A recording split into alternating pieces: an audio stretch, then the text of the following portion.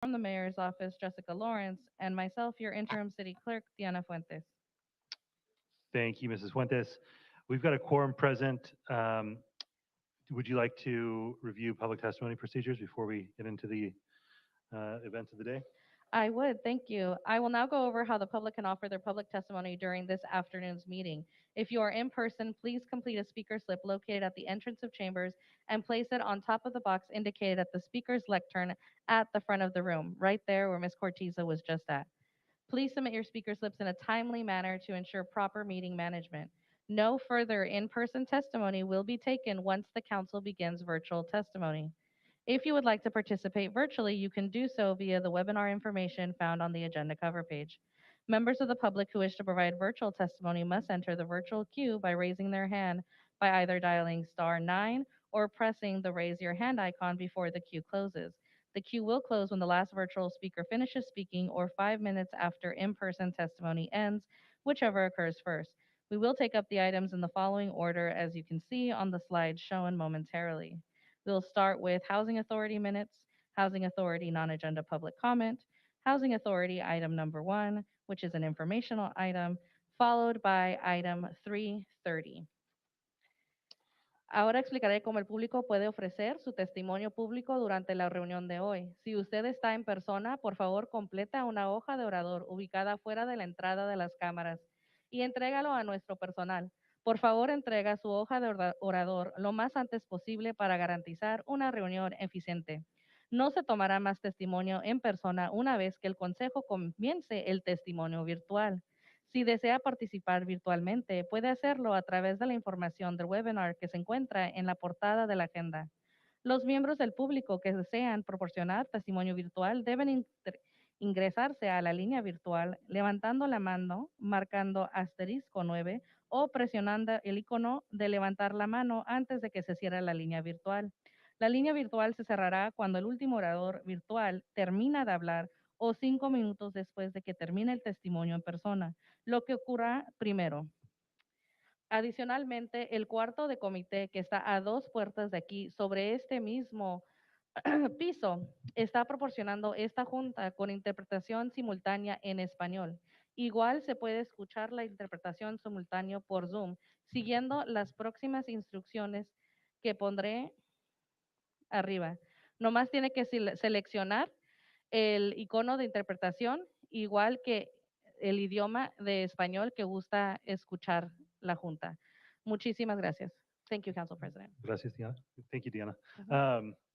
With that, we are actually will begin this meeting by putting on our other hat, adjourning as the City Council to convene for the Housing Authority meeting before we come back to our council agenda. So let's proceed with the approval of the Housing Authority minutes. Interim Clerk, do we have any comments, public comment on the Housing Authority minutes? There is no speaker slips for Housing Authority minutes here in chambers. I will go to the virtual queue. There are many people who have their hand raised for minutes. I would like to make sure that people are aware that this is just for the minutes of the Housing Authority for Tuesday, March 21st, 2023. If you're wanting to speak to item 330 regarding the Tenants Protection Ordinance, this is not the time. Claudia, please proceed.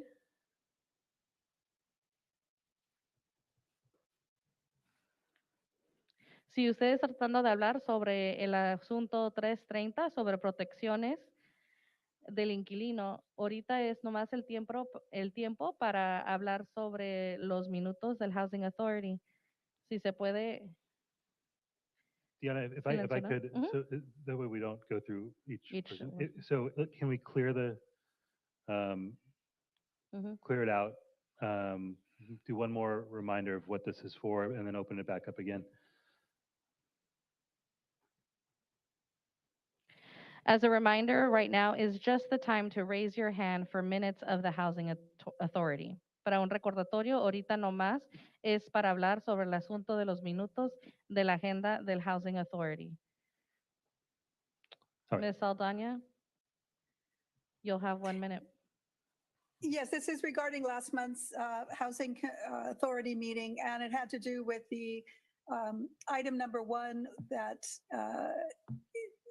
you approved the Commission's 2023 State and Federal Advocacy and Legislative Engagement Guide. I'm just curious if any of the Housing Commission members traveled with the delegation last week to Washington, D.C. to engage in some meetings on behalf of the city's Housing Commission to seek funding, to see if that we can get San Diego's full amount of funding that could be available through some of the notices of funding opportunities that HUD is now posting on their website. As I've mentioned in previous comments, a competitive award program for continuum of care resulted in zero money coming into San Diego. So I hope the Housing Authority and the Housing Commission will try to improve on that and be more engaged with these opportunities in the future. Thank you. That does conclude your time. Next speaker is ending in 8813. This is just to the Housing Authority minutes. Please unmute yourself. There you go. This is Rosa Corey behind the green mask. I'll tell you just quickly about myself. I am a commercial real estate appraiser. My specialty is eminent domain valuation. And for 30 years, I've been playing like Jimi Hendrix. I hope that doesn't happen again. But 30 years, I've worked for the California Department of Transportation. I'm a district branch chief. And ma'am, are you speaking to the, ma'am? I'm an expert witness in land use and property valuation. Ma'am? And those years of analysis and litigation support. Ma'am, we're taking public comment on the Housing Authority minutes for a meeting from last month. We just want to make sure you're speaking to that item and that item only right now.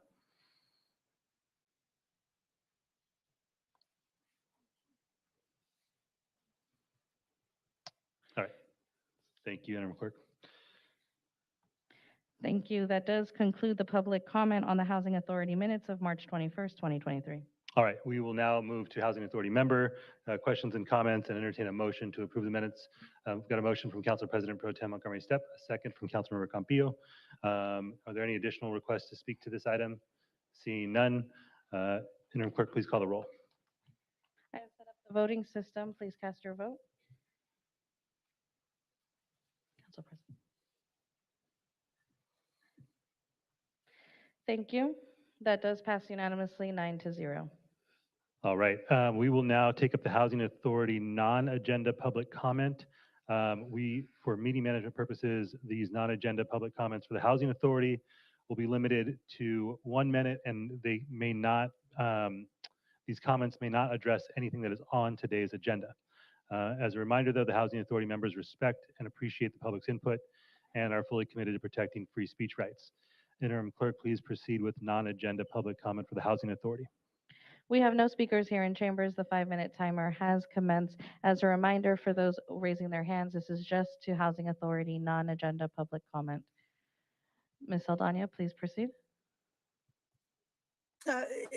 Thank you. Regarding the upcoming report on the well, let me take a step back. On the Housing Commission, as the overseeing agency for the Housing Commission and their board of directors, I encourage you to look at conflicts of interest, and I've raised this point in the past. Recently, the board took action, the Housing Commission board took action on allowances for utility rates for some of the lowest income residents in San Diego. They adjusted those allowances at a time when we are paying the highest utility rates in the nation. San Diego ratepayers consistently pay the most money.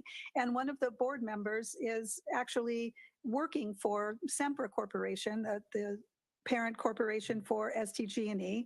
And in his economic statements, he shows that he is quite wealthy as a result of that. I really encourage this board to consider replacing or appointing someone as soon as possible who reflects more accurately our low-income residents. Thank you.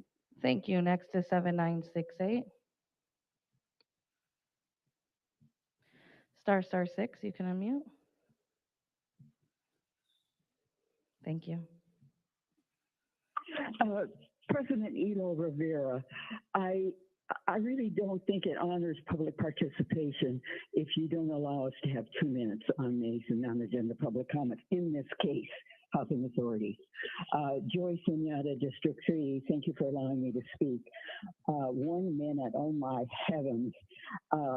Under the key performance indicators under the new budget, the proposed budget, there's a note number 2 that talks about the Housing Commission needs to provide data on the percentage of the workforce trainees obtaining professional opportunities. So I wasn't comfortable with the to be decided, and I'm wondering how the commission is doing on gathering that data and making sure that it's part of the budget.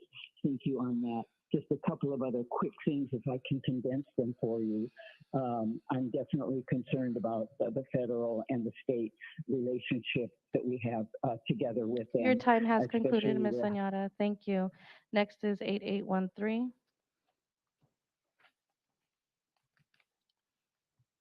I've asked you to unmute. There you go. Yeah, 1 minute, and it's gonna get worse. Mamacita, lady who just called in. Anyways, yeah, but they don't care. So yeah, Sempra Energy is definitely in bed with the World Economic Forum. You all better wake up and watch out what's around the corner, 15-minute cities. Yeah, you will definitely own nothing and be happy. That's what they want. They want us all in their stack and packs. I yield my time. Thank you. Before we go to the last speaker, anyone who's looking for seating, there is some available here in the front, and then the committee room is open in the back, and there's additional seating with TVs for people to view the meeting, as well as the middle conference room. There's plenty of seating in there as well. Thank you. The last speaker, or another speaker, is the original draw. Yes, I would like to see if I could have the rest of Consuelo's time. No, there's no seating of time virtually. Please proceed with your minute. Yeah, so it's just quite interesting that you guys sit here on a housing authority. And just like Consuelo was saying, this is all by design. This is to put us in 15-minute cities. You guys are the reason why San Diego is filled with homeless people that you move around and shift around just to look better if somebody comes into town, because you guys don't want to look like you don't know what you're doing and that you're getting millions of dollars. And then just like the lady was saying, there is concern with the federal government because you guys, many of you went to Washington, D.C. so that you could get federal dollars, right? As long as you guys play the game, they'll give you the money.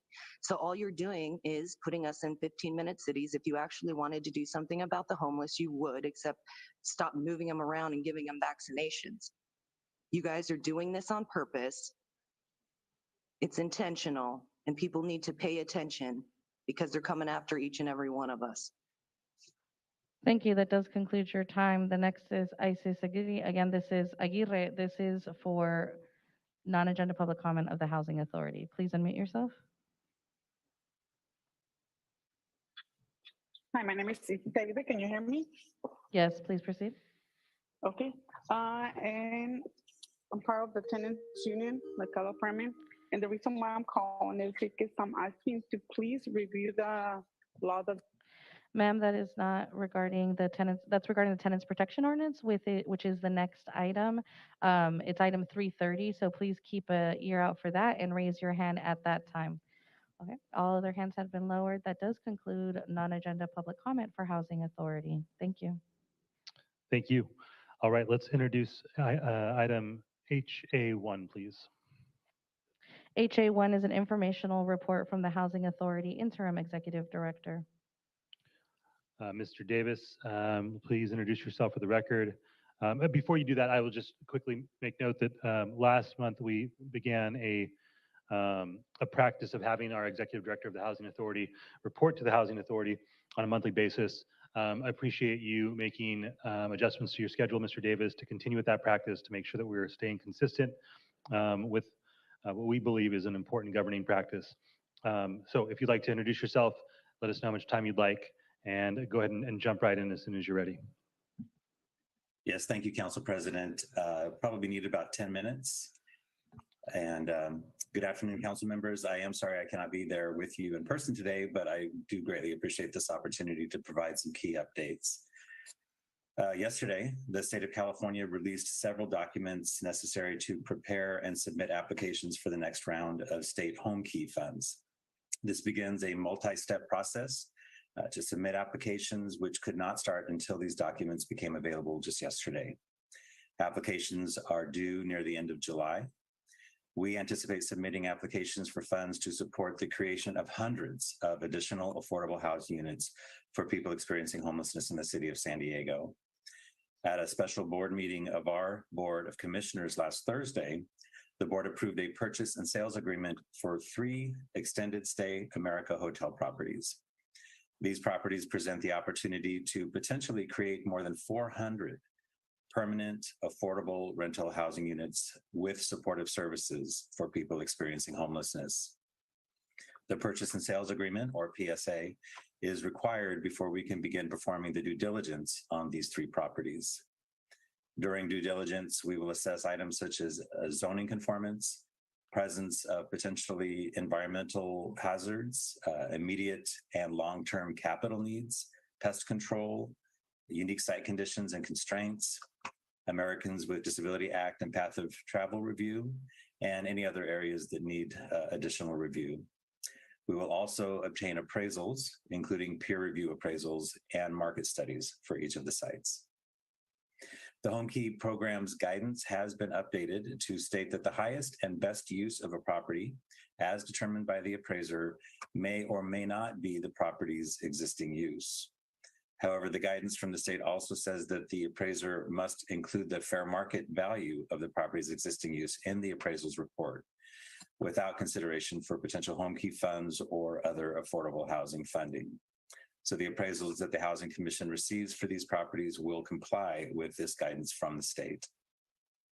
The proposed purchase price for all 3 properties is $157.8 million, or roughly $383,000 per unit. The due diligence period is 6 months. We'll be providing a refundable deposit of $50,000 per property for a total of $150,000. If we decide not to proceed with these purchases at the end of due diligence, the deposits will be refunded to the Housing Commission. The purchase of any or all of these properties would be contingent on the Housing Commission receiving Home Key funds from the state. We will return to the Housing Commission Board to request authorization to submit an application for Home Key funds. And if funds are awarded, and depending on the determinations made during due diligence, we would then request Housing Authority approval to accept the award of funds and acquire 1 or more of these properties. The County of San Diego Board of Supervisors also is expected to consider actions in May to authorize funding to support the potential acquisition of these properties. In addition to these potential new units, the Housing Commission will also be asking our board for authorization to apply for Home Key funds for our proposed purchase of the Ramada Inn on Midway Drive in Council District 2. The Housing Commission Board has approved the purchase and sale agreement for this property, and due diligence has been completed. If Home Key funds are awarded, the Housing Commission would also seek Housing Authority approval to accept those funds and proceed with acquiring this property. This site would provide 62 affordable rental housing units with supportive services for people experiencing homelessness. We also established a process to potentially collaborate with developers on applications for Home Key funds. One of the properties submitted for consideration through that process is Abbott Street Apartments in Ocean Beach in Council District 2. Wakeland Housing and Development Corporation proposes to acquire and renovate the property to provide 13 affordable units for people who experience chronic homelessness. We anticipate applying for Home Key funds for this project as well. In the last round of Home Key funding, the state awarded $11.8 million toward a development that will provide 40 affordable housing units with supportive services. This project, Path Villas El Cerrito, is a collaboration among the Housing Commission, the city, the county, Path, and Family Health Centers of San Diego and Council District 9. We recently received the Home Key funds for this project, which is now under construction. I want to thank Mayor Todd Gloria, Council President Shawnila Rivera, County Board of Supervisor Chair Nora Vargas, and Housing Commission Board Chair Mitch Mitchell for their commitment to and their support for maximizing the use of Home Key funds in San Diego. In the fiscal year 2023 budget, the City Council specifically set aside funds for new programs for the Housing Commission to administer. These include the multidisciplinary outreach program to serve individuals and families who are among the most vulnerable people experiencing unsheltered homelessness in the city of San Diego. These are people who have the greatest behavioral and or mental health needs. The Housing Commission contracts with PATH to operate this program, and PATH subcontracts with Father Joe Villages. The team includes a nurse practitioner, outreach specialists, a medical assistant, peer support specialist, and a substance abuse counselor. The Housing Commission and PATH have worked with several partners to confirm data that are considered indicators of high utilization of the criminal justice system, healthcare, emergency services, or homelessness services. The multidisciplinary outreach program has served 7 people, with 6 currently enrolled. These individuals are among the highest users of the various services that I just mentioned and are experiencing unsheltered homelessness. Program staff members spend an average of 20 hours per week per engaged individual. Staff build rapport to establish a successful case management relationship. They also work to help individuals achieve housing stability and address basic healthcare of life issues. Progress has occurred with each of the enrolled participants. For example, one enrolled individual was initially hesitant to receive services and was very difficult to locate. After persistent efforts from the outreach team in the past several months, this person now engages with their outreach specialists regularly. They also have obtained access to mainstream benefit programs and have scheduled an appointment to see a psychiatrist for significant untreated behavioral health conditions. In addition, the council budgeted $1.5 million for the creation of an LGBT youth service and shelter program. On April 6th, the Housing Commission Board approved a contract with the San Diego LGBT Community Center to operate an LGBTQ affirming shelter and transition age youth outreach program. The center will partner with the San Diego Youth Services and the YMCA for operational and service delivery responsibilities. The shelter initially will consist of 21 beds at 2 locations, one in Claremont and one in Point Loma. When it is fully operational, the shelter will provide up to 45 beds in a non-congregate and congregate shelter setting for transition age youth experiencing homelessness. Housing Commission office space that is being considered for a homelessness shelter may be a potential location for this shelter.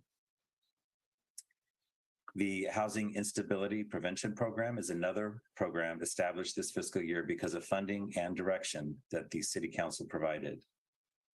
In March, we provided an update to the Land Use and Housing Committee about the Housing Instability Prevention Program, or HIP. As of April 21st, HIP has enrolled 108 households and is in the process of determining if 75 additional households are eligible. With the $3.5 million that the City Council allocated for the current fiscal year, the program can assist approximately 300 households. Funding in fiscal year 2024 is anticipated to provide continued support for another 300 households for up to 12 months. The program initially provided a fixed rental assistance amount of $500 per month for up to 24 months for qualifying households. During the first 6 months of the program, Housing Commission staff determined that the flat subsidy amount does not provide enough support to assist all of the households that it needed. The rent burden remains too high for many households after they receive the $500 monthly subsidy. For other households, $500 per month makes their rent burden too low to continue to qualify for help. So to address these situations, we created 3 tiers of subsidies. Some households will receive $250 per month, some $500 per month, while others will receive $750 per month. The subsidy amount will be determined based on each household's unique circumstances. Housing Commission identifies potential participants from referrals from 211 San Diego. Housing specialists on staff at the Housing Commission contact the referred households to verify if they qualify for help. One of the people this program has helped is Carmel, who is shown on this slide.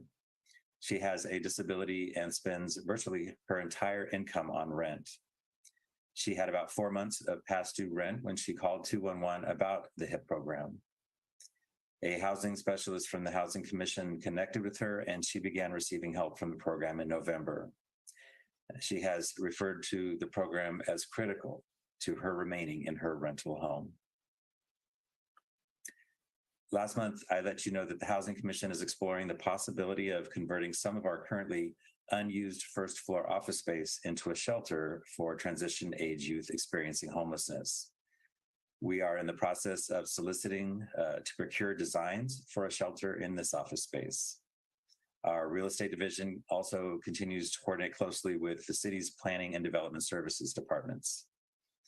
And our strategic initiatives and homelessness innovations division is connecting with service providers for this potential shelter and looks forward to receiving input from current residents of our Golden Hall shelter for transition age youth on what they would like to see in this new space. We are working as quickly as possible to confirm the viability for this space, and we'll be discussing the possibility with community groups when we have more information. In addition, the Housing Commission Board approved a contract with Father Joe's Villages to continue operating the Bishop Mayer interim shelter. This program provides interim shelter year-round for a minimum of 28 women experiencing homelessness in the city at any given time.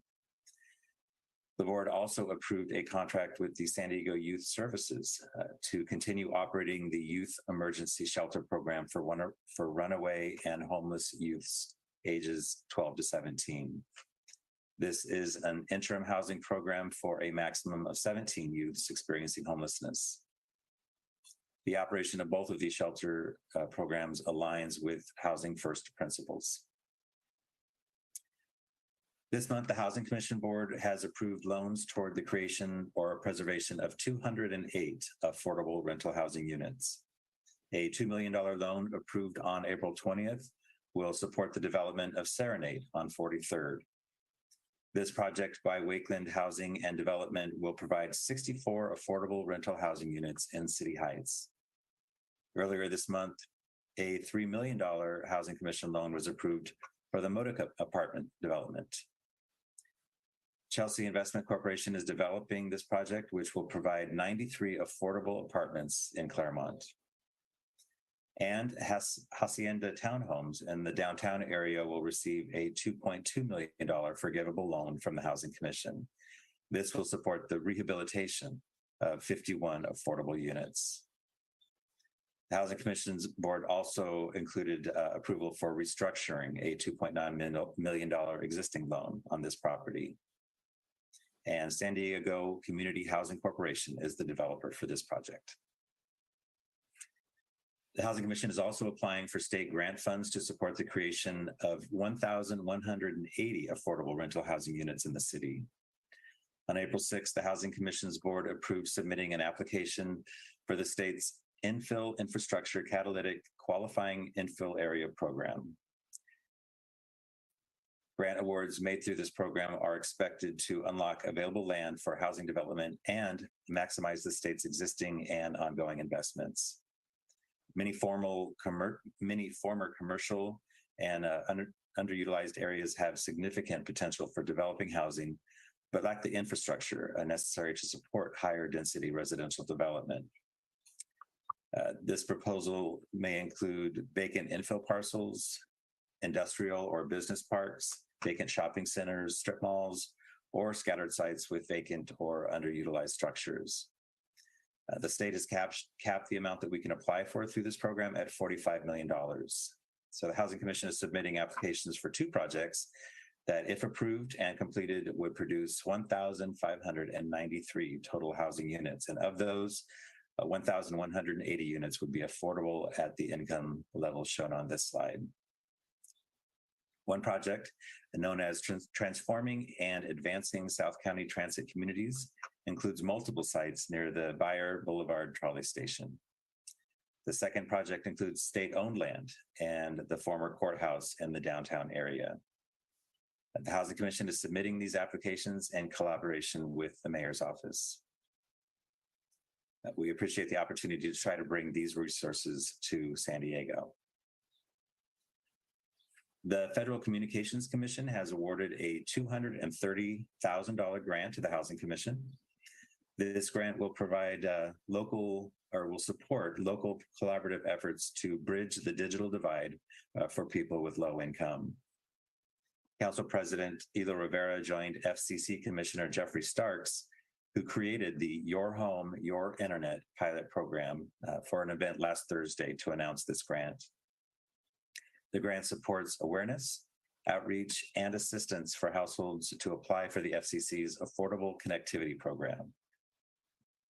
That program provides eligible households with a monthly discount toward internet service and a one-time discount toward the purchase of a laptop, desktop computer, or tablet from participating providers. The San Diego Association of Governments estimates that only about 28% of eligible households in San Diego participate in the Affordable Connectivity Program. So with this grant, we anticipate reaching out to approximately 120,000 San Diego households that are eligible to this program. As we heard from a senior resident of one of our affordable housing properties that day, internet access opens a world of opportunities and information. It makes a significant difference, and we look forward to this grant-funded effort and additional initiatives in the Housing Commission's Digital Inclusion Project. A new affordable rental housing development built in collaboration with the Housing Commission celebrated its grand opening on April 6th. Mayor Todd Gloria, Councilmember Raul Campillo, and Housing Commission Vice President of Multifamily Housing Finance, Jennifer Kreuter, were among the speakers at this event. The development previously was known as Ulrich Street Apartments. The name has been changed to the Spanish word for dawn, amanecer. This development provides 95 affordable rental apartments for families with low income and veterans experiencing chronic homelessness. The apartment will remain affordable for 55 years for households with income up to 60% of the area median income, which is about $78,000 for a family of four.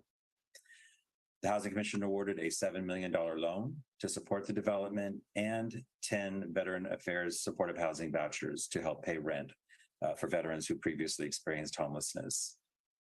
These VASH vouchers are directly linked to the property, so when a veteran moves on, the voucher stays with the development to help another veteran experiencing homelessness. Financing for this development also included $28.9 million in tax-exempt multifamily housing revenue bonds and $6 million in taxable bonds, which the Housing Authority approved. Community Housing Works developed this property in the Linda Vista community. This concludes my report. I appreciate your attention, and our executive team and I are available to hear your comments or answer any questions you may have. Thank you. Thank you for the report, Mr. Davis. Wide array of work that you spoke to during that item, ranging from homelessness outreach to shelter, to the potential acquisition of motels to convert into housing for folks. And I just want to say thank you for the significant efforts that you and the Housing Commission team are doing to address our housing affordability and supply crises. With a special thank you for the work around Serenade on 43rd. There seem to be no additional, do we have any additional questions or comments for the informational update? Oh, apologies. Yes. Do we have public comment on this item? We have no public comment here in chambers, but we do have people in the queue with their hands raised. As a reminder, this is only public comment to item HA1, informational report from the Housing Authority Interim Executive Director. If this has to do with item 330, the Tenants Protection Ordinance, please lower your hand and wait for that item to be called. Okay. 8813, please proceed.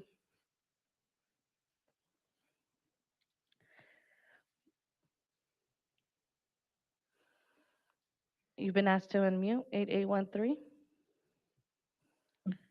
Hi, I keep having my phone muted, my handset. Anyways, yep, again, this is all a part of Agenda 21, and, you know, everybody's got to pay attention. Please pay attention to what's happening. Look up UN Agenda 21. Rosa Corey, Deborah Tavares. It's around the corner, people. You got to wake up. These people do not care about humanity. They want to have us all in stack and packs. They want to control you, every single part of what we do. Wake up. I yield my time. I should be able to yield my time, and you guys should honor that. The next speaker is 7968. Please unmute, *6.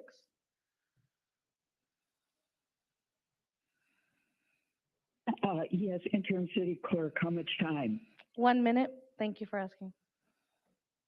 Thank you for allowing me.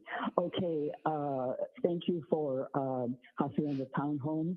Thank you for the Digital Divide Project. Quickly, state home key application opened yesterday on the extended, and for us it'll be a extended Stay America portfolio. What I didn't like is that San Diego Housing Commission application anticipated in June, even though it opened yesterday.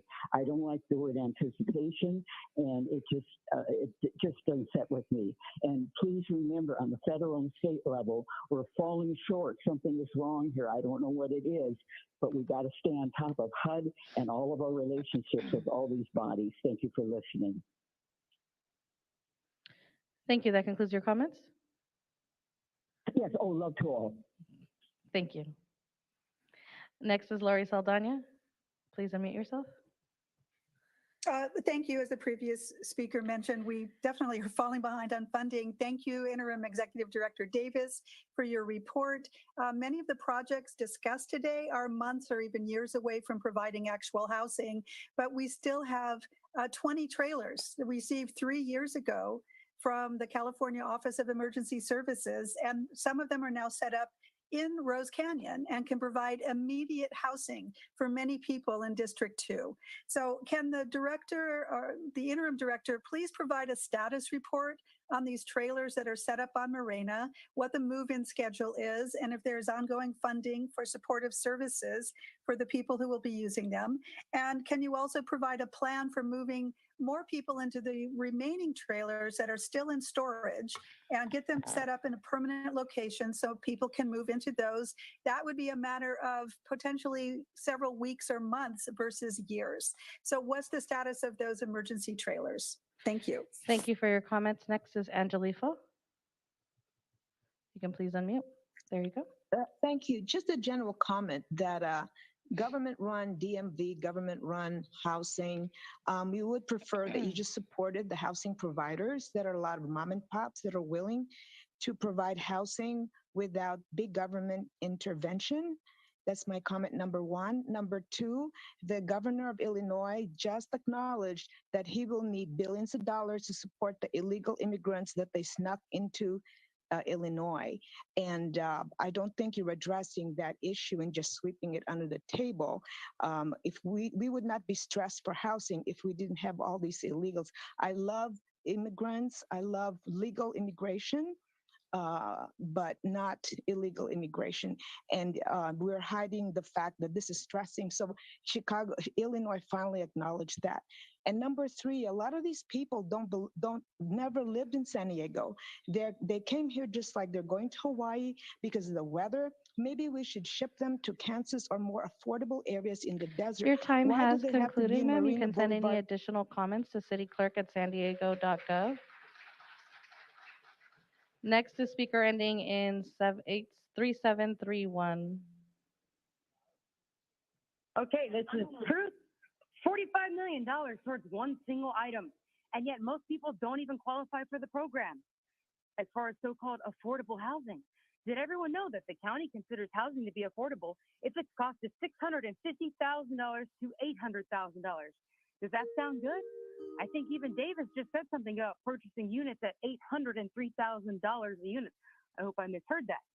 And of course, just like previous speakers mentioned, we have entanglements with not only the county's fraudulent programs, but also with the state via their grants, and also the federal government. Filling money buckets with debt dollars to create a homeless industry is hard to resist for some. The sad thing, though, is that most of that money doesn't even result in more homes. Perhaps that's the new sustainable housing for everyone. No home, no car, no GHG, no grid overload. The key to creating homes that are legitimately affordable is for government to just stay out of the market. because everyone can see that things are getting worse, not better. That's the problem. Your time has concluded. So folks, we've got over 130 speaker slips submitted already today. There is not time for applause in between each item. We're going to maintain order during this meeting. Just want to make sure that that's clear up front. We want everyone to be heard, everyone to have the fair time that they're allotted. We don't have time for folks to provide their commentary, whether that means through applause or other means, after each speaker that you agree with. I'd recommend that you find ways to provide that feedback, appreciation or disagreement in a silent way, so that we can keep the meeting moving. Thank you, Council President. The next is the original draw. Yes, thank you for that propaganda update. I love it because as long as you guys give them all these pipe dreams to the state or federal government of all the things that you guys want to do that looks so great, that's going to take many, many years, you're going to get the funding, right? And how many times do you guys do this? All the time, right? And so if the problem keeps getting worse, obviously whatever you guys are doing isn't helping. And the fact that you have somebody who is within the board actually doing a review, you need to have outside reviews, because otherwise you guys are going to be biased, and make sure that whatever's in that looks like you guys are doing real good, giving you pats on the back and look at all this stuff we want to do. It's going to be so great, all while things get worse. Because if you really did want to help, like those emergency trailers wouldn't be sitting there. But that's the plan, is to have everybody homeless or in your stack and pack. So if you guys really wanted to do something, you wouldn't sit here and give a bunch of pipe dreams when nothing gets done. Your time has concluded. Next is Paul Henkin. Please be sure you're speaking to the report from the Housing Authority. Please unmute.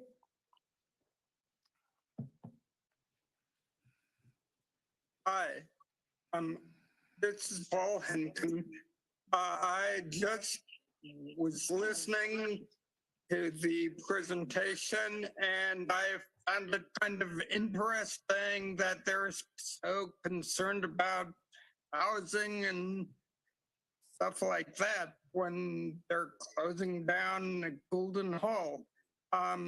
It occurs to me that the guy from the Housing Authority, or whoever is doing the all-work apartment, stands to profit a lot from all the people moving out, and maybe if he has available housing, they'll move in and give him all the boodle that the city's getting.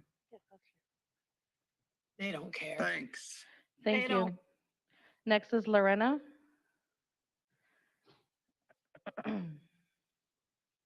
Lorena, please unmute.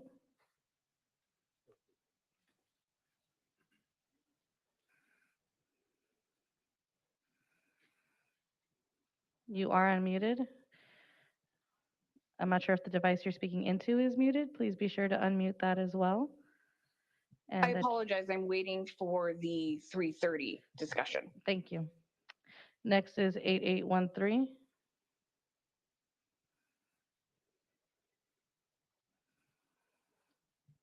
If you can please unmute if you'd like to speak. 8813. Oh, I thought I already spoke on this. Didn't I speak on this already? You are correct. So this is still the same item, HA1. Thank you. That does conclude public comment on item HA1. All right, we will now go to Councilmember Von Wilpert. Again, informational item, no vote required here.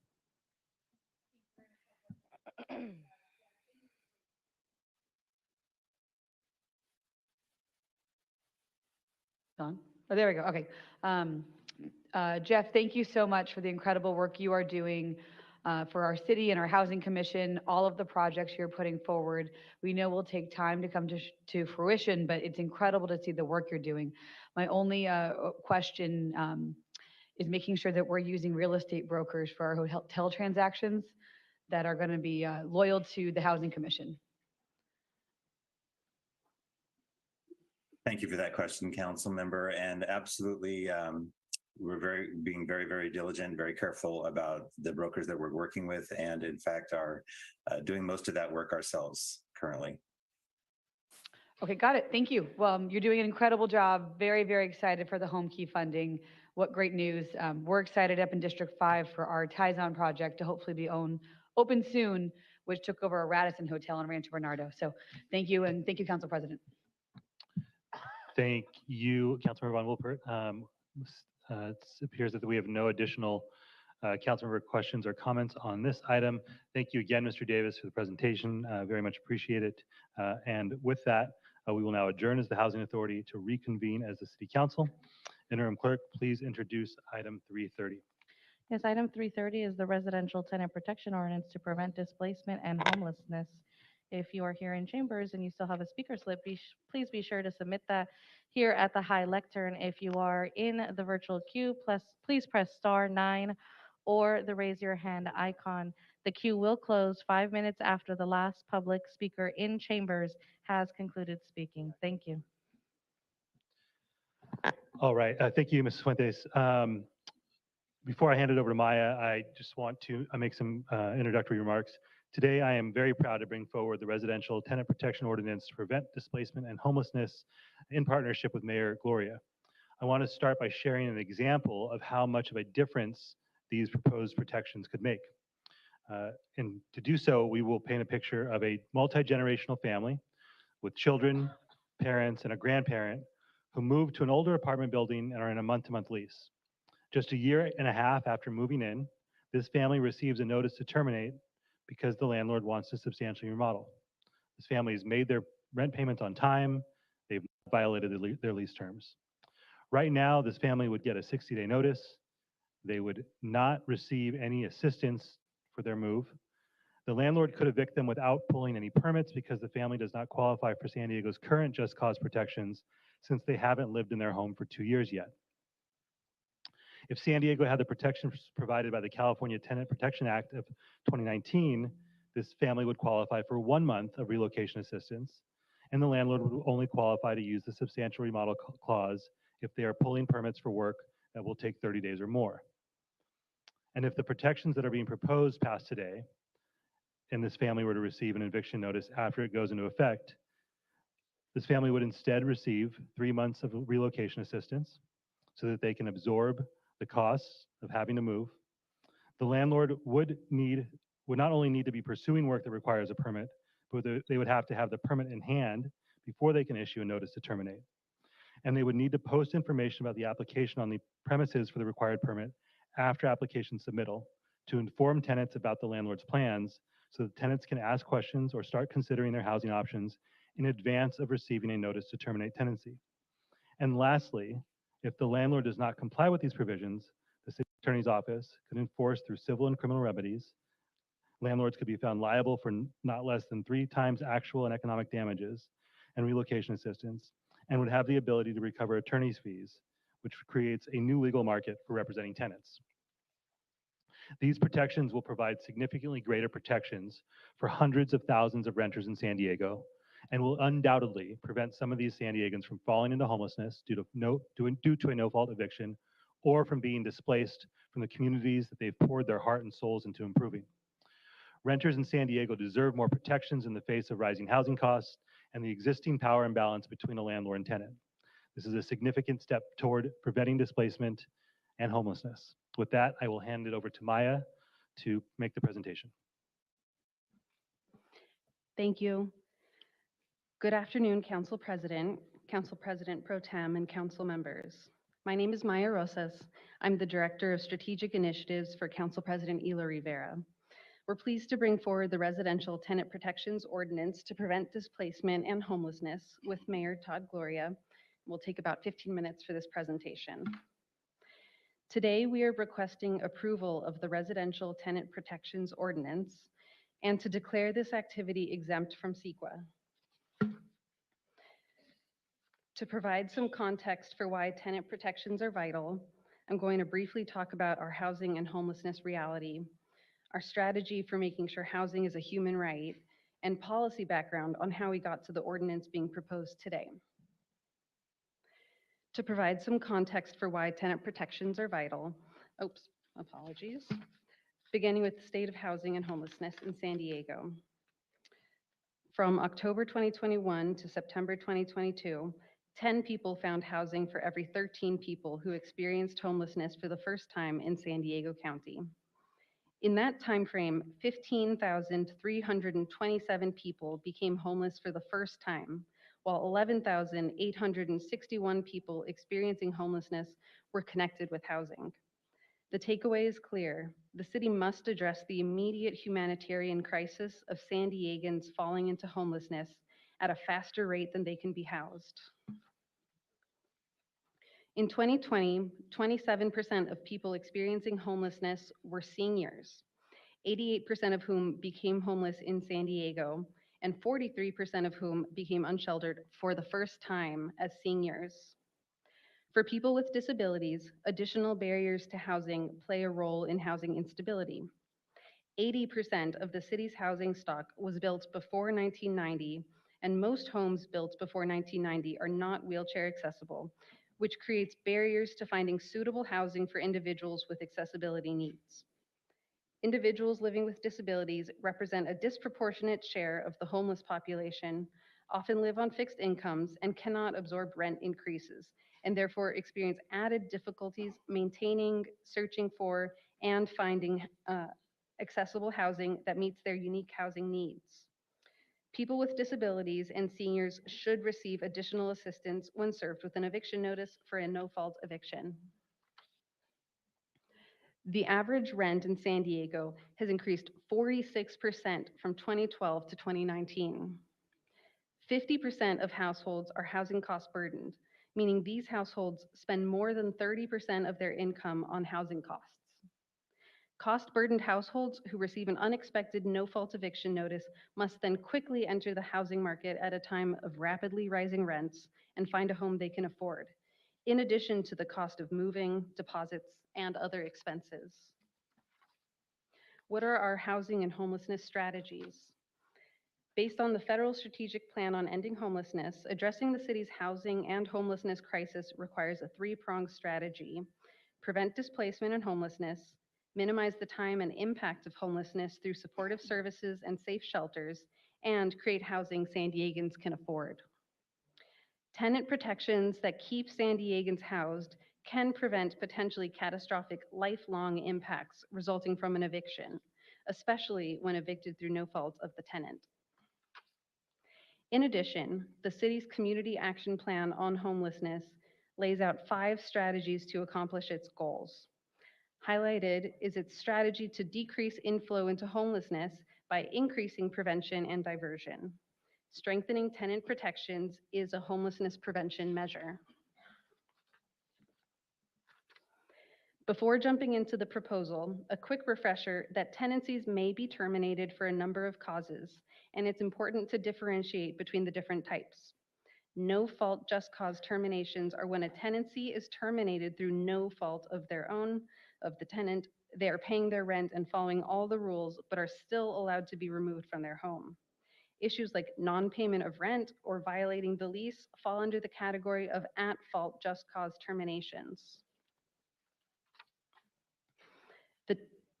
The Tenant's Right to Know Ordinance, which provides the current tenant protections in place in the city, was adopted in 2004. AB 1482, which went into effect in 2020, provides eviction protections for renters. AB 1482's eviction protections, which are significantly stronger than the Tenant's Right to Know Ordinance, do not apply in the city of San Diego because of a provision that limits its applicability to jurisdictions without an already existing just cause ordinance like the Tenant's Right to Know Ordinance. San Diego provides fewer protections than AB 1482, which means San Diegans are more vulnerable to evictions than the rest of the state since 2020. AB 1482 also created a statewide rent cap, which does apply in San Diego and is in effect. The proposal does not include rent stabilization or rent control policies. Beginning in the fall of 2021, our office began meeting with proponents of strengthening tenant protections, including with the Eviction Prevention Collaborative and landlords with property management experience. While beginning to develop a proposal for permanent tenant protections, our office decided to pursue an eviction moratorium as a response to the need for immediate protections during the pandemic. On April 4th, 22, the City Council adopted the residential no-fault eviction moratorium to preserve tenancies during the declared state of emergency from COVID-19. The moratorium went into effect on May 22nd and expired on September 30th, 2022. On October 31st, the council president brought an information item to the City Council to receive feedback from both the public and the council on a framework for tenant protections. Engagement with stakeholders occurred throughout the development of the proposed ordinance. On December 6, 2022, Council President Sean Elo Rivera announced a partnership with Mayor Todd Gloria to bring forward permanent tenant protections in early 2023. After the Council President and Mayor announced their joint efforts, their offices convened stakeholders in the rental industry and community-based and legal services organizations that represent San Diego tenants. That included facilitating the 7 meetings displayed on screen between both the Council President's office and the Mayor's office. Now I will introduce our proposal. The residential tenant protections builds off of AB 1482. AB 1482 provides just cause protections that fall into the categories shown on screen. I will go through each of these categories and compare what's in AB 1482 with the proposed ordinance. In AB 1482, protections apply after 12 months of tenancy. In the proposed residential tenant protections, protections apply on day 1 with a limited exemption for short fixed-term leases of 3 months or less. AB 1482 provides a long list of exemptions or types of housing properties that do not receive AB 1482's protections. Exemptions include hotels, affordable housing, owner-occupied housing where an ADU is rented out, recent construction, and houses or condos where the landlord is not a real estate investment trust, a corporation, an LLC in which at least one member is a corporation or management of a mobile home park. The proposed ordinance will adopt the same exemptions as AB 1482, but adds exemptions for San Diego's recently regulated short-term residential occupancies and states that mobile homes are exempt per the mobile home residency law.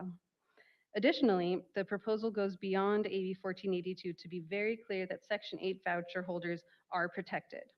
Section 8 voucher holders rent from the market and should receive the same protections as other renters.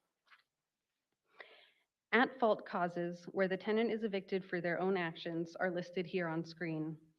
Examples include non-payment of rent, nuisance, and criminal activity on the property. We have heard from many landlords that they struggle to evict tenants who are not paying the rent or who are not following their lease. And we want to make very clear that this proposal does not make it harder to evict someone who isn't paying their rent, who is violating their lease, or for any other at-fault cause. No-fault just causes in AB 1482 include owner or relative move-in, withdrawal from the rental market, the owner complying with an order issued by a government agency or court relating to habitability that necessitates vacating the residential real property, an order issued by a government agency or court to vacate the residential real property, or a local ordinance that necessitates vacating the residential real property, or intent to demolish or substantially remodel. The proposal keeps these no-fault causes but adds several requirements to the intent to demolish or substantial remodel cause to increase transparency and accountability. It requires the application for the required permit to be posted at the property within 3 business days of submittal. The permit must be issued before a landlord is able to serve a notice to terminate tenancy to the tenants, and the tenant must be served a copy of the permit with the written termination notice stating, under penalty of perjury, the reason for termination, scope of the work, and why the work requires the tenant to vacate for at least 30 days. AB 1482 requires a notice with information on tenant protections be provided. The proposal also requires a notice of protections be provided to tenants. In addition, the proposed ordinance requires that the Housing Commission develop a tenant protection guide that landlords provide to all tenants. The Tenant Protection Guide will include more detailed educational information and resources than what is provided in the required notice. AB 1482 provides basic requirements to terminate a tenancy. One includes the requirement to provide an opportunity to cure for a curable lease violation. A 30 or 60-day notice prior to termination is standard for a no-fault eviction and is required. In addition to these requirements, our proposal includes that the landlord is required to first offer the unit to the displaced tenant if the unit is offered for rent within 5 years of certain no-fault just cause evictions. AB 1482 requires 1 month of actual rent, or the rent the tenant is paying, to be provided as relocation assistance for a no-fault eviction. The proposed ordinance requires 2 months actual rent in relocation assistance for a no-fault eviction, with 3 months rent if the tenant is a senior or person with disabilities. This is a significant increase over AB 1482 and over the requirements in place in San Diego currently, which requires 0 assistance for a no-fault eviction. AB 1482 does not contemplate buyout agreements. However, the proposed ordinance outlines a process for a landlord to offer a buyout agreement in a manner that informs the tenant of their rights so that they can make an informed decision of whether or not to accept a buyout agreement. The proposal requires a written offer, requires information on tenants' rights be included, and requires a non-English language offer for tenants who primarily negotiated in a non-English language. Lastly, AB 1482 does not include any accountability measures or remedies. The proposal includes measures such as the ability for a tenant to file an action and seek injunctive relief, equitable relief, and punitive damages, liability for not less than 3 times actual economic damages and relocation assistance if a landlord attempts to recover possession in violation of protections or fails to provide relocation assistance, the ability to recover costs and attorney fees, which is an important measure to fix the power imbalance between renters and landlords. Renters may not be able to find an attorney to represent them currently without the ability to recover attorney fees. And the city may enforce the proposed ordinance, including with civil and criminal remedies. We also want to highlight a few resources that are available for both tenants and landlords. Again, we are requesting approval of the ordinance and to declare this activity exempt from CEQA. We're grateful for the support and collaboration with Jessica Lawrence from the Mayor's Office and Deputy City Attorneys Hilda Mendoza and Jose Garcia. Now I will hand it over to Jessica to make a few comments. Thank you. Thank you. As Maya indicated, the mayor has worked closely with the council president in his office and the city attorney's office on the proposal before you today. We believe it strikes a balance and reflects the countless hours of dialogue that we've had. This was a collaborative process, and we're extremely grateful for the active participation and input from the rental housing industry stakeholders and tenant advocates in crafting this framework to ensure it is feasible. The mayor's goal is to help address the reality that we have people becoming newly homeless faster than we can get people housed, and to make housing more secure for people at risk of homelessness. Thank you, Mrs. Lawrence. Let's now go to the city attorney's office for comments. Thank you, Council President. Our attorneys worked closely with staff on this ordinance to address compliance with state and federal laws. We have also provided legal guidance in a public memorandum that's included in the backup materials for this item. Under local and state law, the council can make minor non-substantive changes to the draft ordinance at today's meeting if those changes are within the scope of the public notice for this item and no further legal or staff work is needed. More complicated changes to the draft ordinance may mean that the item needs to be returned to staff for further review and editing. In that case, the council would not vote on this ordinance today. It would instead be introduced at a future council meeting after appropriate public notice. That concludes my opening remarks. Thank you so much. With that, let's proceed with public comment on this item. Thank you, Council President. We do have over 200 speakers who are signed up to speak in person and in the virtual queue. We will get to everybody. Para ellos, para gente que está en el Zoom en español, por favor puede levantar su mano, asterisco 9, o con el icono de la mano para poder presentar. Si tenemos intérpretes aquí en el cuarto para poder ayudarle con su interpretación. Anyone who is here in chambers, we're going to start with the first 5. There are 2 reserved seats right up front. And please make a line down the walkway in order to get through everybody as efficiently as possible for those that I am calling up. Craig Hotham, William Snell, Tony Struyak, Paul Hurtley. Please come up.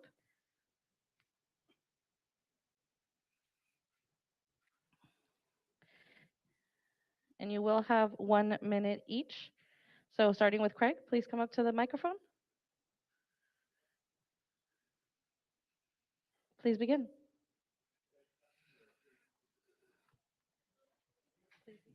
Okay. Thank you, Council, for hearing us on this. Craig, I'm a mom and pop landlord with my wife in the back. Fortunately, we have phenomenal relationships with our tenants. That hasn't always been the case. A year and a half ago, we bought a property that was littered with asbestos and lead. It was all tested.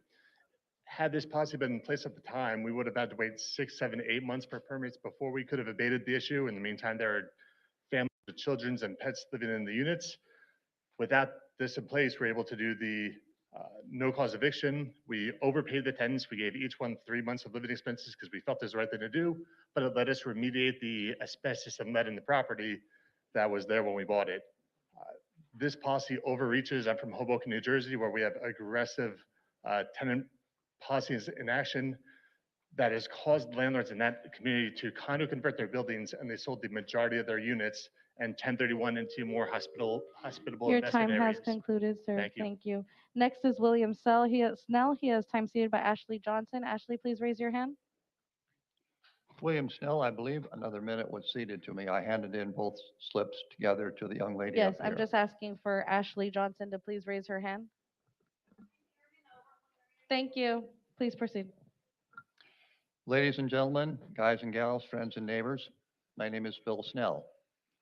Almost 50 years ago, my family built a small rental apartment not far from here. My father was injured during construction and never fully regained the use of his left arm. My family is a member of that almost 70% group of rental housing providers who are small family, ma and pa type operations. As the oldest surviving member of the family, I am now the steward of this enterprise. I do my best to keep rents down, the building up, and make a small profit. Not an easy undertaking. The longest anyone has lived in our building is 21 years.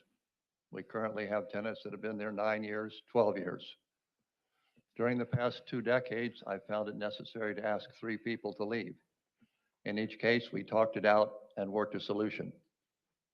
When someone moves into the building, they find a bottle of wine waiting for them. I want them to know they're welcome. And I also know that after the hassle involved in a move, you'll probably need a drink.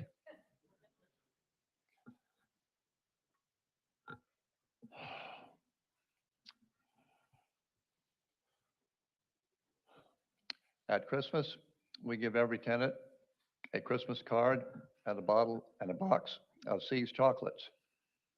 You see, the people you're referring to as tenants are my valued customers and friends.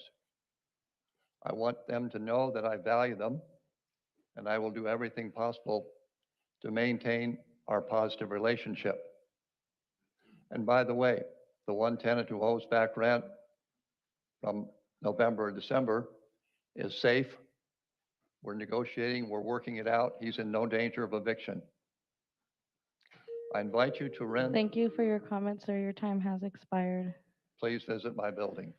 Tony Strick and Angela Vetter ceded you a minute. Thank you so much. You have 2 minutes. Please proceed. Hi, I'm a small real estate developer in San Diego where we develop low and moderate income housing rental units. Currently, we have 7 projects for about 110 units that we're in the midst of development, approvals, planning currently. We, a few months ago, debated whether to move forward because of the continued continued restrictions and costs being placed on the development of trying to build affordable units, as well as the time delays with the DSD and getting our approvals. Would we have known things of this magnitude were being proposed for after we finish, that it makes it economically even more difficult to have the properties? We probably wouldn't have. The city has acknowledged they're short tens of thousands of units. So moving someone out to move someone else in isn't a negative net effect, but not allowing people to want to develop more properties because of the burdens and restrictions that are going to be placed on them will discourage development and therefore continue, as it has been, increase the gap in the lack of housing available to people living in San Diego. I encourage you not to place more burdens and restrictions on people only trying to do the right thing, provide affordable housing for people, provide tenants with good, fair housing. The ordinance you're proposing will not only increase costs on the tenants, but the landlords for people that do not deserve to have those problems. So please encourage more housing development and not less. Thank you. Paul Hurtley and Mayo Moncrief. Oh, thank you so much. Thank you for being here today. I was very saddened to hear what depth you're going to propose this ordinance. Like Tony said, and the one before him, I'm a small operator of some rental properties. I'm also a tenant. And for 20 years, I've had great success in working with people and making sure that the same kinds of things that Tony was talking about, or Bill was working things out with tenants and not having to evict them. I've been trying to employ that. But let me tell you a couple of things I really have a problem with is the exemplary damages and punitive damages and so forth. You know, we're trying to work things out. In a real estate contract, you have mediation and arbitration built in. And generally, if those two don't work, you can go to litigation. But most of them are worked out. And I think most people here would want to work out problems, most homeowners and such, and tenants too. Also, I think the just cause should start after a year, because once you get somebody in there and you're not getting along, or they're not getting along with the property, you need to have a way to get them out. And that's the same thing when you hire somebody for your staff. They're probably on a 6-month probation before they're fully, entitled. And then tenants should not get any money for moving. I just don't understand that at all. I've moved 9 times since I've been married, and I've never had a dime from anybody, and somehow we've figured it all out.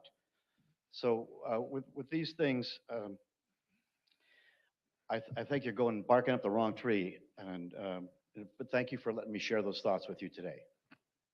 Thank you. The next speakers, Raquel Barrios and Melanie Woods. If you can please come up to the front. Raquel Barrios, you have time seated 4 minutes. Lance Valenti, please raise your hand. Thank you.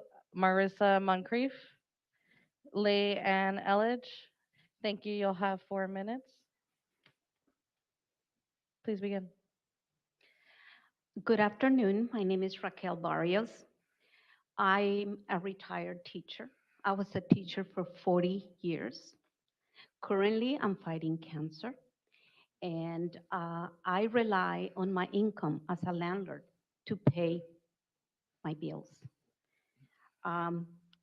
Based on the current presentation, there are great plans to provide affordable housing for people that need affordable housing. But there's nothing really solid in place. Perhaps looking at more appropriate plans may be needed. I grew up in Section 8 homes in Carlsbad. You don't even know where they are. We need to look at alternative ways. I think a failure plan, poor management of funding, I'm not saying that's happening, is necessary. Exploring alternative avenues to provide affordable housing is necessary. But hurting the landlords is not okay. We don't get any incentives because we don't qualify if we own 2 properties or 3 properties. During COVID, I got 3 loans, one through American Express for $30,000, one through my credit card for $25,000, and one through Wheelhouse, I believe, for $22,000. I can hardly keep up with the payments. It's not okay. I always taught my students to work hard, to be responsible, and to pay for their bills. I also taught my 3 children, they're all successful, to be responsible. And when the youngest said, "Mom, it's too expensive," I personally drove him to Arizona and helped him put money in a home that was $150,000, and he worked for a resort there in hospitality. I'm not saying all the tenants are irresponsible, but during COVID, there were people that benefited from the money and they were driving better cars than me, and I had to evict them. On the other hand, there were people like in the hospitality industry, they really needed the help. All these laws are gonna create more chaos. I think better planning, working together is the right avenue. Thank you. Next, we have, I'm just going to remind you, we simply don't have time for response between each comment. We don't. So we're going to move it along, and if that doesn't work, then we're going to ask those folks who aren't agreeing to the same rules as everyone else needs to follow to not participate today. Interim Clerk. Melanie Woods, you have 11 speakers seating you time. Todd Kerr, please raise your hand. Kelly McCuniff, please raise your hand. Kelly, thank you. Ann Carlson. Hillary Strike. Heather King. Amy Spear. Daniela Els. Tiffany Hoffman. Tiffany Hoffman. I don't see her. Danielle Els is twice. Peter Jacqueline. Okay, that actually brings you down to 9 minutes. Please begin. Good afternoon, Council. I'm Melanie Woods, Vice President of Local Public Affairs for the California Apartment Association and a District 5 resident. CAA is a statewide nonprofit trade association serving rental housing owners, operators, and providers. We have over 3,000 members in San Diego who provide homes to nearly 65,000 local families. Our membership is diverse, representing individual mom and pop owners and some of the largest apartment operators. Education and compliance are at the heart of our mission at CAA. We help housing providers manage their properties legally and ethically by helping them keep up with federal, state, and local laws in order to provide quality living experiences. The California Apartment Association appreciates the leadership of Mayor Todd Gloria and Council President Johnny Rivera for engaging stakeholders in the development of the proposed ordinance. We greatly appreciate the transparent process, which allowed both sides to bring ideas and concerns to the table. In 2019, Governor Newsom signed the California Tenant Protection Act into law. At that time, he proudly referred to it as the nation's strongest statewide tenant protection law. The legislation represented a compromise between industry and advocates. Since then, the global pandemic and unprecedented inflation have kept the legislation from operating as intended. We oppose the efforts to go beyond the these comprehensive protections before we have had a chance to see its true impact. CAA has 2 primary objections to the ordinance: the timing of just cause protections and relocation assistance payments. Just cause protections should begin after the expiration of the initial lease term, up to 12 months. A lease is a contract and it should be able to end. State law struck a balance and provides just cause after 12 months of tenancy. Just cause after the initial lease term provides for both protections and mobility. Both tenants and landlords should have equal opportunity to part ways after fulfilling their initial contractual obligations.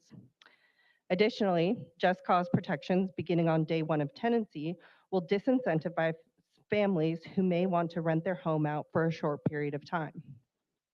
This includes military families, those temporarily relocated for work, traveling nurses, and homes set for substantial remodel in the future. It could also have impacts on our transitional housing and rapid rehousing providers. Their primary objective is to provide a short-term solution until more permanent housing can be provided. The timing of just cause is tremendously important because it's tied to relocation assistance payments. State law currently provides for 1 month of relocation assistance. CAA respectfully requests that any additional relocation assistance beyond state law be reserved for those with low to moderate household incomes. Targeting the additional relocation assistance to those families who are truly in need ensures that those that are most vulnerable are served without adding thousands of dollars in operating costs for all housing providers. The California Apartment Association strongly opposes efforts to go beyond the restrictions included in the ordinance today. This includes additional noticing to the San Diego Housing Commission in the form of an eviction registry. Information on UD filings and 3-day notices is already available through the San Diego Superior Courts, which means the registry will collect duplicative information. We believe there are privacy considerations associated with a registry that have not been fully considered. And most importantly, a registry will also be costly to implement and maintain. I encourage you to ask exactly how costly it'll be. These are resources that could be better spent in direct rental assistance to payments to tenants. Rental assistance programs like the Housing Instability Prevention Program mentioned earlier are the best way to provide resources to tenants because they reduce the likelihood that a tenant will default in the first place. In addition to the aforementioned policy concerns, CAA would like it to point out 2 minor legal areas of concern. We believe additional clarity is needed around both right of return and buyout agreements. CAA recommends that the ordinance provide a time limit for a tenant to accept a landlord's right of return offer to avoid unnecessary confusion and ambiguity. In addition, the indefinite restriction on making buyout offers is likely a violation of free speech for property owners, which could be fixed by time limiting the opt-out to a period of no more than 6 months. I encourage you to consider the unintended consequences that could occur with an overreaching ordinance. At CAA, we've heard from hundreds of members on this issue, but as you weigh your decision, I encourage you to think of a few.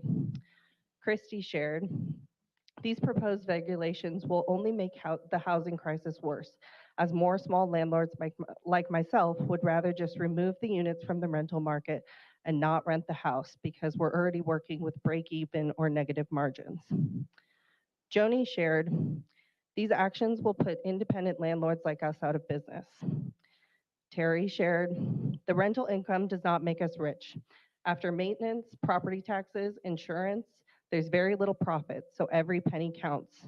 Paying a tenant an additional 2 months to terminate a lease is a breaking point. John says, enough is enough. Housing providers are not the answer to housing affordability. Again, CAA thanks the mayor and council president for their efforts to bring stakeholders together and identify solutions to the many challenges facing San Diegans.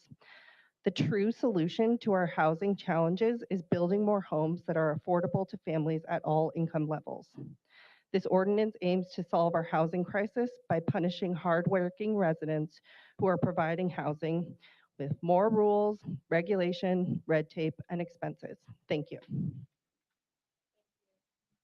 Thank you. Next is Todd Struyuk. You can come up. And time seated by Dawson Wise. Thank you so much. You will have 2 minutes. Please proceed. Good afternoon. Is this working? Hello? Yes, it's working. Good afternoon. This is Todd Strauch. I'm a private mom and pop landlord, and I am strongly opposed to this proposition.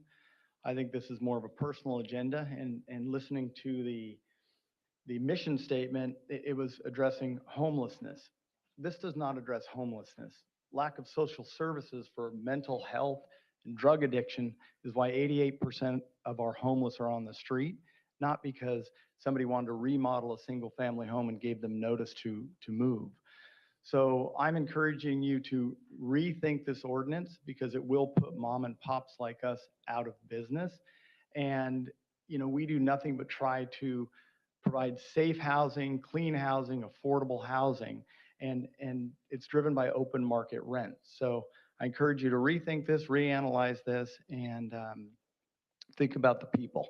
So we are the people, and it's a government by the people and for the people. So thank you. Getz, and then after Monica Getz, Manny Williams, if you can please come up, and Rebecca Sama, and then if I can please ask Dan Fetter to come up to speak to my deputy director to clarify your speaker slips. Again, Monica Getz, you have time ceded to you by Dan Holmstrom. Please raise your hand. Dan?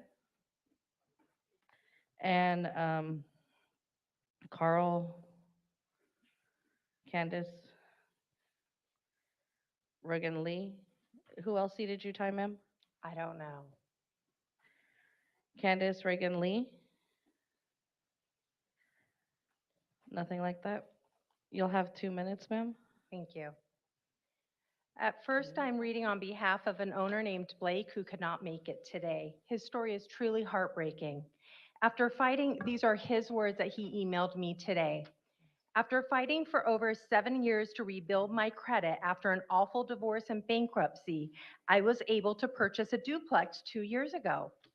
The foundation is failing. The house has sunk 4 inches. I live in this duplex.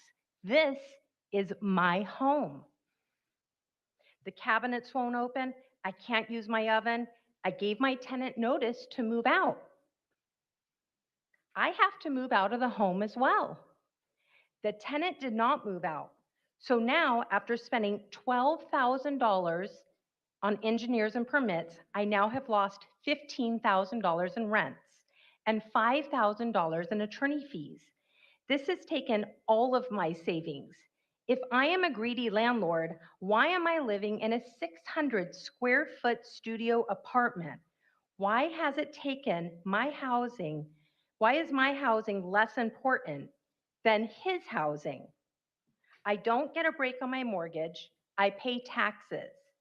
I am on the verge of becoming homeless. Are you hearing me? Do you hear what I'm saying?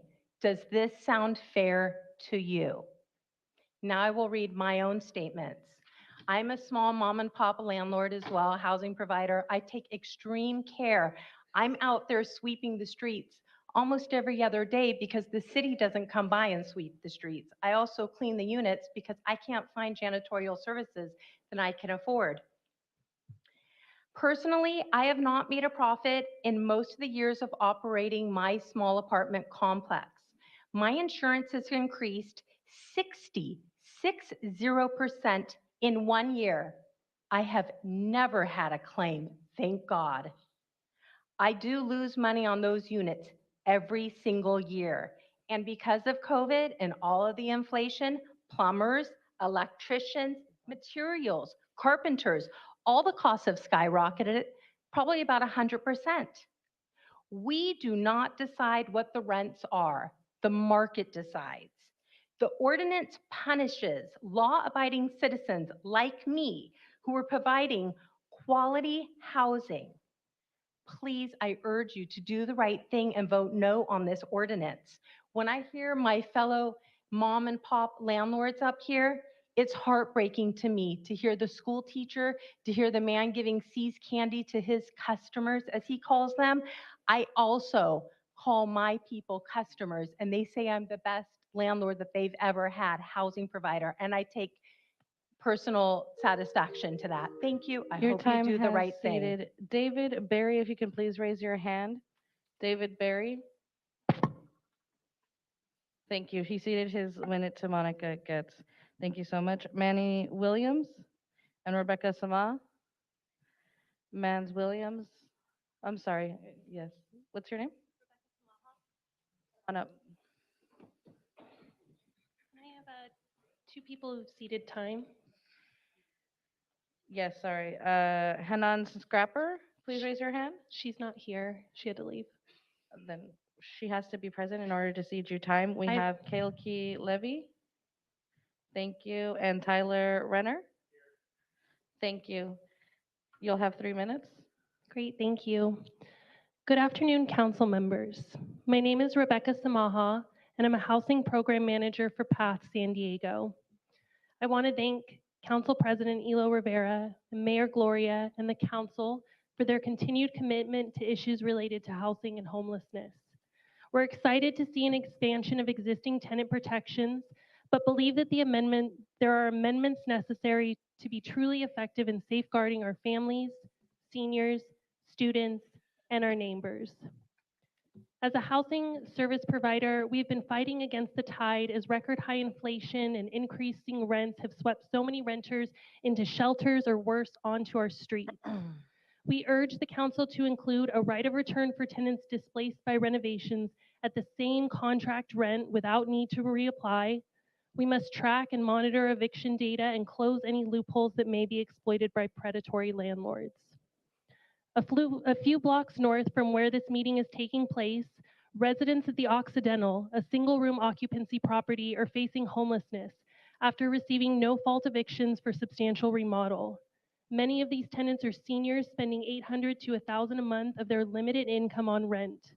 According to recent data, less than 3% of rentals in the city of San Diego are under $1,500 a month. For low-income renters, there are few, if any, alternative housing options. In our current housing affordability crisis, it's critical that we preserve existing naturally occurring affordable housing and protect the tenants that occupy them. The need is urgent, and our most vulnerable renters, the potential consequences are dire. I also want to acknowledge that I think there's a lack of representation for those tenants here, the working poor, because they're busy working. As late American anthropologist David Graeber wrote, the ultimate hidden truth of the world is that it's something we make and could just as easily make differently. We as homeless service providers and social service workers cannot solve homelessness alone. It will require a reimagining of our housing system, a housing system where folks don't live in constant fear of rent increases and evictions, a housing system built on equity and community, not endless speculation, a housing system that prioritizes people over profit. This transformation will require bold leadership. We urge the City Council to amend the Tenant Protection Ordinance to ensure it provides robust, necessary protections for San Diego renters. Thank you so much. Thank you. Can Dan Fetter, Kimberly Brown, and Martin Cavalier please come up to the front? Dan Fetter. Those ceding time to Dan Fetter, please raise their hand. Cameron Aldrich. Cameron? Okay. Aldrich, please raise your hand. He's still coming? Okay. Mitch Pringer. Thank you. And Chris Honeycutt. Thank you very much. You have 4 minutes. Thank you very much for your time, everyone. I was here last October and raised several concerns at the time. I'm appreciative that today's ordinance reflects a compromise from both sides of the discussion. My business is located in Council District 3, F&F Properties. I want to thank Councilmember Whitburn for taking the time to sit down with me and discuss the far-ranging impacts of this ordinance. I can't emphasize this enough. San Diego is comprised almost exclusively of small projects, small mom and pop landlords. 85% of our multifamily stock is 30 units or smaller. Those properties are owned by nearly 95% mom and pops. That is directly who is going to be impacted, the small guy. Per the Internal Revenue Service, a building is past its useful life at 27 and a half years of age. IRS code. We all abide by it.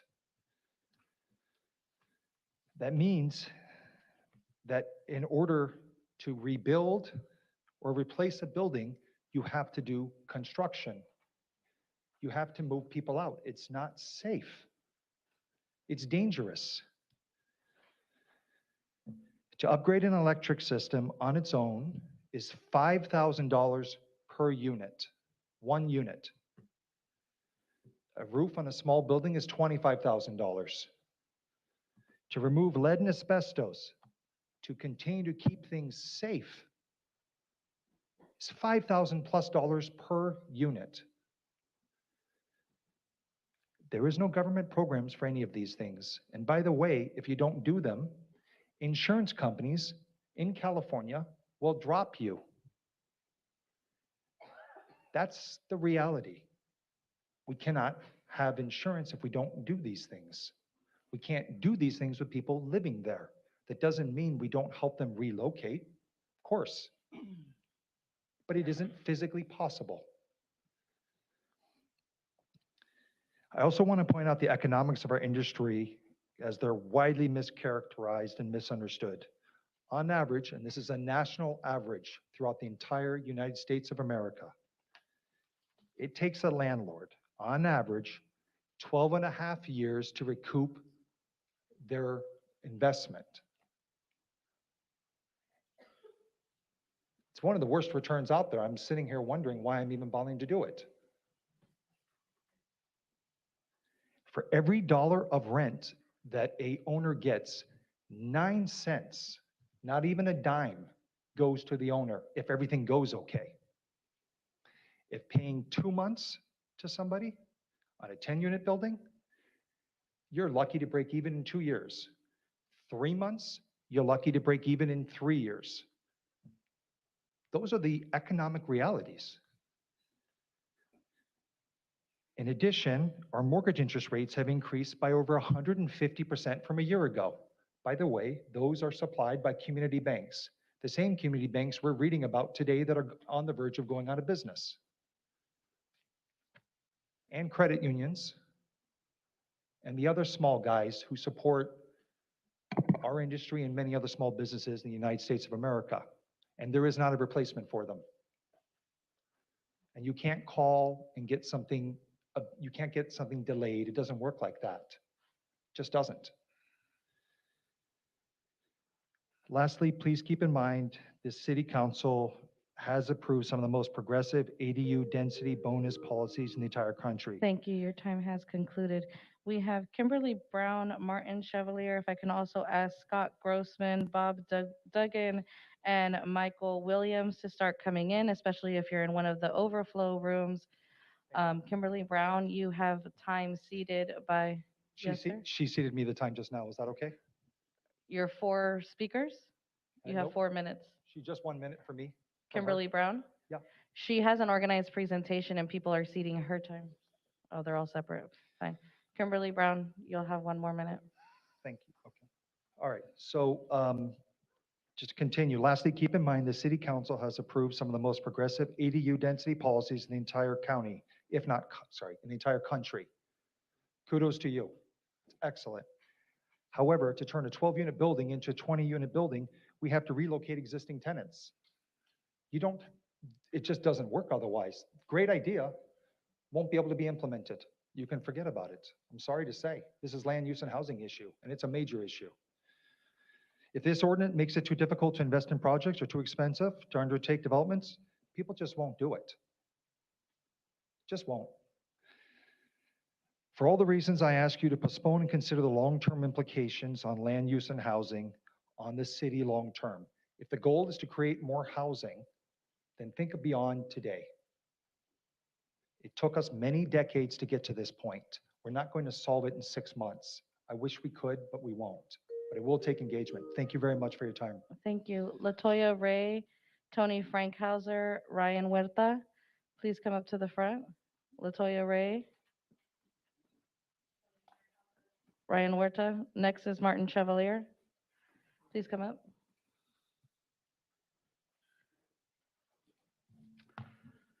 I've been a housing provider for 42 years. I know the most expensive cost is vacancy. Costs thousands of dollars for every vacancy, wanted or unwanted. I'm very judicious and careful when considering increasing rents. I've had many tenants for over 10 years. I'm always well under market.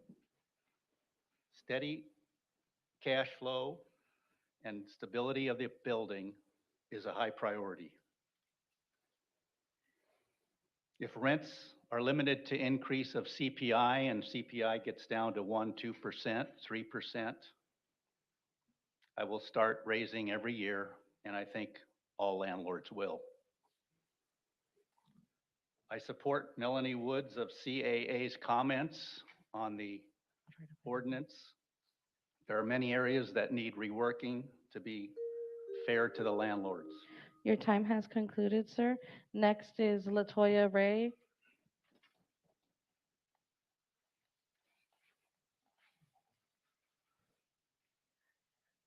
The city council members, my name is Latoya Ray with FNF Property Management. We are imposed of this ordinance because of the impact that it can have on our properties and our company and our communities. At a property that I was managing in San Diego, we have had a resident that has stabbed another resident, and we were unable to do anything to get them out. This makes it very difficult as property managers in our position. Then we end up having to terminate leases, do early terminations to allow other residents, good residents, to feel safe in their home. So this is why it's very hard for us, and it also impacts our safety as well as property managers. Thank you. Thank you. Next, Tony Frankhauser. Good afternoon. My name is Tony Frankhauser. I'm a regional manager at FNF Properties. Respectfully, I oppose this ordinance. Recently, at one of our properties in San Diego, we dealt with a tenant that was violating noise ordinances, participating in illegal activities, and causing an unsafe living environment for our other tenants and staff. It took 6 months for us to get an eviction and lost several other tenants that were paying their rent on time and were abiding by the rules. It also negatively affects our financial performance of the property and ability to continue providing housing. Thank you. Thank you. Next, we have Ryan Huerta. And if the following speakers can please come up, Scott Gozman, Bob Duggan, and Michael Williams. You have 1 minute. Please proceed. Hello, City Council. My name is Ryan Huerta. I am a senior manager at FNF Properties. I'm opposing the ordinance as written, and I hope you reevaluate the current state of the San Diego crisis and how it also affects our landlords.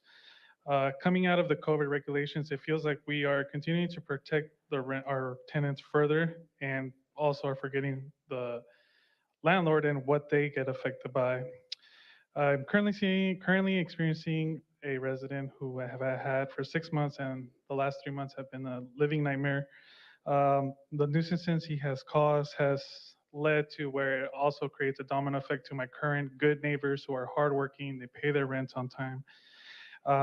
Evictions currently are not being effectively done in a timely manner. I'm currently month 3 trying to evict this person. He continues to harass all neighbors as much as myself. How is the quality of a hardworking resident I'm next door sorry, who your actually time follows has the lease agreement? completed. Thank you. Next is Scott Gozman. And then if Bob Dugan can please come up. Scott Gozman's next. Is Scott Gozman here? Please proceed. Scott Gossman, small-time landlord. The only thing I wanted to ask the council is, if this is super important in terms of, making sure people have proper notice, making sure that they have enough money to relocate to another unit, I get that. I think it's more important for the people who have maybe been there 10 years. They consider this their home rather than somebody that just moved in. I'm pretty good with that. But my question is this: why are the landlords responsible for all this? If this is really important, why don't we make all San Diegans part of this? Okay? So if we were going to do this, it's just like any other thing. We pay our taxes on our property. make everybody responsible for this. I'm not saying it's a horrible idea. In some ways, it's a good idea for those that need it, okay? Most of the people probably don't need it. They've just failed to plan their finances correctly. We give them a one-time shot. That's my only comment. Thank you. Next, Bob Duggan, if you can please come up. You have time ceded to you. If those people can raise their hand. Michelle Haltham. She should raise her hand when she comes in. Mahesh Kalani. Bob Landry. Bob Landry. You do need to be present in order to cede your time. Albert Chill. And Anita Dipe. You have 4 minutes so far, sir. Please proceed. Good afternoon, City Council. Thank you for allowing us to come here today. My name is Bob Duggan.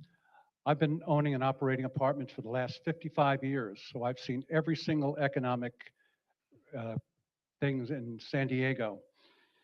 The Navy was kind enough to bring me out here in 1966 when a one-bedroom was $75 a month, a two-bedroom was $100. From World War II to mid-70s, nothing went up in value.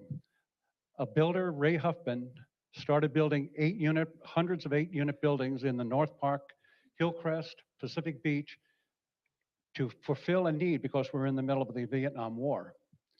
He filled a need. He brought in more units. Subsequently, rents stabilized. Rents did not go up until the last part of the 70s, when this council, whoever they were at that time, started downzoning North Park and all the other sections. What did this do? It just made the values of properties going up and rents going up. He provided a service. It comes down to simple economics. It's supply and demand.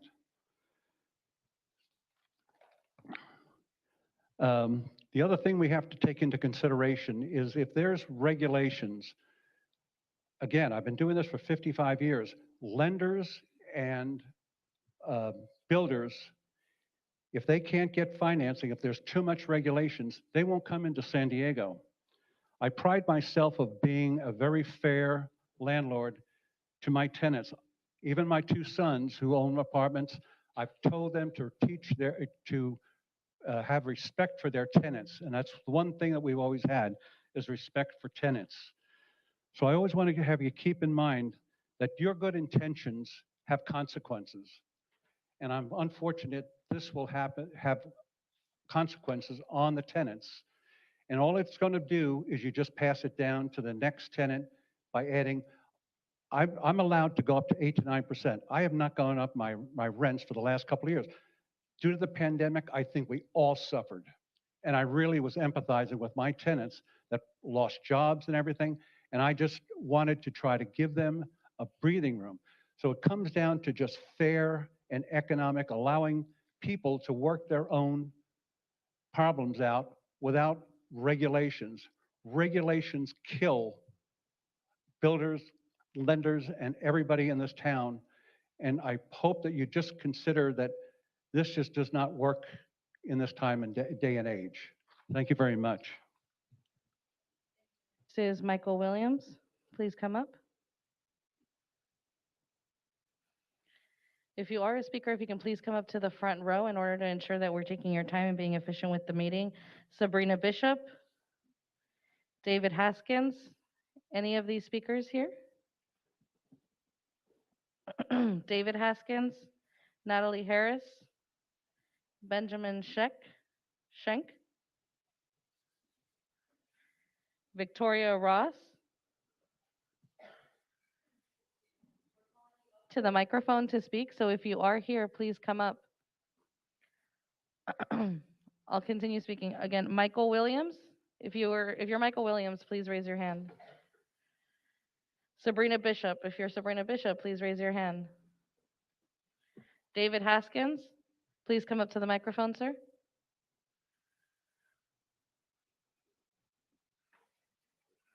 You'll have 1 minute. Please begin. Yes, my name is David Haskins. I live in District 4. Rent is very high there, as you know. Even if you have a Section 8 voucher, you still cannot find an affordable place to live. So yes, I'm in for this. But if we had voted for rent control, we would not be in the situation that we have already. So thank you to the council for doing what you need to do. Thank you. Thank you. Natalia Harris? Hello, my name is Natalie, and I feel very lucky to be a homeowner and a landlord here in San Diego. And I'm also a full-time real estate agent. And I worked over a decade to buy my first rental property here. I don't have retirement as a realtor. I don't have pension. I don't have a 401k or any other type of retirement. So my rental property is my retirement. As an example, my dad passed away 2 years ago, and my mom wouldn't be able to retire without her rental property income. So it is a big deal for us. And please understand that most landlords are not aggressive, money-hungry people who want to put people on the streets. It's quite the contrary. I think most of them are like me. They're just trying to do their best to build a good life for themselves and their families, and rental property is a big part of that.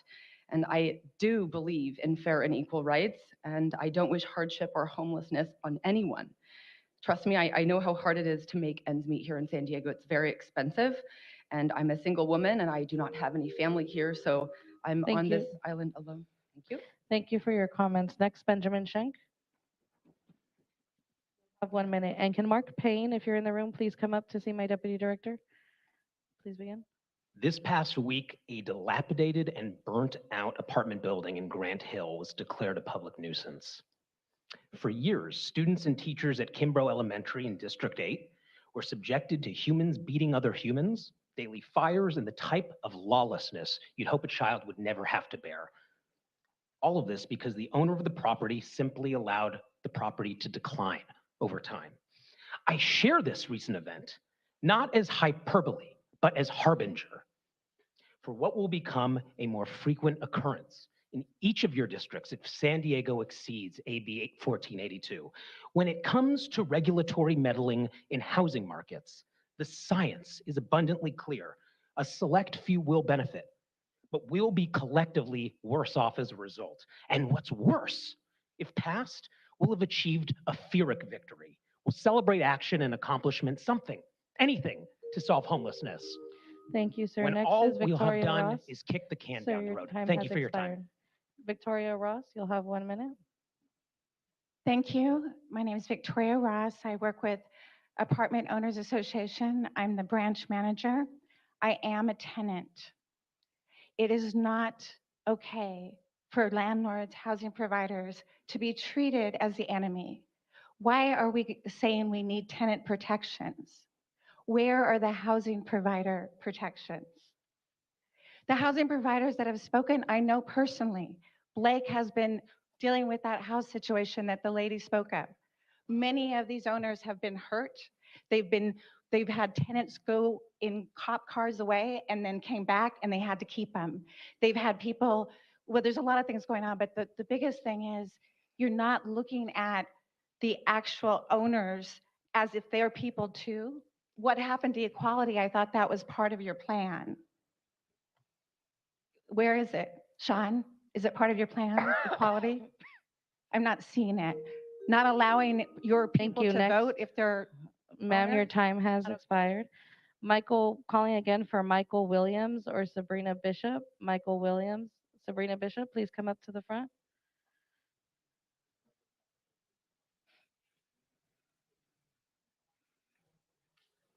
And Michael is in the back. He's going to give me his time. Can you raise your hand, please? Thank you. You'll have 2 minutes. Please proceed. Thank you. My name is Sabrina Bishop, and I am a landlord. I have always rented to individuals on SSI. I, as a landlord, pay the utilities, all the utilities, because they cannot afford it. But with COVID and having a tenant that was protected and not paying rent, not only did I not receive rent, but I got grabbed by my throat and almost threw out a 2-story window. I have received severe damage to my property, and I had to use my own credit cards to make repairs. Now my credit card companies are coming after me because I don't have the money to pay them, because I didn't receive the rent nor any landlord financial help. So I am struggling as a landlord, but I rent to tenants who can't afford to pay utilities, their rent, and take care of their own personal needs. We have to do something to help us all. Thank you. Thank you, ma'am. Next, we have Jeff Fowler, followed by Rose Becker, Gwynn Cooper, Timothy Ackerson, and Frank Rise.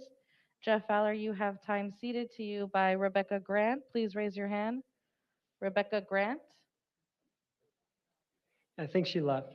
and Wally Clark. Yeah, both of them left. All right, then you'll have 1 minute, sir. Please Great. begin. Yeah, my name is Jeff Fowler, president of Apartment Owners Association, largest individually organized group of apartment owners here in the state. And, there's just so much here. I want to say that, I've lived in a country where housing was socialized, and I'll tell you, it doesn't work. I wish you could live there. Sean Ego Rivera, I wish you could live there and understand that it doesn't work. End of the day, it does not work. What you're trying to do here is going to complicate things. Your proposal will fuel the removal of units from the market. Owners will convert rentals to private. They'll sell to private owners. You're going to lose more rentals with this. I guarantee you. You need to, if you're going to do something, do something for people that actually have the need of renters. Not everybody has a need. You got to think about all that. Who's the biggest? Anyway, there's so much here. Your time. Yeah. You have 7 seconds left, but okay. Next, Rose Becker, you have people ceding you time. Laura Banel, please raise your hand. Laura? Bark Banel? And and this person didn't put their name. Laura isn't raising her hand, so you do only have 1 minute. Oh, excuse me, I have Terry Laura? Burt. She's back there. Is that Laura? Terry Burt. Okay, that must have been the blank slip that was submitted. Thank you. Then you have 2 minutes. Please proceed. My name is Rose Becker, and I'm a retired senior citizen. I own a duplex in the city of San Diego. Straightening no-fault evictions and applying the protections on day one of tenancy would actually worsen housing prices. Over time, landlord and tenant laws may force mom and pop landlords out of business or have the city take over property rights. As small property owners, we establish relationships with our tenants. Our goal is to provide housing. We need to work together. We work hard to accommodate tenants who might be struggling with rent. For example, my tenant was unable to come up with her rent at the beginning of the month. I've worked with her to pay her rent on her paydays. So she pays the rent twice a month, not once a month. This keeps her in my duplex. I am mom and pop. We often rent below what the big guys charge and make improvements to our properties. I'm not a slumlord. With the new proposals, it would permanently penalize any owner. It would likely result in less maintenance and fewer upgrades to older buildings because it would not make an economic sense under these proposals. Tenant protections you are considering, the landlord shall, regardless of length of tenancy, which begins on day one as written, provide relocation assistance to the tenants. This would put a burden on us. If I wanted to move back into my property or my grandson who's serving in my military, our military, I wouldn't be able to afford to give my tenant, one of my tenants who's elderly, 3 months rent. And my grandson would be homeless because I cannot do that. The new proposals will lead to the city taking over property rights. We have a lease. A lease is a framework that ensures fairness between renters and rental property providers. Thank you. Gwynn Cooper. Next after that is Timothy Eckerson and then Frank Rise. Please proceed. Hi, I'm Gwen Cooper. I got my first rental in 1979. I do not make a whole lot of money off my rentals. I have 6. 5, someone mentioned about 15% rents are under $1,500 a month. I'm one of those 15% landlords. 5 out of my 6, I only charge $1,500 a month. If you do the elderly, where you're talking about where you have to pay them, I'm not, if I have a choice between a younger and an elderly, I'm going to pick the younger so I don't get dinged later on. I'm having to sell a property now because I've made no money. And during COVID, I let one renter only pay me $650 a month. Then he moved to South Carolina and I never recouped. So I oppose the tenant protection. I'm sorry, ma'am, your time has expired. Thank you. Timothy Ackerson and then Frank Rise. And if I can also ask Greg Robinson, Dan Castillo, and Tom Sims to start coming to the front as well. Thank you. You'll have 1 minute. Hello, my name is Timothy Ackerson. I'm with the American Federation of Teachers, and I'm here today in favor of this with amendments. The amendments that I would like to see as a renter is to close the 3-month loophole, including the right to return, modifying the withdrawal language, and collecting more robust eviction data. And I'm not in favor of this because I dislike landlords or I have any prejudice against them. There's very clearly some amazing people here today, and I've had some amazing landlords too. But I'm in favor because of the predatory landlords that I've seen throughout San Diego. I'm not worried about the people in this room. I'm worried about the people out there who are just here to scalp San Diego, who are not interested in the people, the actual residents that reside in this county. Thank you to the board. Next, Frank Rise. He has 11 minutes seated to him. If you can please raise your hand. Susan Rich, please raise your hand. DeVille Rich, thank you. Steve Brault, thank you. Peter Knapp, Peter Knapp. I don't see him. Gina Gavis, Gina Gavis. I don't see her. Elaine Getz.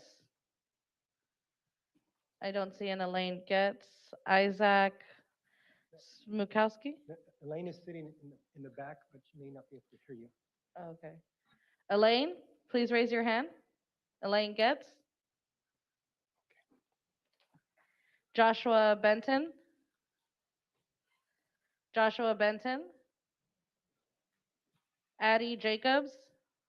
Please raise your hand. And Sarah Clark. Okay, that brings it down to 6 minutes, sir. Thank you. I'll try to, Please proceed. thank you. I'll try to be as brief as possible. I appreciate the honor of being able to speak to you personally. The pictures that you'll be seeing up, on your screens were pictures that were taken this morning of a sheriff lockout for a unit that did require an eviction, where a squatter has been for over 2 years. A person I never met, person I have no contract with. Can this be? Because our current laws permit squatters to have the same rights as tenants.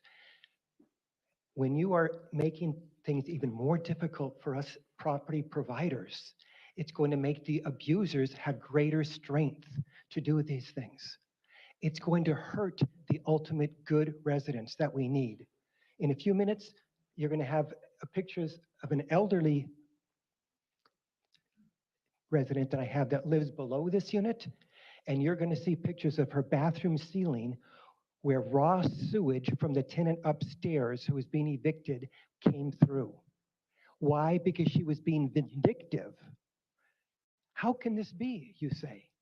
How can I not stop this? Because this is what our laws are allowing us right now. They are allowing squatters, people who I never rented to have the same rights.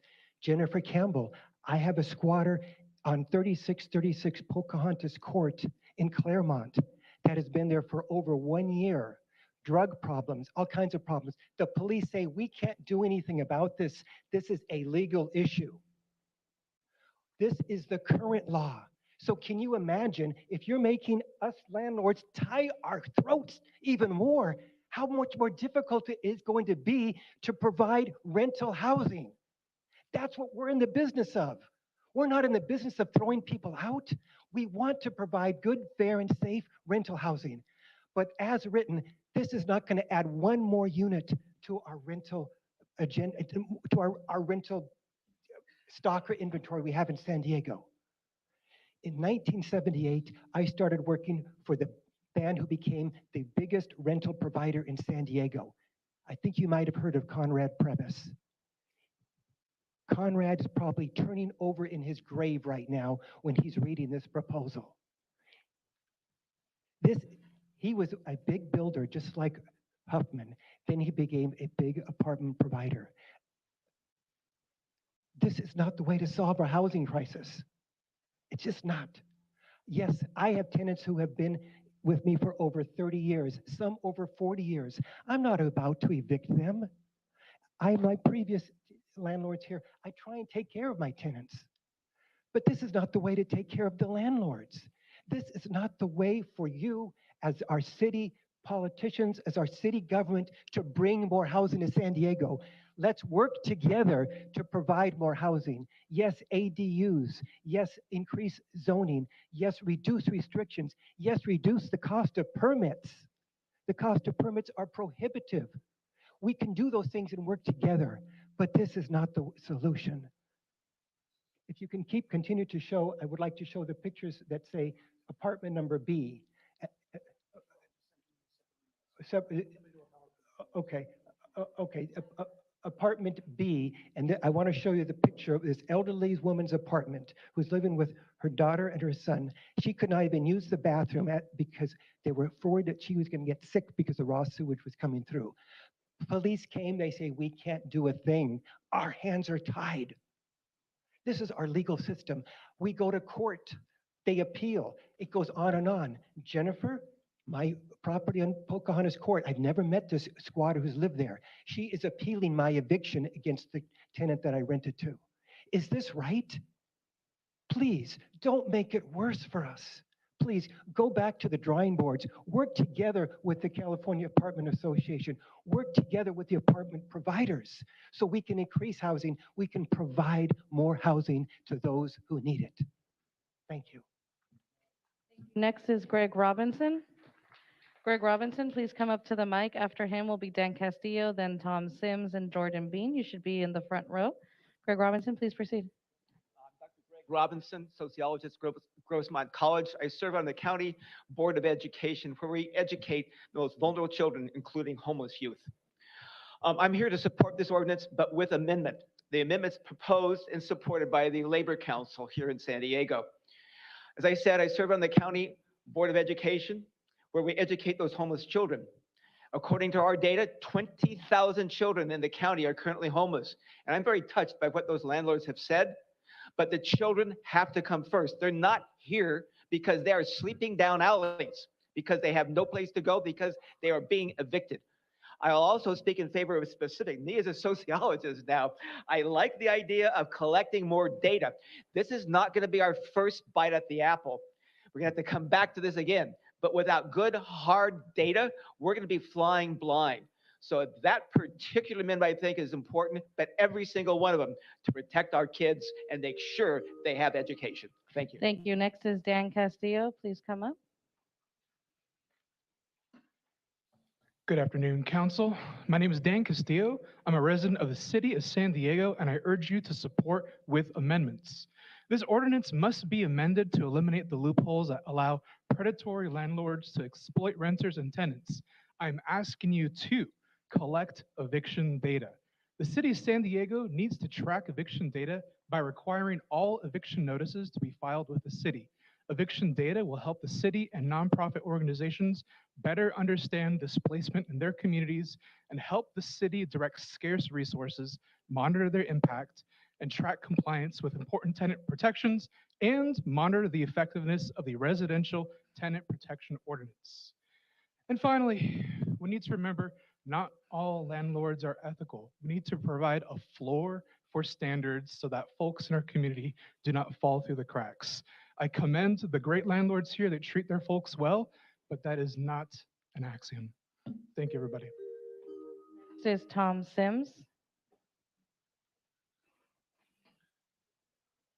My name is Tom Sims. I'm a native San Diegan. I've been a landlord since 1980. I know you guys are sitting up there congratulating yourselves on what a great bill this is. I personally think you should be embarrassed. I think this is a give back to your voting base.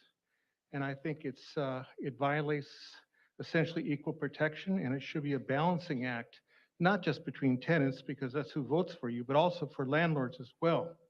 I don't think the government should be picking out winners and losers. I don't think you should be socializing the gain and privatizing the cost. So I think this is a solution in search of a problem, and I think it's ill thought out and poorly planned. Thank you. Next, we have Jordan Bean. After that, we will have some Spanish speakers, Juan Carlos Morales, Lidia Morales, y Dominga Estrada. Jordan Bean, please begin. Honorable council members, my name is Jordan Bean, and I'm here on behalf of the Regional Task Force on Homelessness in support of this ordinance. Thank you, Mayor Gloria and Council President Elo Rivera for bringing it forward. As you've seen from the staff's presentation, which relies heavily on our data, we know our homeless response system is being overwhelmed by people becoming homeless for the first time. In fact, in March, we reached a sobering milestone. We have not had a single month in the last year where more San Diegans have become housed than experienced homelessness for the first time. It's here we have to point out that San Diego rents in 2022 were up by 18.84% compared to 2021. And remember, per our last point in time count, 85% of people experiencing homelessness in our region began experiencing homelessness here. These folks are our neighbors, friends, and family members. Every day we see success when it comes to housing people. Last month, for instance, 832 individuals were housed, an amazing number to be proud of. Meanwhile, 1,260 individuals experienced homelessness for the first time. We have to make these numbers go in the other direction if we want to make a meaningful impact on this crisis. By voting yes on this ordinance today, you will be doing your part. Thank you very much. Thank you. Si los próximos participantes, por favor, podrían venir al micrófono. Les vamos a tener intérprete aquí para sus comentarios. Juan Carlos Morales, Lidia Morales y Dominga Estrada. Si podrían venir al micrófono aquí en Cabildo.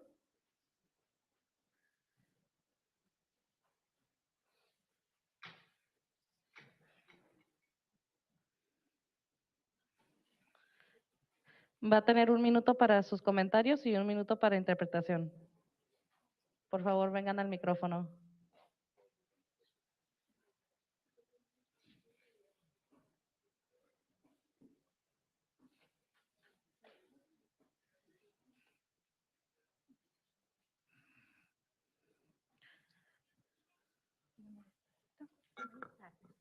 Good afternoon.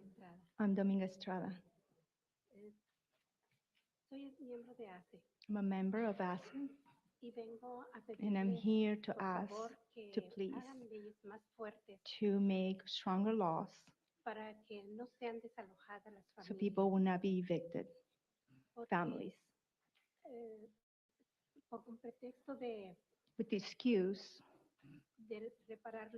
to repair the apartments or utilize them for their family members. People get evicted.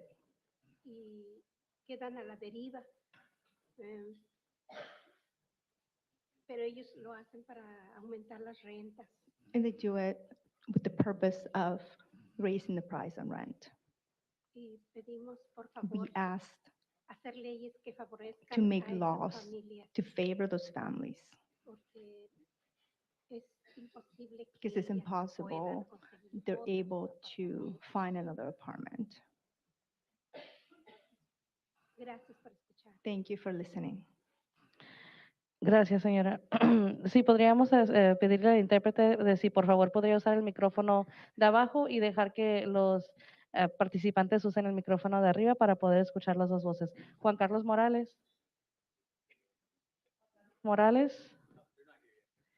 Lidia Morales. Dominga Estrada. Tampoco. Okay. Next we have Patricia Mandragon.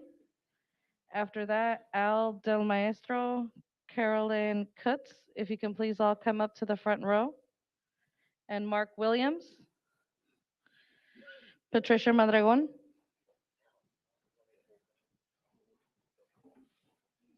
Time ceded to you by Aaron. Thank you. We'll have 2 minutes.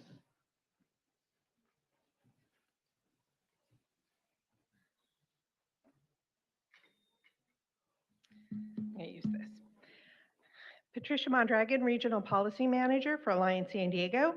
Thank you, Council President, for working on tenant protections as a critical tool to prevent evictions, homelessness, and displacement. I am currently a D3 resident and have been a renter my entire adult life due to an inability to enter home ownership, which is even more out of reach now. My last tenancy ended with a no-fault renoviction when the owners used remodeling as retaliation after we asked for repairs and they wanted to substantially increase the rent. The renoviction occurred during the beginning of the holiday season. We had 2 school-aged children in the home at the time. It was not only burdensome, but very costly to move. We had been good tenants, paid rent on time. There was no reason to renovict us other than spite, callousness, and greed. When we tried to discuss an agreement, I overheard the property manager tell the homeowner, "I know, buy a house if you want it to be perfect." The request was to repair water leaks, bug infestations, and moisture coming in from window gaps. Basic, livable fixes. This happened when we lived in D9. The current ordinance is not to punish good landlords, I have one now, but to protect good tenants like myself. While the proposal is an important first step on behalf of Alliance San Diego, we urge you to strengthen the proposed protections. Alliance San Diego stands with PANA and other coalition partners in asking to close the 3-month loophole, modify withdrawal language, include a right to return, collect eviction data, modify relocation assistance, provide school year protections. Please pass the strongest possible version of the ordinance that will honor your commitment to hold housing as a human right. Thank you. Aldo Maestro, you have 8 people ceding you time. Please raise your hands. Mike Marks, Brenda Alfaro, Ryan Del Maestro, David Haynes, David Hearing. Thank you. Wayne Considine. My apologies for names not being correct. Daniel Rubin. You will have 7 minutes, sir. Please proceed. Yes, my name's Al Del Mastro. I'm a small mom and pop landlord for over 30 years. I'm a senior, I'm a disabled veteran, and I'm an ex-blue collar worker. I've dedicated my life to helping people with drug and alcohol problems for over 37 years. I volunteered at the old 1111 Island Street Detox Center. I volunteered at Donovan Correctional Facility. And I volunteer weekly at the VA with my fellow veterans who suffer from PTSD, alcoholism, and drug addiction and homelessness. I have had many homeless people in my home to help them dry out from drug and alcohol abuse. I have always played by the rules, and I have served my country and community honorably.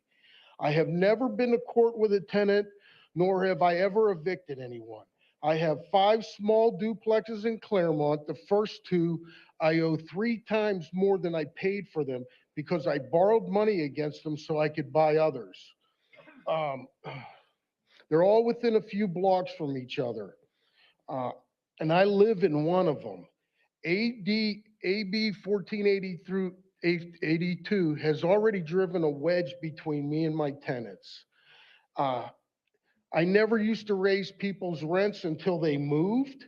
And now because of 1482, I've had to raise my rents every year.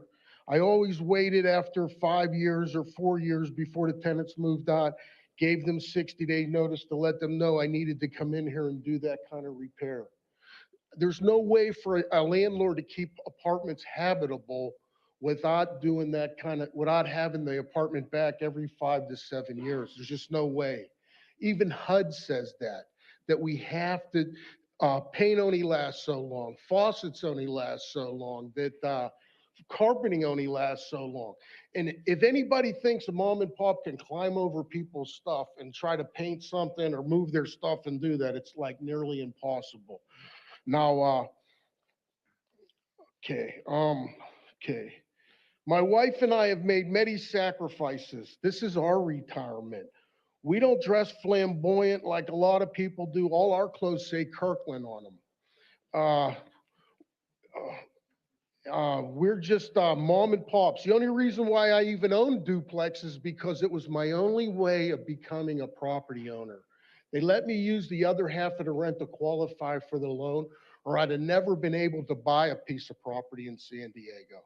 And you're going to take that away from a lot of union people that you guys represent, from blue collar workers, electricians, carpenters, all these people. You're going to take the next generation by passing this ordinance and taking that ability from them to own a house. My wife I have been in sore mains 11 o'clock at night while it was raining, while my wife held the flashlight so I could make sure the tenants had a toilet to use in the morning and a shower. So right now, okay. Now, right now, I believe in helping people that need it. But people that like the mayor or the city council president or whatever, nothing personal, but they are in no danger of becoming homeless with their incomes and their salaries. If you want to help disabled people or people, not all seniors didn't plan for their retirement. So, those people don't need help, but the people that do, I believe in helping. These ordinance that he's got grown on here, like the first one is protect people from one day. That means anybody that's ever dealt with the public in general, they know that one person that you're never going to make happy, no matter how hard you jump through the hoops. There's no way to make that person happy. That's why we need that year protection, because nothing I'm going to do is going to make that one person happy. If anybody's ever had an employer or dealt with people in the public, they know that's true. The other thing that's really upsetting to me too is number 7, where do you want a punitive damages to me? That means I put an ADU in my property and a tenant I can be extorted by almost like by attorneys that are personal injury attorneys. What they can do to us is they can threaten us. They could say, we're going to sue you for any buzzword they want, inhabitability. And what that means is they're going to say, you even without even looking at the apartment, they can say that. So what they're going to do is they're going to say, either give me $10,000 or we can sue you for everything you own. There's no insurance that covers against punitive damages. And extort money from small people is just sinful, really. The other thing is that the language that's used, I've never heard it before until AB 1482, this no-fault eviction. No landlord in history has ever been able to evict anybody. A judge is. So we've been able to end tenancy, and I know that you guys with terminology, you guys are very strict with your terminology. You know that's the absolute truth. The only one that can evict somebody is a judge. And right now, there's only one judge in San Diego. So the waiting list for somebody that's at fault, or whatever you want to call it, is 9 months if they don't contest it. That's a lot to ask from a mom and pop to take care of right now. What's going to happen is you're going to force us. This is my retirement. I got nothing left. I've had 5 reconstructive knee surgeries. I can't build anymore with my life. I mean, I'm in the 9th inning of my life. You're going to force us out of this community. And I believe I've done a lot in this community. You really want to drive people like me out of this community? Anyway, that's all I have to say. Thank you. Thank you. Next, we have Carolyn Cutts. Carolyn Cutts, if you're here, and you have time seated by Karen Kapp. Karen Kapp, please raise your hand. You have 2 minutes. Please proceed, ma'am. Thank you. My name is Carolyn Kutska. I am first generation born in the United States. Excuse me. My parents worked long and hard. My father was a contractor, and we were held accountable for all that we did and all that we got. I painted fences in order to get new dresses. I polished the car in order to contribute to my family. I'm educated. I was a teacher for 40 years. I am a property owner, a proud rental property owner. My partners and I have been very, very proud of what we've been able to accomplish, the people we've been able to help. But you've heard that over and over again. I applaud you for being concerned about the homeless on our streets. We're all concerned too.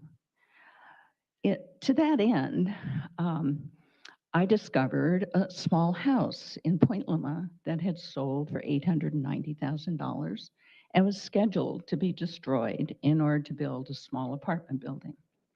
I contacted the then owner, and for $1, he gave me that building, and I moved it to a property I had and took it as built it as an ADU. I think that you might look to yourselves as to why more properties are not built. It took me 3 years to have a building that was actually intact, that merely needed to be set down on a plot of ground that I owned. It took multiple. Thank you for your comments, ma'am. Sorry, your time is up. Next is Mark D, thank you. then Joel Tubao, Christelle Simpson, and Jason Lee. If you can please start coming up to the front row and seating there for easy meeting management. Mark D, please start. You have 1 minute. You said Mark Williams earlier. Excuse me? Mark Williams? You called me up earlier. I don't have that, but I'll find your speaker slip. You can begin.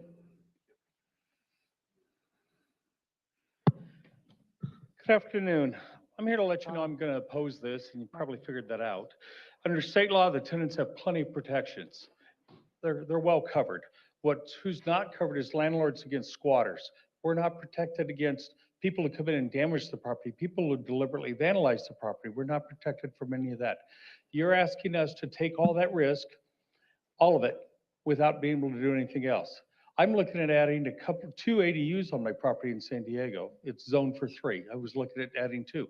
If this passes, my bank has told me they're not going to loan me the money. I've already had banks pull out other times. I'm not trying to be crazy. I'm not trying to get rich. I work with my tenants. I've been over backwards with them. But putting nooses around our necks, as somebody else has used, is absolutely painful. It's insufferable. At some point, this has got to end. The tenants have to have a year to prove themselves. That's not a bad thing.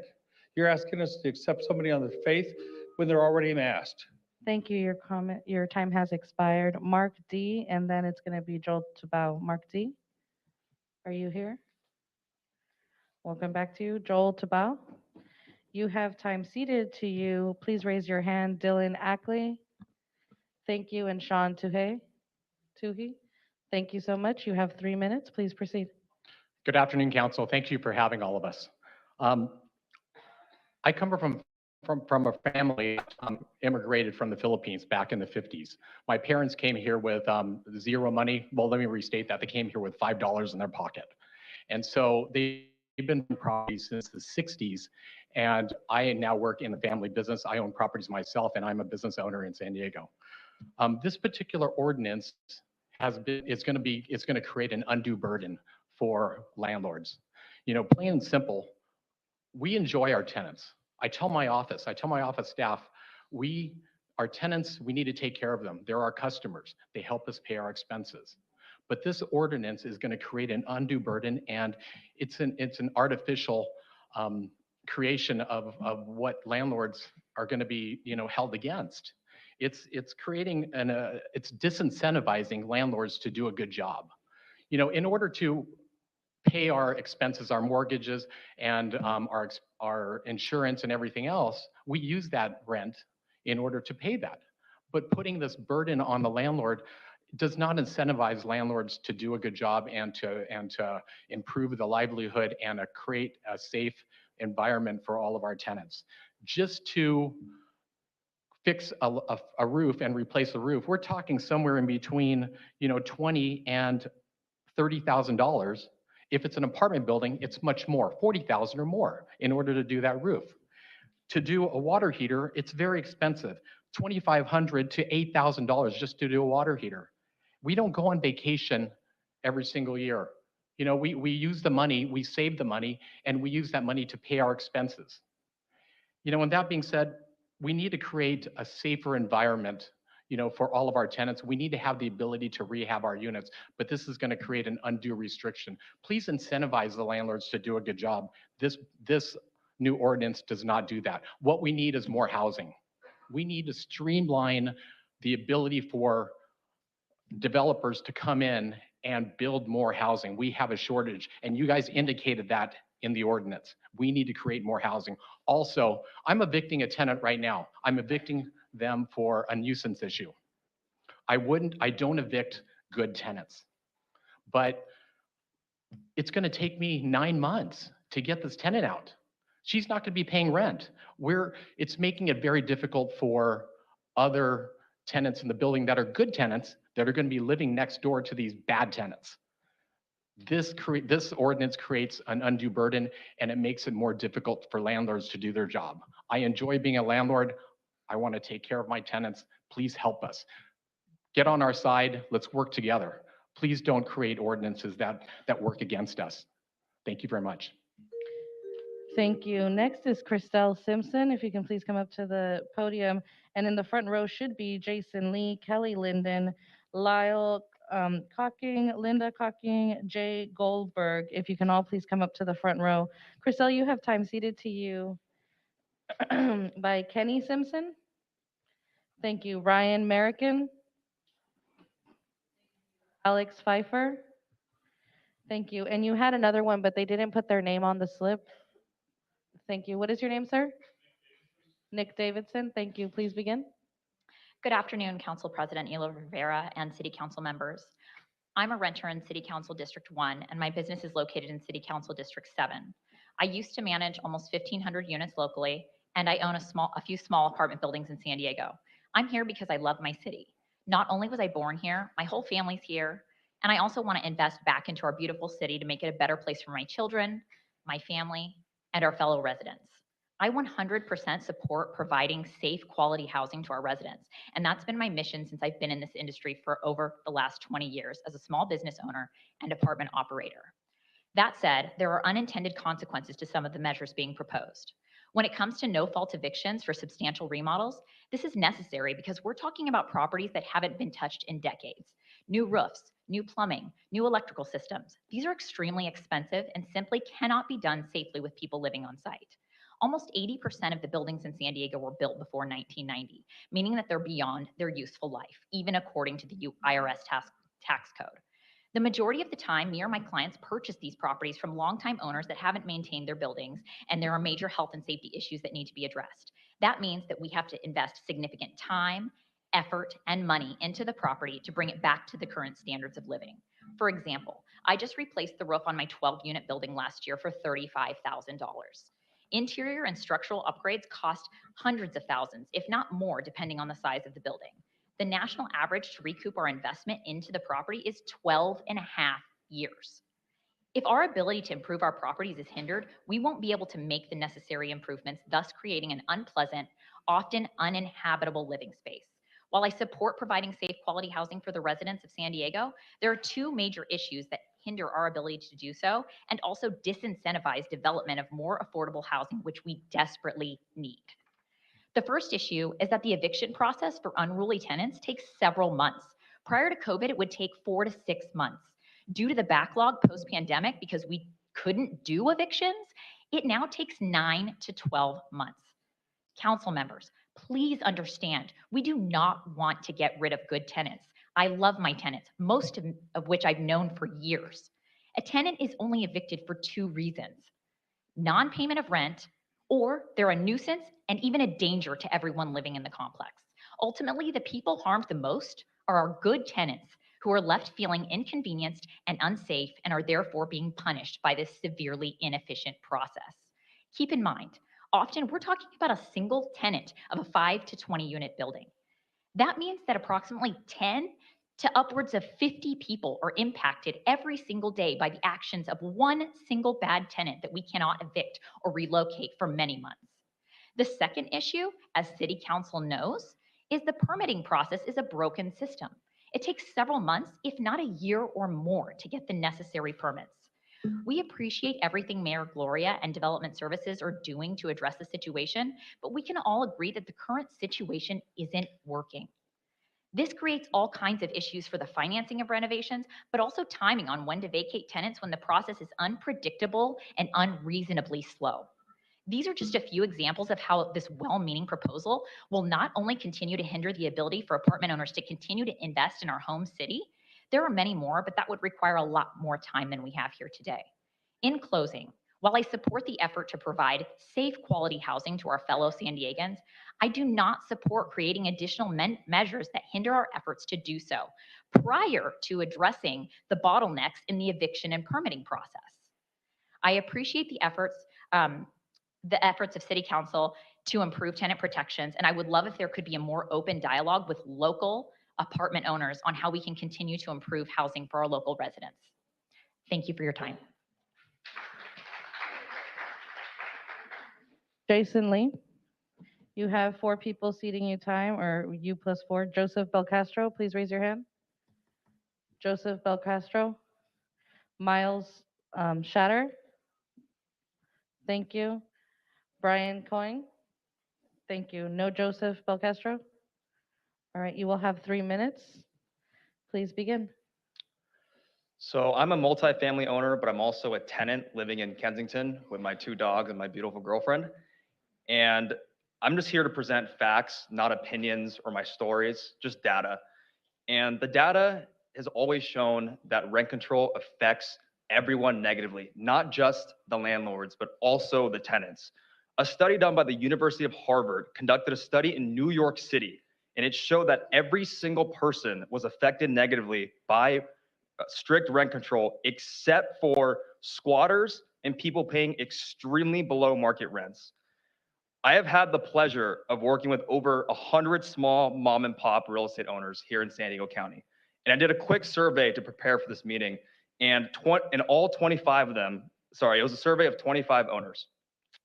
And after AB 1482 was passed in 2019, all 25 owners raised rents by the max every single year. And every single one of them had less motivation to put more money into their property after the ordinance was first passed. Before 2019, though, only 4 of them raised rents every single year, and they had much less worry or stress about their property maintenance. There's something we all have in common here. We all want to solve the homeless crisis in our beautiful city of San Diego. But economists and several universities have conducted research over and over again that strict rent control does nothing to solve the homeless problem. Look at the bigger cities. Seattle, New York, Los Angeles, San Francisco are all ridden with homeless people. And they have the strictest tenant protection laws. That's what they all have in common. I was in Tampa, Florida last week for a meeting. I was there for a couple days. And when I was there, I was in downtown Tampa, the heart of downtown. And they have no rent control out there. Guess how many homeless people I saw? I saw 2. Whether you're a landlord or a tenant, we're all facing a common challenge in this room. We're dealing with inflation, and it's really bad. Gas prices are going up. Grocery prices have doubled. Eating out has doubled since the pandemic. But the cost to operate a property and to provide good housing for our tenants has also gone up. Property insurance has tripled for me on some properties. SDG&E, water expenses are going up faster than ever. But on top of that, my partners and I have plans into the city right now to build over 30 units, and several of them being affordable housing units for the city of San Diego and for the tenants that need it. And it's taking us extremely long, and it's a very difficult process. The average project in San Diego takes 2 to 4 years to start a development project, but in development-friendly cities, it only takes 6 months. A local San Diego, I'll close with this, I'm running out of time. Sandag, which is a housing data analyst in San Diego, reported that we're 70,000 units behind on meeting the amount of housing we need in San Diego. But Thank you for your comments. Next is Kelly Linden.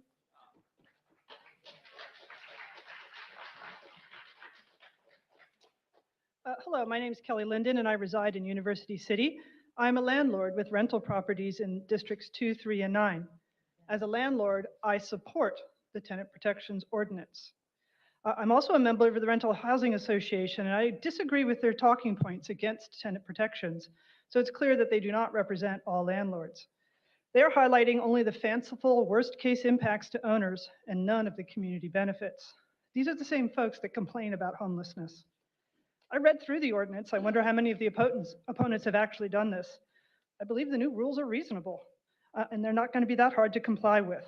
In fact, I'd like to see a right to return at the same rent, same contract rent after a substantial remodel included. This would prevent landlords from using substantial remodels as a pretext to raise rents beyond what is already allowed. Also, I am fortunate to own rentals since real estate values and rental incomes continue to rise. While landlords have made an incredible financial gain over the years, tenants are Thank you, struggling ma'am. to Your keep up time with the has rising cost of concluded. living. Thank you. Sorry. Lyle Cocking, please come up next. And followed by Linda and then Jay Goldberg, if you could please be in the front row. Lyle, you have 1 minute. Okay, I'm Lyle Cocking. Yeah, but we've owned, my wife and I have owned rental property for over 50 years in San Diego. I appreciate the opportunity to make comments on this. We have invested a great deal of time and money over the years and looking for retirement stability. Now we are in our retirement years and are concerned about many of the new laws that are coming out. We rent our units month to month. Well, that's going to change now. We're asking landlords to pay us several months rent when tenancy is terminated is unreasonable. It's like asking a grocery store to buy customers groceries when they close the store. We've always managed our properties with tenants in mind. They're our customers. Due to current rules and the more ominous ones being proposed, we have already sold a fourplex and invested the money in another state. And this makes me want to consider some other ones too. Mom and pop investors like us do make up 67 to 80% of the rental providers. Sir, your time has expired. Okay, I'm thank sorry. you. Linda has the next minute.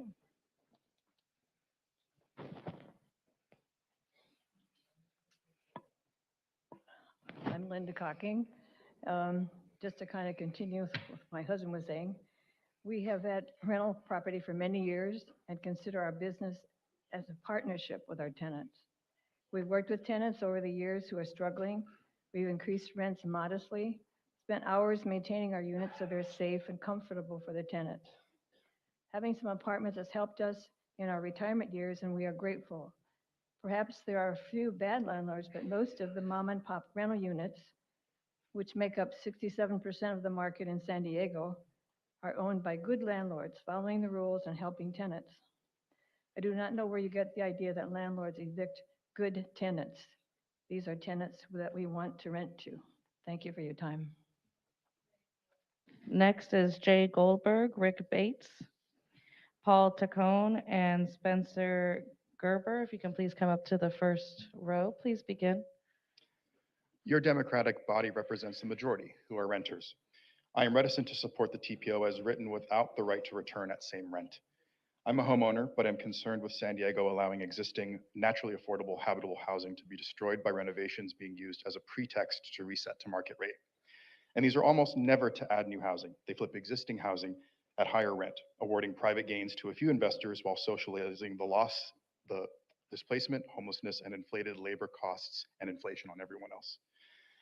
There have been several landlords talking about being unable to evict bad at-fault tenants, and I feel the need to clarify again that the new TPO changes nothing about those. Reasonable landlords should not have a problem with this. Thank you. Thank you. Next is Rick Bates. No Rick Bates. Paul Tacone. Rick Bates. Please Hi, come my up name to- is Paul Tacone. I'm a licensed real estate broker since 1994, and I have a mom and pop landlord. I don't work for a hedge fund or BlackRock or anything like that. I have several rental properties. You know, it costs me about $30,000 to do a remodel, substantial remodel on a unit, and that's me doing some of my own work. You know, my average rent is probably about $2,000. So to give someone 3 months worth of rent, which you're proposing $6,000, that's going to add 20% to my remodel costs. I mean, I ask you, if I added 20% to your budget, could you afford that? These type of policies do not help housing, and it's just bad public policy. Thank you. Next is Rick Bates. Hello, good afternoon, council members, Council President Ela Rivera and staff. My name is Rick Bates. On behalf of Unite Here Local 30, representing more than 6,000 hospitality workers throughout the San Diego region. They're not here right now, mainly because they're actually at work. We get to hear a lot of landlords, but we don't get to hear the people that are actually being impacted by some of these potential benefits of an ordinance such as this. And of these 6,000 workers, an overwhelming portion of them are part of the rental community, as I was saying, within the geographical boundaries of the city of San Diego. And so Local 30 urges you to support this ordinance with the amendments we've been hearing throughout the afternoon so that San Diego can be as impactful as possible and demonstrate real leadership with regards to keeping our working families housed. Thank you for your consideration and leadership in this timely and critical housing policy matter. Next, Spencer Gerber, Shelby Thomas. After that, it'll be Robert Shapiro, Michael Avant, and Alor Calderon. If you can please come up to the front row. Please begin. I'm one of these mom and pop housing providers. These regulations hurt more than help. We need to make decisions off of data. The continuation of ordinances will only perpetuate these issues. I think a more effective option is the city to comply with the state law of a 60 ADU approval, which will help bring more units. The eviction process is 9 months plus. The system is broken. Breaking it more is not the answer. I encourage you to reconsider. Next is Shelby Thomas. Good afternoon. My name is Shelby Thomas, and I am the Director of Advocacy and Leadership at the San Diego Housing Federation. I'm here today on behalf of HEAL, RUN, and the Housing Federation. We are proud to support this tenant protection ordinance. As you're all aware, around 14.5% of San Diegans live below the poverty line, and the housing crisis disproportionately affects low-income communities, including those experiencing homelessness, people of color, and immigrants. The situation is dire, with 81% extremely low income renters in the county spending more than half of their income on rent, and the demand for housing far outpacing the available supply. Passing this ordinance is a fundamental tool to prevent displacement and homelessness in our community. Thank you for your time. Thank you. Next, we have Robert Shapiro. Robert Shapiro, you have time ceded to you by Cole Silverman. Please raise your hand. He left, but. Marcel, thank you so much. You'll have 2 minutes, sir. Please proceed. Good afternoon. My name's Robert Shapiro, and I'm a small landlord, property manager, and infill developer, specializing in projects with density bonus and ADUs that put aside units for low and very low income residents. We currently have 5 projects submitted to the city of San Diego totaling over 60 units. All of these include units for low to moderate income residents. We have embraced the ADU bonus incentives implemented by the city and have 2 projects adding 11 ADUs on each property, with half of them reserved for moderate income residents. This is the type of housing that is needed in the city. Brand new construction, large 3 and 4 bedroom units at an affordable rent. Due to the extensive construction needed on these sites, we will have to provide notices to vacate to the existing residents. I'm concerned that the TPO ordinance would limit the ability of small builders like myself to build these much needed units in the city. Government does not build units. Private individuals build them. It costs between $300,000 to $400,000 per unit to build these.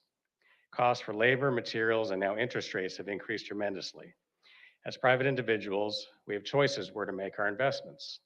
If the city passes laws that make it more difficult and costly for us to build units, we will choose to build them elsewhere.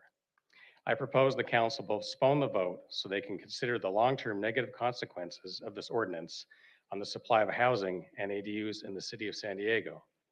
I am in favor of affordable housing in San Diego with a balanced approach, and we are part of the solution. Thank you for your time.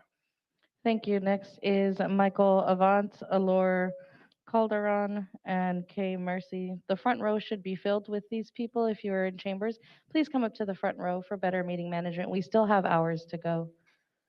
So please come up to the front row in order to ensure that we're doing this as efficiently as possible. No Michael Avant, no Alor. Alor Calderon, if you're in here, please raise your hand. Right, Kay Merg. Kay Merg. Thank you. Manny Rodriguez. Please come up to the front row. Evan Lil. Okay. Kay Merg, please come up to the front. You have 1 minute. Hello, Council. My name is Kay Merg, and I've been a licensed residential real estate agent for RE/MAX for the last 25 years and a proud homeowner in San Diego. So I just want to make it sure everyone knows this is not the answer to the homeless crisis in San Diego. So, but if you're looking at driving out homeowners and investors and people that want to build housing in San Diego, this is a great way to do it. I plead for you to go back to, all of our homeowners and our investors to talk about what we can do for homeless. This is not it. Punishing homeowners and investors and landlords is not going to get where we need to be. So thank you you. very much. I appreciate your time. Next is Alor.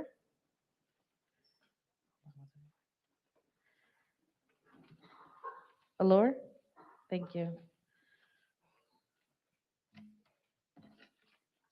Please come up to the mic, sir. It's fine. Good evening. My name is Alor Calderon. I'm the director of the Employer Rights Center. I've been doing community work for 17 years. And I can tell you that I want to highlight what that says. Protect our tenants and housing is a human right because we do have a housing crisis. And we have been doing this work for over 20 years. And we get calls about this every day. And there's a lot more that needs to get done, but just cause is a good, we appreciate just cause, but we need those amendments to be resolved. If you give 3 months of limited extensions, some of the worst landlords are going to exploit that. And you're never going to get to a lease, and you're never going to get to a year. There's a lot more that needs to get done. We need that exception resolved. We need the exception of better relocation funds. I cannot tell you how many people cannot find a place, and they are living in cars, as you know. Well, you know this, but we hear it every day. So we do need your help, and we need those amendments. Thank you. Thank you. Manny Rodriguez.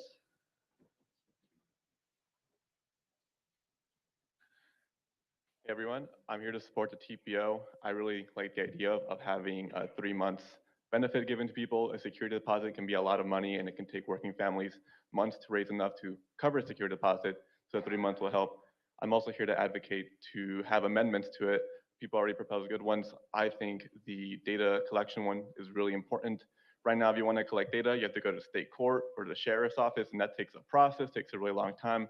I think the city should, create its own database, have it publicly accessible, and then we can see what is going on. When I go to the sheriff's data, I see landlords, I can see when they evicted people, and I can look at their houses on Google Maps and see very surface level renovations, or even worse, I've seen landlords evict entire cottages of people just to build a surface parking lot. And I think that information should be more publicly accessible, and people should be held accountable to that. Thank you.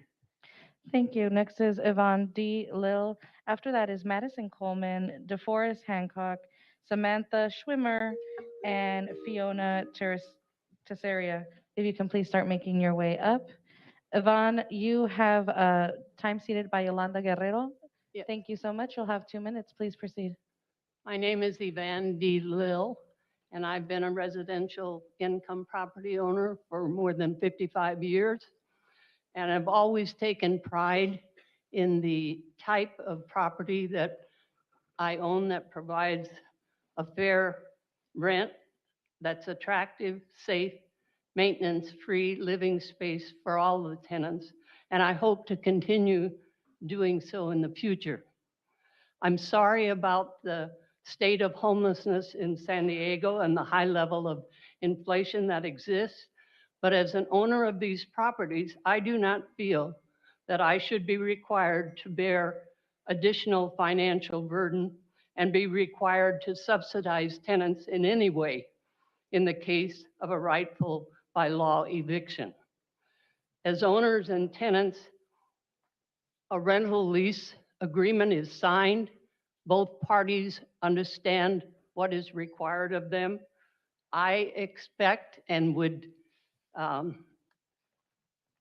meet my obligations, and I expect the tenant to do the same. As an owner of the residential property, I pay very high property taxes each year. I assume expensive costs for insurance, maintenance, repairs, capital expenses, and other costs of operation, and I am not a charity, nor am I a goodwill foundation.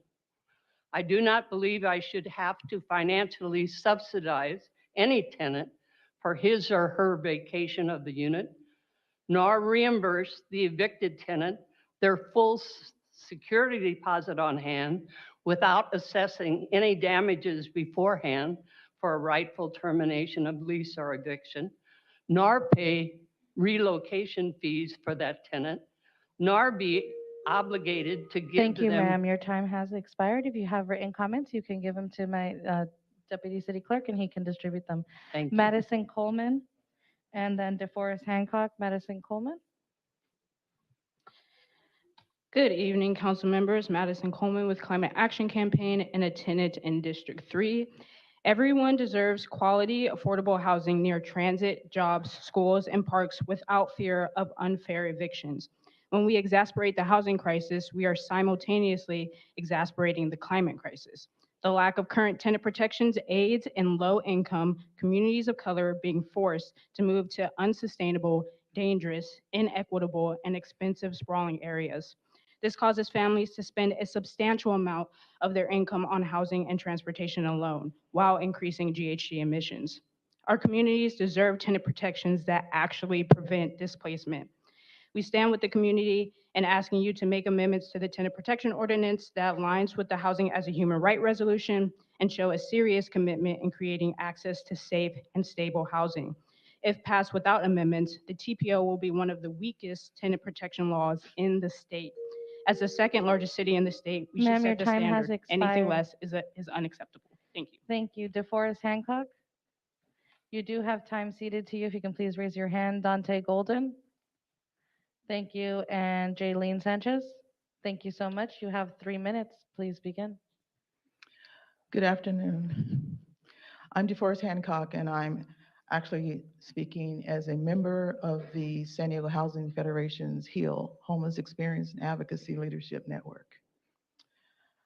As a resident of District 9, I especially am proud to support and thank the City Council President, Hila Rivera, and also our Mayor, Todd Gloria, for the Residential Tenant Protections Ordinance to prevent displacement and homelessness while addressing the needs of the San Diego citizens.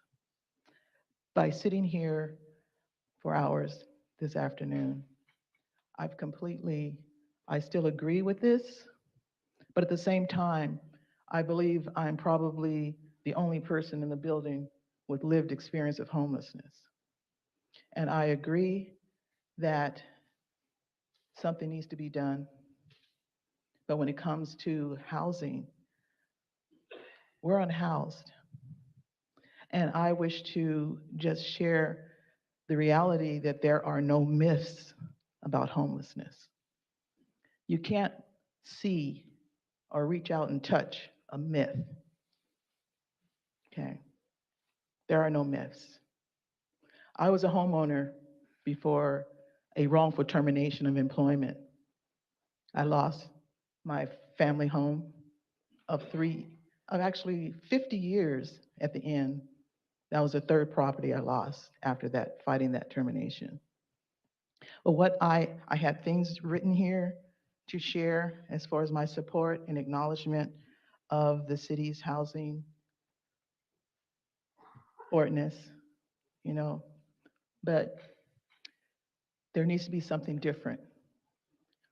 Need to work with those who are homeless, who have the voices and their lived experience of what it is to be homeless.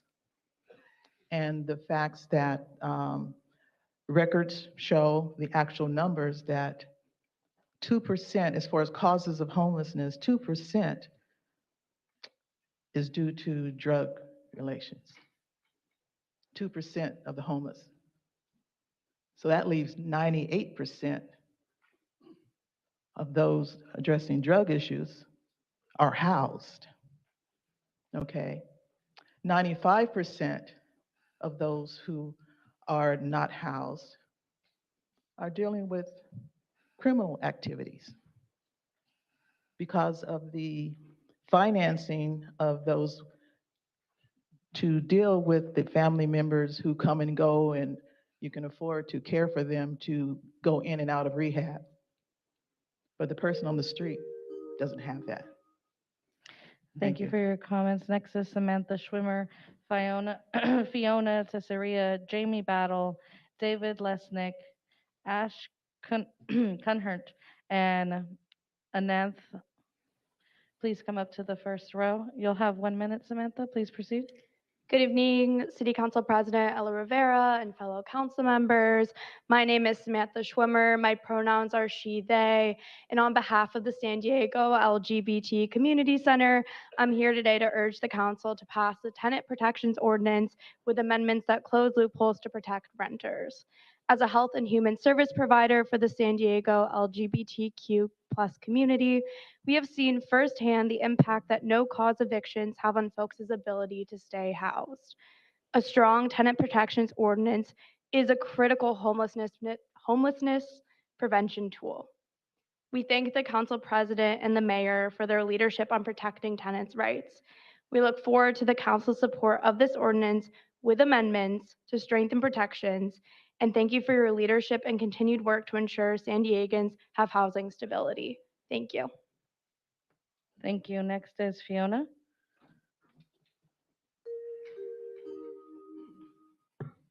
Please. Good evening, council members. My name is Fiona Tessira, and I do speak in opposition of the Tenant Protection Ordinance amendments as submitted. I am an immigrant, and I have worked hard.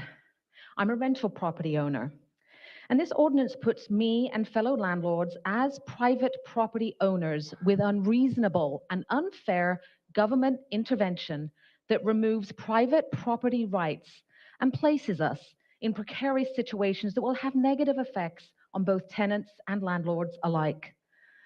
Landlords should have the right to fix and repair properties without fetters. This has the likely potential to have a detrimental effect and lessen rental unit numbers available for rental housing, as landlords will sell their rentals as owning and keeping up a rental will be too cost prohibitive. Make building homes easier and affordable. This will help. Thank you for your time. Thank you. Next is Jamie Battle and then David Lesnick. No, Jamie Battle. David Lesnick.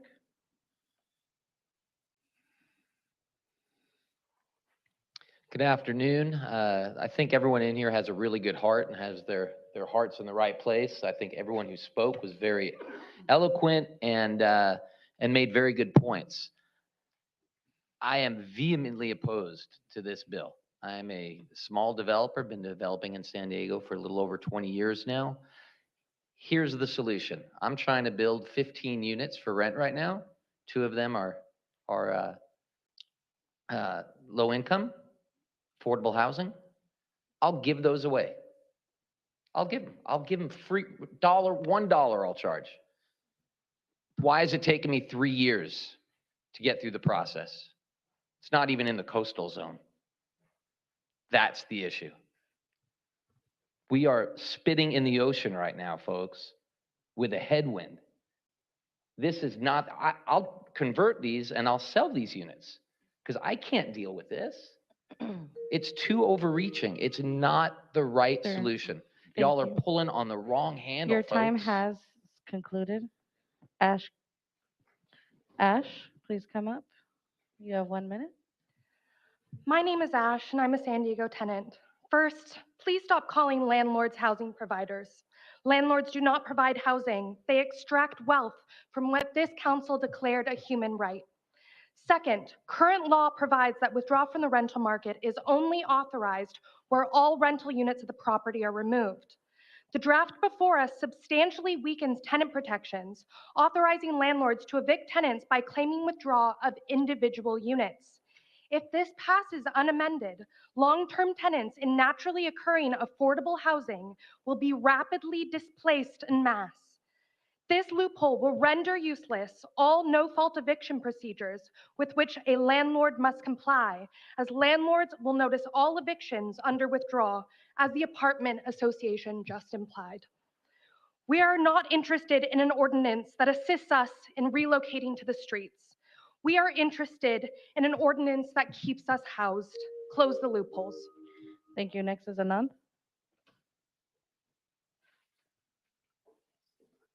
Hi, my name is Anand. I'm a renter in District 3, and I'm taking time off from work to come talk to you, so thank you for listening to me.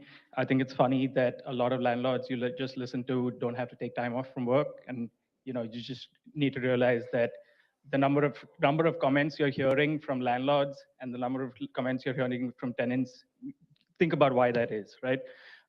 So just like Ash said, I think that the current ordinance actually weakens protections for long-term tenants.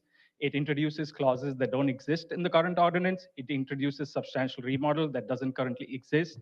It introduces the fact that landlords can withdraw a single unit from the rental market in order to evict tenants. I hope you all know, and I trust you all know, that the reason why landlords use no-fault eviction clauses is to evict tenants so that they can double rent, is to evict tenants to circumvent the statewide rent control. So I hope you will close the loopholes in this ordinance. Otherwise, you are weakening it. Thank you. Thank you. Next, we have Satomi. Rash, are you here? Thank you. You will have 15 minutes. Several people have ceded time to you. Please raise your hand. If they're in the other room, please have them come in. To come in. I'll be taking some other speakers to give them time to come in. If we can take Christina Catral and Abdi Salam. Samuel Catral. Are you here? Humaira Yousefi. And Penteco. Are you Humaira Yousefi?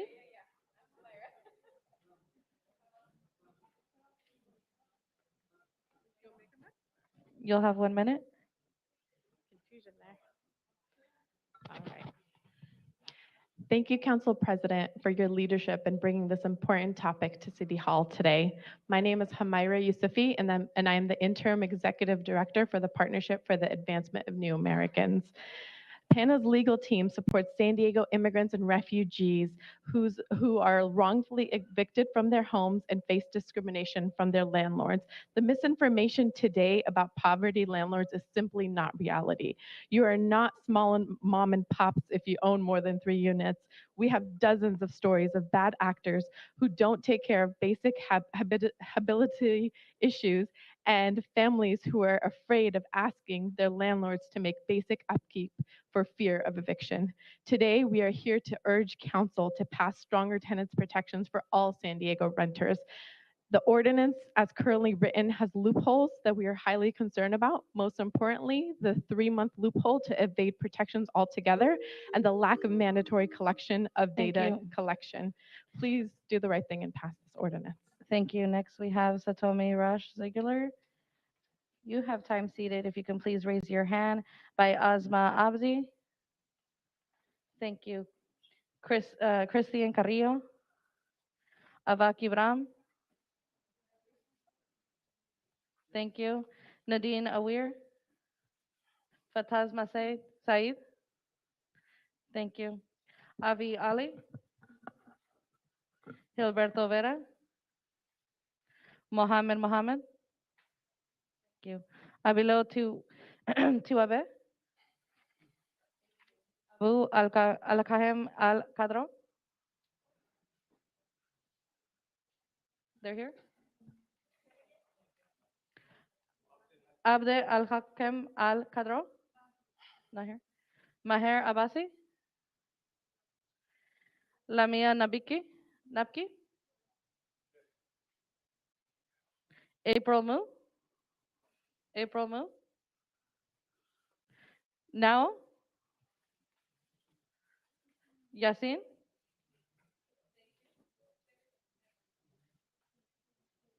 Hassan Abdullahi. Thank you. Abdul Hafid. In the back. Thank you. Sorry. Sayed. Thank you. Kosnud. Kosnud. And Jose Lopez. Present. Thank you.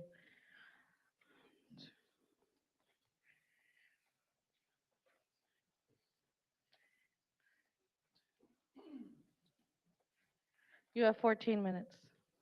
Good afternoon, honorable city council members. My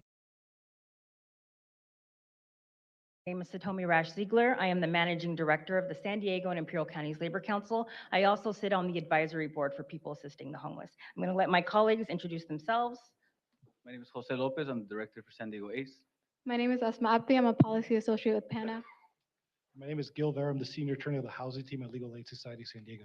We are here to speak on behalf of the 42 labor, community, social justice, community organizations, and for the hundreds of thousands of workers that cannot be here today, who cannot take the time off today to be here. We've come together to support this ordinance with amendments with the hope that it will help prevent displacement and homelessness. First, we'd like to thank Council President for his bold leadership bringing this ordinance forward. It has allowed our communities to engage in a real dialogue of what is needed to begin to address the growing housing crisis our region continues to face. Council President, we know this was not an easy task, and that in your attempt to bring forward legislation you have made, and to bring forward this legislation, you have been made a target by the big money apartment associations and landlords who ironically use the money they get from renters to smear your name. But we know the communities and the constituents that you represent know that this is a good faith effort to get rights and give voice to the folks that are traditionally marginalized for many reasons, including their housing status. In its current form, this ordinance does not go far enough and in fact has glaring loopholes that predatory landlords could exploit at the expense of tenants who have done nothing to warrant being evicted. 64% of residents that live in the US are living paycheck to paycheck. Over 50% of the people in San Diego are rent burdened, and most are paying more than half of what they make to cover rent. So this is why it's important to have an ordinance that, yes, helps support folks who are evicted at no fault of their own by providing resources such as relocation stipends. But more importantly, we need laws that will help prevent people from becoming homeless in the first place. In October of last year, we saw eviction cases reach a 5-year high. San Diego rent increases outpace the state average, and we know for every 10 people that are housed, 13 fall into homelessness. And honestly, those numbers are pretty conservative. Take it over to our next. Next slide, please.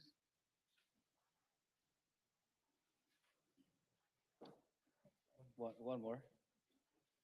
So the great thing about these protections that we're advocating for today, including the amendments, is that these are very practical measures that are designed to protect good tenants from bad landlords.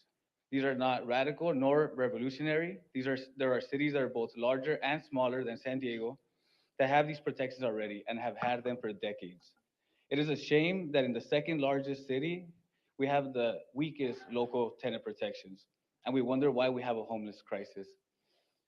The city of Los Angeles, San Jose, Beverly Hills, Burbank, San Francisco, among many others, have a right to return at the original base rent and lease terms. Santa Ana, Vallejo, Bell Gardens, among many other cities, have a minimum of 3 months relocation assistance. San Jose, Santa Monica, Petaluma, San Francisco, Mountain View, Santa Ana provide school year protections as well. And today we have an opportunity to strengthen our local tenant protections to catch up with the rest of the state. At the minimum, we should have the protections that the city of Chula Vista has. If they have these protections, why can't we in the second largest city in San Diego, in the county? So now I'm going to pass it over to Gil to talk about no-fault evictions. Thank you, Jose. And kind of before I start speaking and referring to the slides, I just wanted to say something that I feel is the sentiment I'm feeling from the opposition and landlords is that when you're accustomed to privilege, equity feels like oppression. That's what you're seeing here today.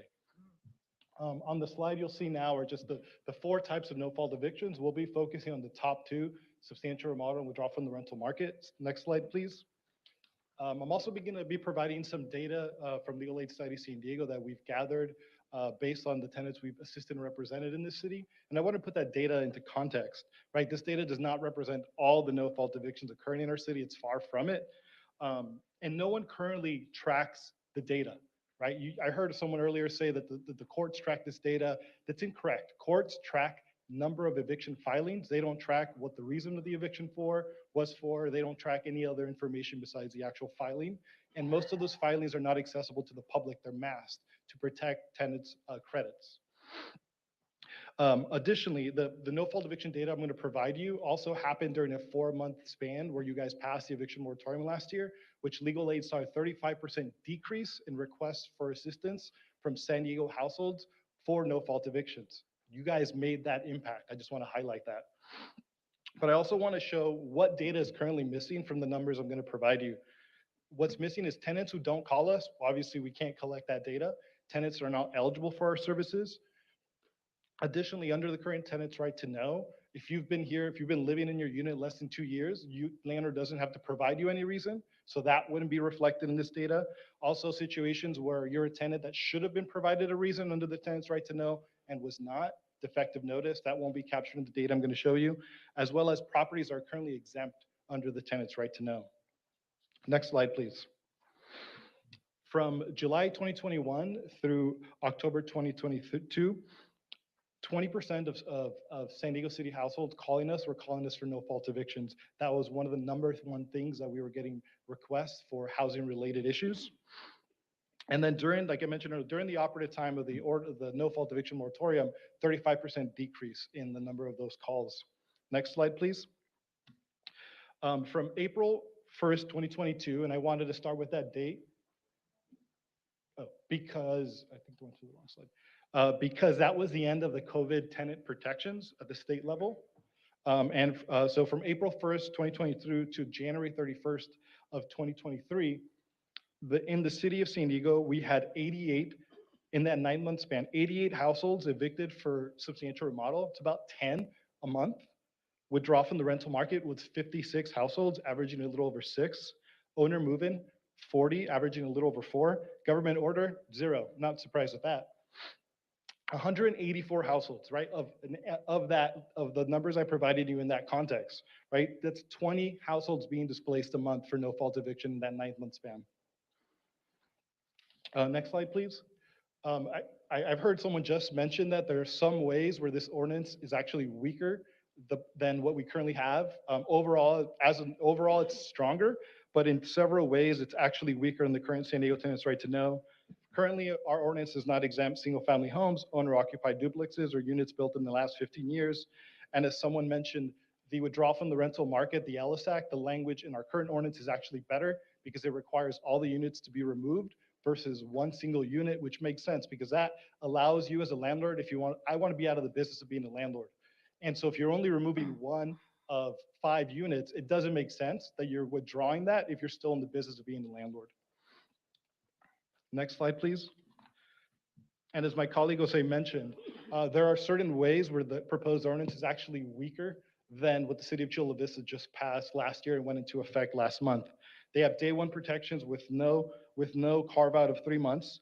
They do not exempt properties built in the last 15 years. They provide the greater of the contract rent or small area and fair market rents.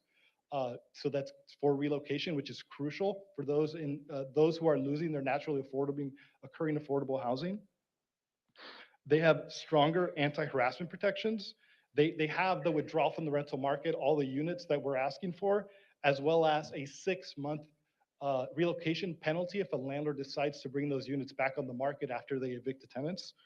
And additionally, they're also made a commitment to collect no-fault eviction notices with the city to collect that data, which is really vital to inform future housing policy.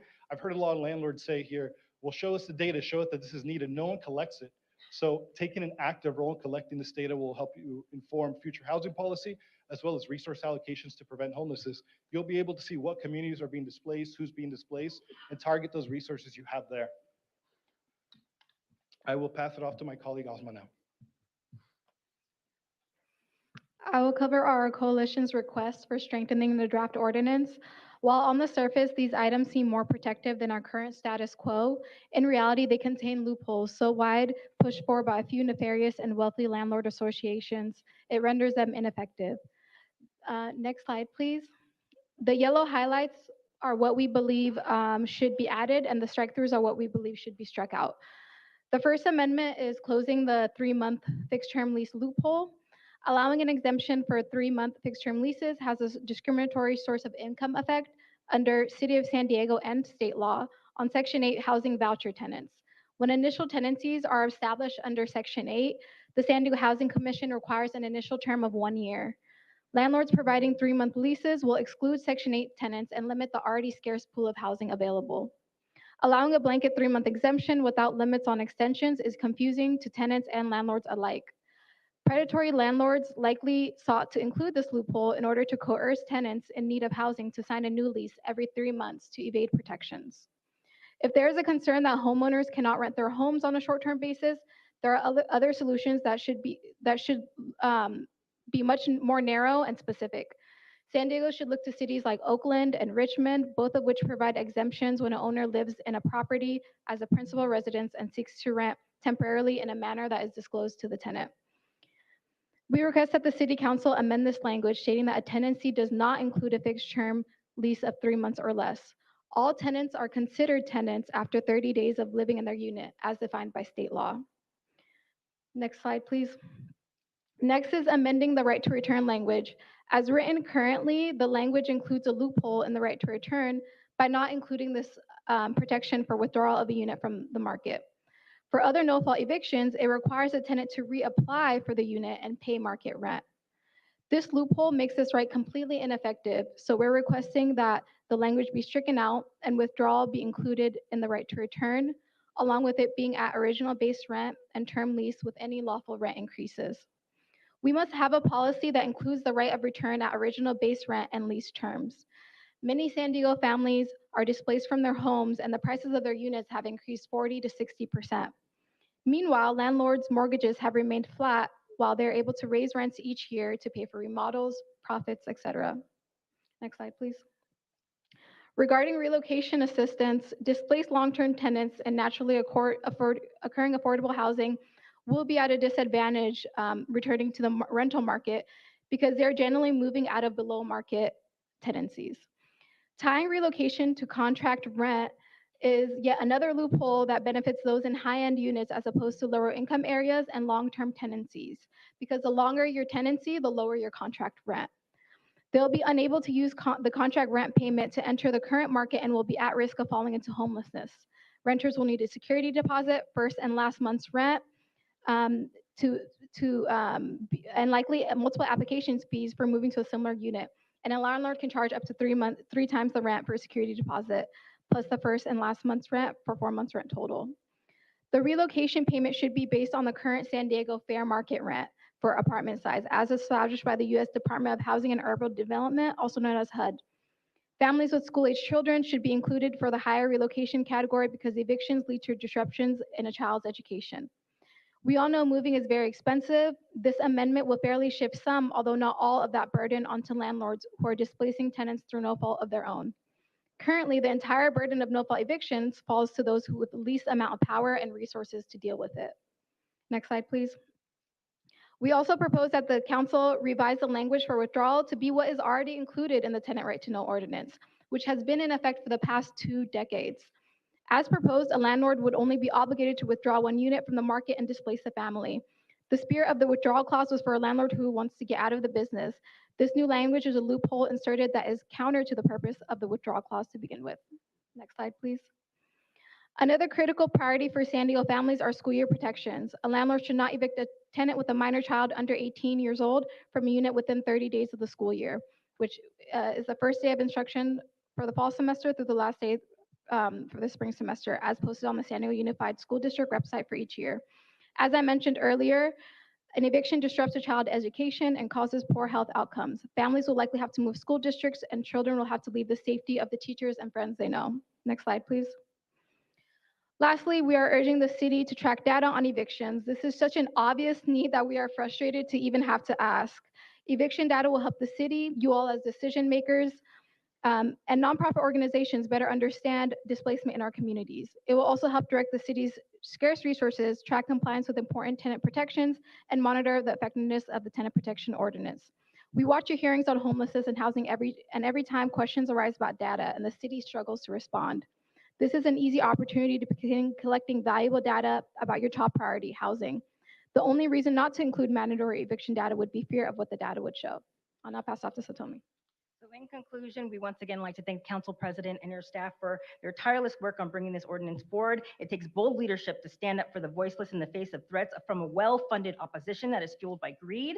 It takes bold leadership to remember that the people that they're impacted by this, that are impacted by weak laws are not faceless, they're humans. And we encourage the City Council to be bold and brave and stand in solidarity with the Council President to pass this ordinance with amendments needed to make this strong enough to protect those who count on you to be champions for them, because housing is a human right, and we should do something to make that declaration a reality. Thank you. Thank you. For the record, you did receive 15 minutes. Just as a reminder, folks, we still have a number of folks here in chambers and online, so we want to make sure that we don't take any extra time after comments. Thank you. I did just want to note that they did receive 15 minutes. I had failed to count the speakers' slip, so 15 minutes was given to them. Also, just as an update, we have 48 speakers left here in chambers and currently 41 speakers in the queue with their hands raised. Voy a ver si los que necesitan traducción, si están aquí ahorita. Juan Carlos Morales, Lidia Morales y Dominga Estrada, ¿ya han llegado? Oh. Juan Carlos Morales or Lidia Morales?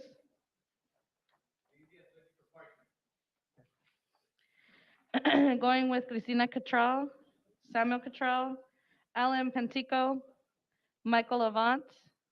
If you can all please come up to the front row.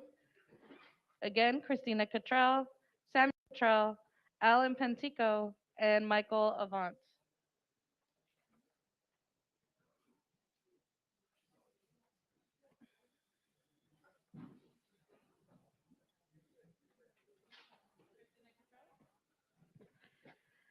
There's no Christina, sorry, there's no Cristina Cattrall. We'll come back to you. No Samuel Cattrall. Alan Pentico. All right, you have time ceded to you, sir. If you can please raise your hand. Molly Kirkland. Molly Kirkland. Oh, thank you. Joseph Kraus. Thank you. Jennifer Ford.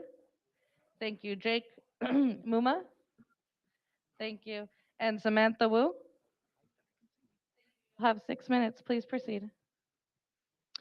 Hi, my name is Alan Pendico. I'm the Executive Director of the Southern California Rental Housing Association. We are a nonprofit trade organization. We've been in this community 104 years, a long time, parts of the community. We have a presentation, I believe, as well, but I'll go on.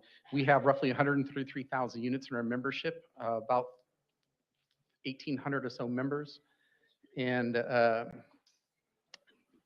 during the pandemic, we took a turn.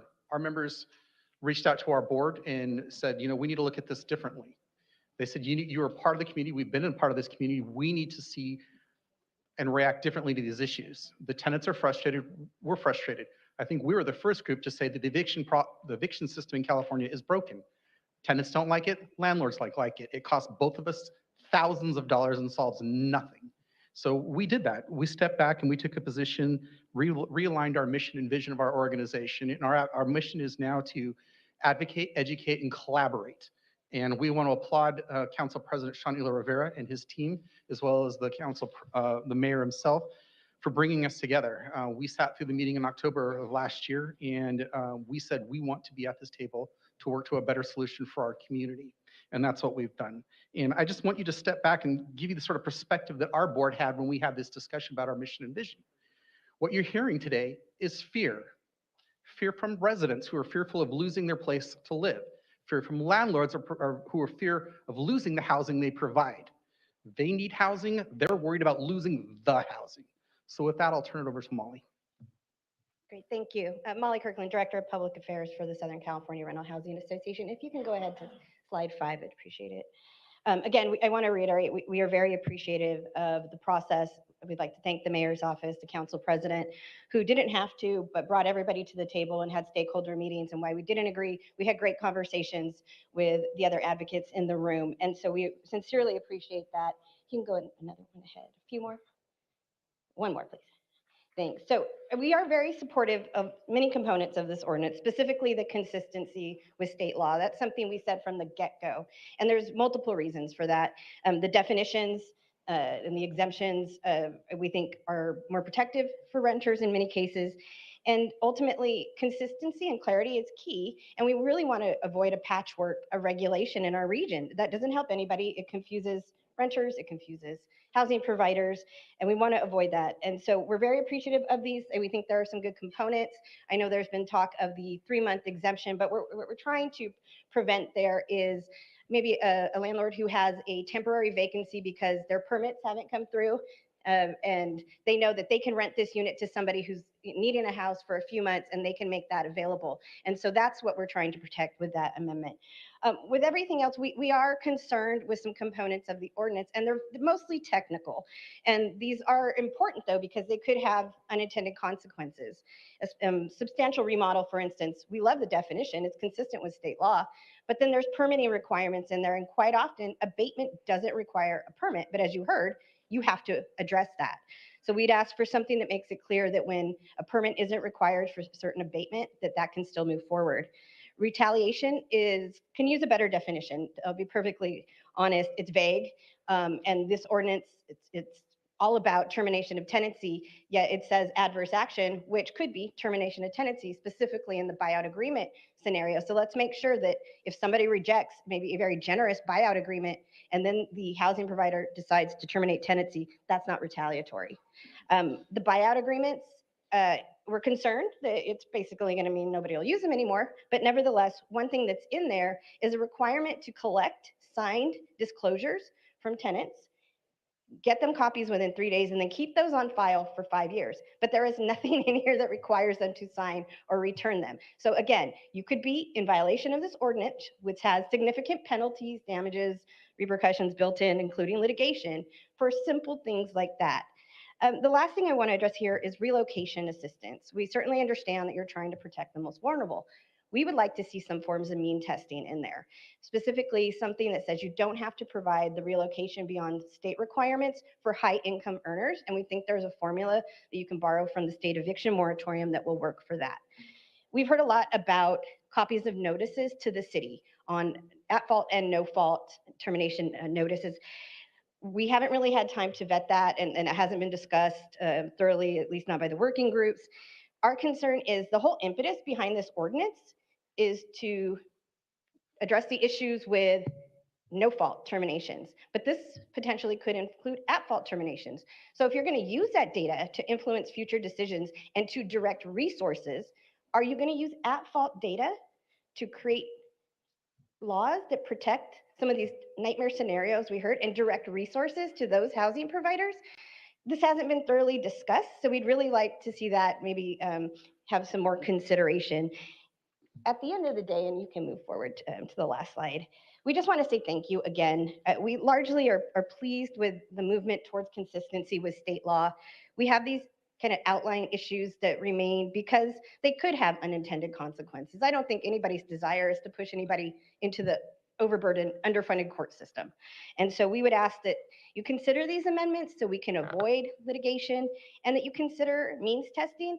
And my last plea to you is rental assistance. We've said this at every level of government, and since before the pandemic, we know it is less costly to help keep somebody housed than it is to deal with an issue of homelessness. Thank you for your Thank comments. you very much. Our next speakers are Michael Avant.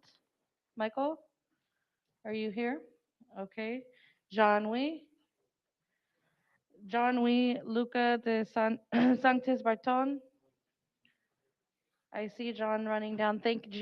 John Wee, thank you so much. I appreciate your enthusiasm to the mic. Come all the way up to the mic. I've been waiting to go, so. Hi, my name is John Wee, an organizer with the Center on Policy Initiatives. I'm here to urge the City Council pass a stronger tenant protection ordinance today. More than half of all renter at the city of San Diego are housing burden, and 1 of 4 in San Diego live in economic hardship, making less than $25,000 a year. We are facing a housing affordability and a homelessness crisis. It is important to pass a law that gives renter the protection they needed to stay in a home and not fall in homelessness. We're urging you to add the amendments. 1, increase the relocation assistance to the higher or contract rent or small area fair market rent, and require a landlord to file eviction notices with the city to ensure resources can be directed to the tenant in need. We support on the inclusion of the amendment that's supported by our Housing Ally, PANA, and ACE are advocating for. Also, as a member of the Community Budget Alliance Coalition, I'm advocating for you to add $5 million into the San Diego eviction program. We need to protect the tenant. Thank you. Thank you. I made it. Next is Luca DeSantis Barton. Hi there. Thank you. So I'm asking the City Council to pass this ordinance with amendments. I think of my neighbor, Barbara, who's 54 years old. She's 1 year shy of getting that rental assistance from the county. And even then, it's incredibly difficult for her to even know. She's just grateful that she has housing today. She doesn't know about next month. She works so hard to try to find work. She has parts of her foot that have been amputated from having diabetes. I think of my neighbor a few doors down, Alyssa, who's a young single mom with a great kid, Chris, and they're struggling. And our property management is just, they're raising rent to the maximum every single chance they get. They raised Allison's parking by 100% and said it would be unfair to do otherwise. So please pass this with all the amendments. Thank you all. Next, we have Ahmad Mohammed, Lucky, Aiden, Mustafa Azami, Lemia Nabki, Barbara Pinto. If any of you can please come up to the front row. Nadia Galash, we have plenty of room now up in chambers, up in the front. Angel Gonzalez, Patricia Serrana. Okay, we'll start again and see who can come up to the mic. Ahmad Mohammed? Yes, you do. You have 3. Yeah. Those are Abdi Basid, Mohammed Hassan. If you can please raise your hand. Thank you. Abdi Khalid Abdi Lahi. What's the name? Abdi Khalid. They're in the prayer over there. Two back there. My apologies for my pronunciation on the name. Thank you. You'll have 3 minutes. Please proceed. Good evening, City Council members. First and foremost, I want to thank Council President Sean Elo Rivera for his hard work and dedication on bringing this ordinance to the council. I'm a proud member of District 4, and I'm even more proud constituent of Council President Pro Tem Montgomery Stepp. I'm here today asking you all to please do the right thing. The city of San Diego touts itself as America's finest city. To what extent are we America's finest city when we have to have our community members who are living paycheck to paycheck, who have to take time off their work and find a different shift to make up for their lost income today, to advocate on behalf of themselves and so many other San Diegans who are struggling, who will benefit from this ordinance with the amendments that are being discussed today? Can we really say that we are the America's finest city when we have our lowest income earners in this room today who are begging you all to do the right thing? Might I remind you all that these are the same community members who voted for you all, who put you in those seats, who probably you will need their votes again come the next election cycle. Being a landlord is a job. These people aren't landlords. These people have to have a house to live in. They don't get to choose where they're gonna live next because of the fact that they are struggling. Where's my community right now? If you're in my community, raise your hand. These people are here Some of these people, they struggle when it comes to language access. They would love to come here and speak today. Some, they're picking up other shifts, like I said, so that they can make up for the money lost today. Others had to arrange babysitting services so they can be here today. Others are fasting. They are fasting. We are Muslim. They are fasting, some of them. And in about 1 hour, we have to break fast. And they spent their entire second half of their day here, asking you all to please pass this ordinance with the amendments. So please, on behalf of myself, on behalf of the communities, on behalf of those who are struggling, do the right thing. Please vote yes on this ordinance and do so with the amendments and help protect those who are most vulnerable in your districts. Thank you.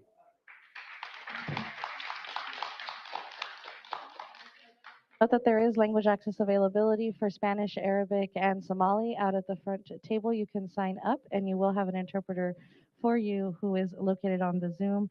Next is Lucky Aiden Mustafa Azami. And then we'll go to Lemia Nabiki. If you can please state your name. Lucky Aiden. Thank you. Good afternoon, everyone. My name is Lucky Aiden. I'm a resident of San Diego living in District 9.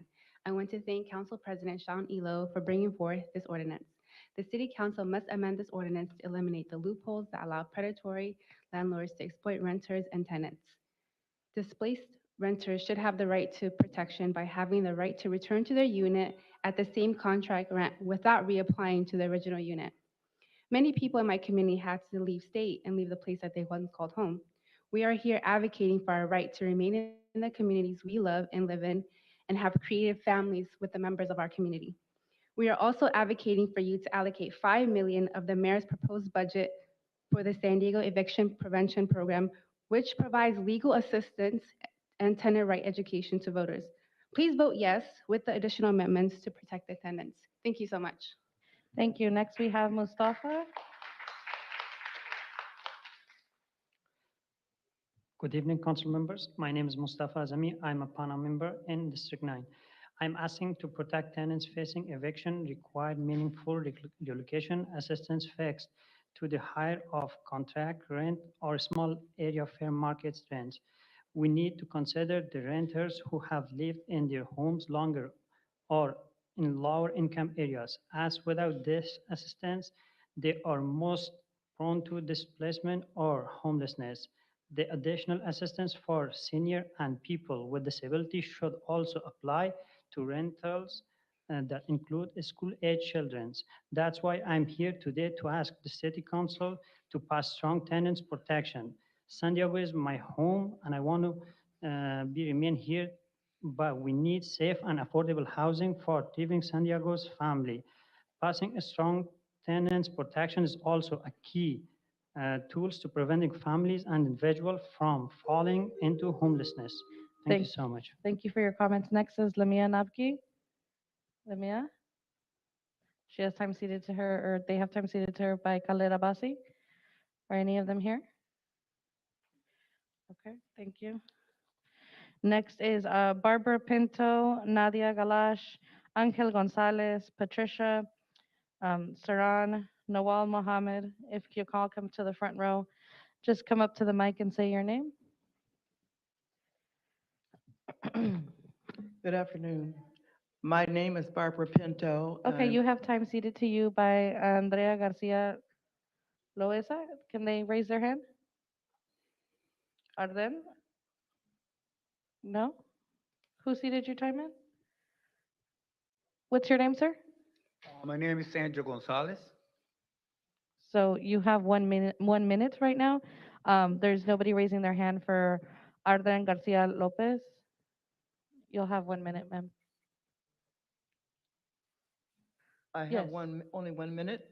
Yes, the other person who ceded you time hasn't raised their hand. Are Andrew Garcia Lopez? Andrea Garcia Lopez?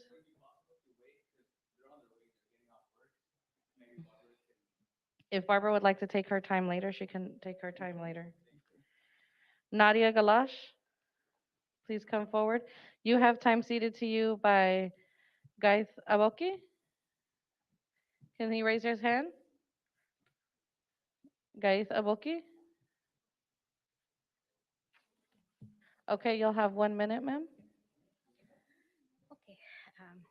Good evening, council members. My name is Nadia Galash. I am a longtime resident of the District 5. Hi, Marnie. I would like to urge you to vote yes for for this ordinance with additional amendments that protect tenants, vulnerable families. I'm a single mother of three children, with one child of being disabled in my household. And in the summer of 2007, due to the predatory lending practices, my house was foreclosed and I was homeless. Since I and my children have a lifetime trauma by living through this homelessness experience, I would like the city council um, to support ordinance that is legally compliant, not only with the federal and state court, but also with international law. With international law, I would like you to look at Thank the you. Article 25 of the Universal Thank you. Your time Human has Rights. expired. Angel Gonzalez?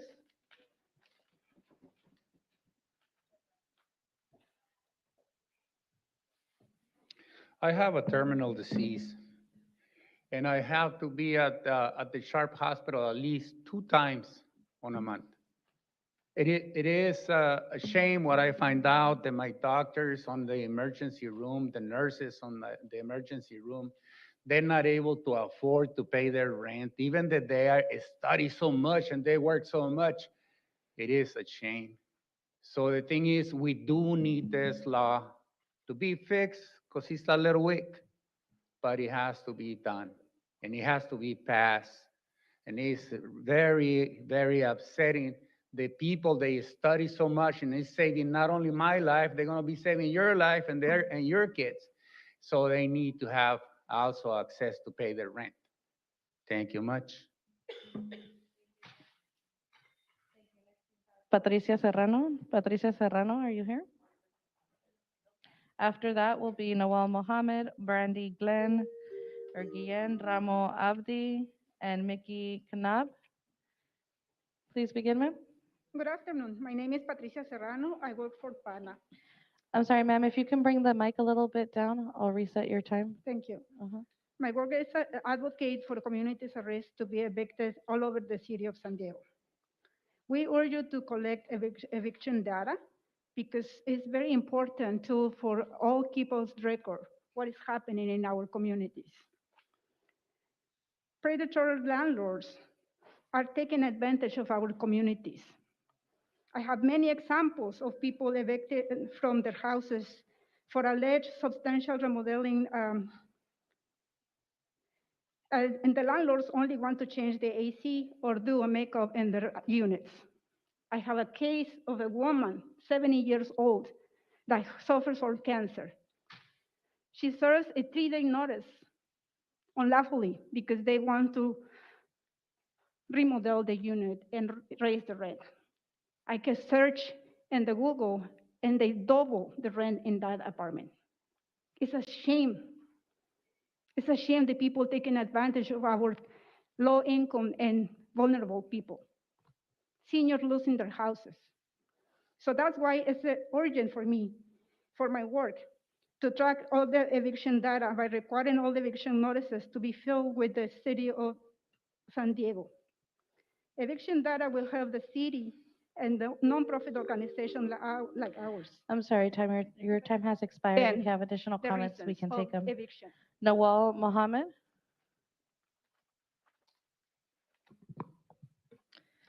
Good evening. My name is Nawal Mohammed. I live in the D7. First, I would like to thank the council president and council members for putting this item forward. I'm here speaking to you on behalf of the refugee community who have faced substandard condition, discrimination, and displacement because of eviction.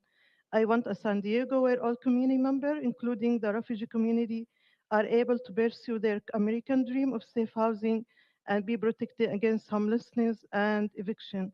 I want stronger tenant protection for my community and for my children because as a mother of a child with a disability, I need stable housing so my child can feel secure and safe. This is why I urge the city council to protect families with school-aged children who are facing eviction and should have protection against displacement during the school year. If my family was evicted during the school year, this would be detrimental to my disabled child. Your time has concluded, ma'am. Thank you so much Please for your comment. vote yes for this item. To protect. Brandy?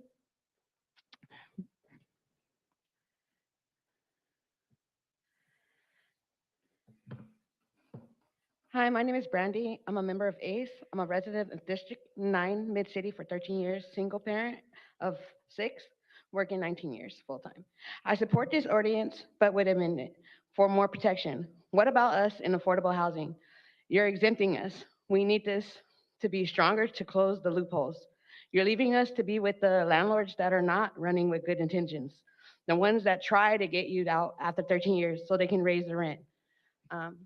Thank you. Thank you. Next is Ramo Abdi. Next after that will be Lily, David, and Rafael Bautista. Please begin. I think I got 2 minutes. Got seated by Mr. Darman. I don't have anyone having donated time to you. Also, if there's someone that's raising their hand that they're here, Yeah, Musa Darman did donate my time. is she here, Alyssa Donan? Musa, he's right there. Yes. Okay, we'll have somebody go collect a slip. Please start. You have 2 minutes. Thank you. Hello, my name is Rahmo Abdi. I'm a proud resident of District 9, a member of PANA. I have invested 27 years in this neighborhood that I love, and I would like to remain for the rest with my family. But I witness every day the struggle and abuse our refugee families face because of language barrier and also lack of protection for renters. Lack of protection for renters. As a renter, I witness many residents in my neighborhood displaced from their homes. Many people in our community have had moved out of the state, while others are falling into homelessness. Our city council must address these issues and protect the tenant in our city by closing these loopholes that lead to eviction. We are advocating for our rights to remain in our community we love and we live in. The tenant pays eviction require meaningful relocation assistance to fix the higher of contract rent or small area fair markets. Without this assistance, the renters who have been living in their home the longest or living in the low-income area are most vulnerable to displacement or homelessness. In addition, the assistance for seniors and people with disability should apply to rental that also include school children.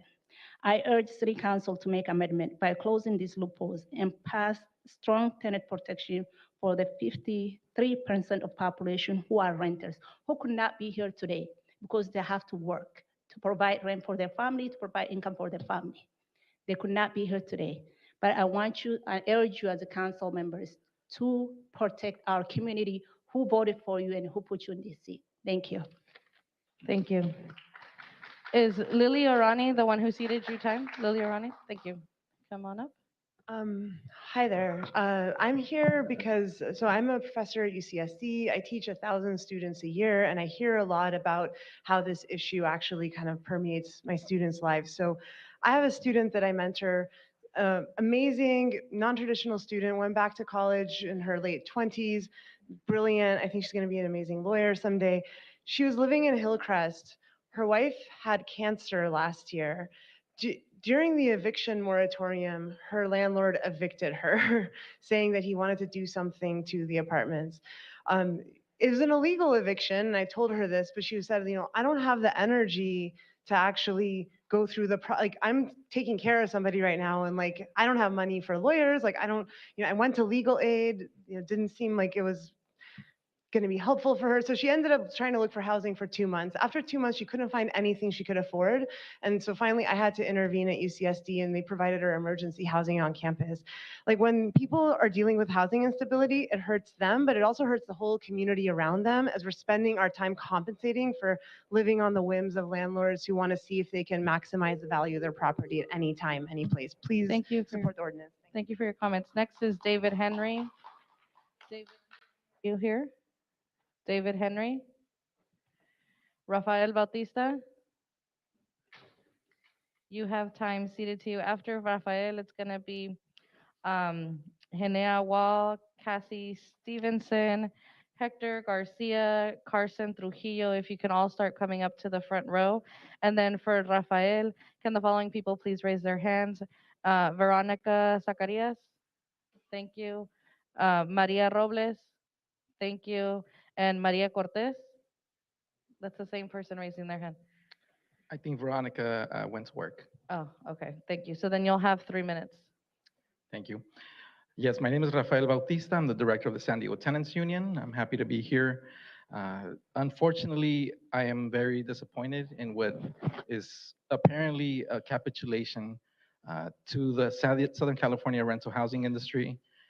We feel, and we obviously discussed this with attorneys, with people that are every day engaged in tenants advocacy, and this policy that's being brought forward is really, really lacking.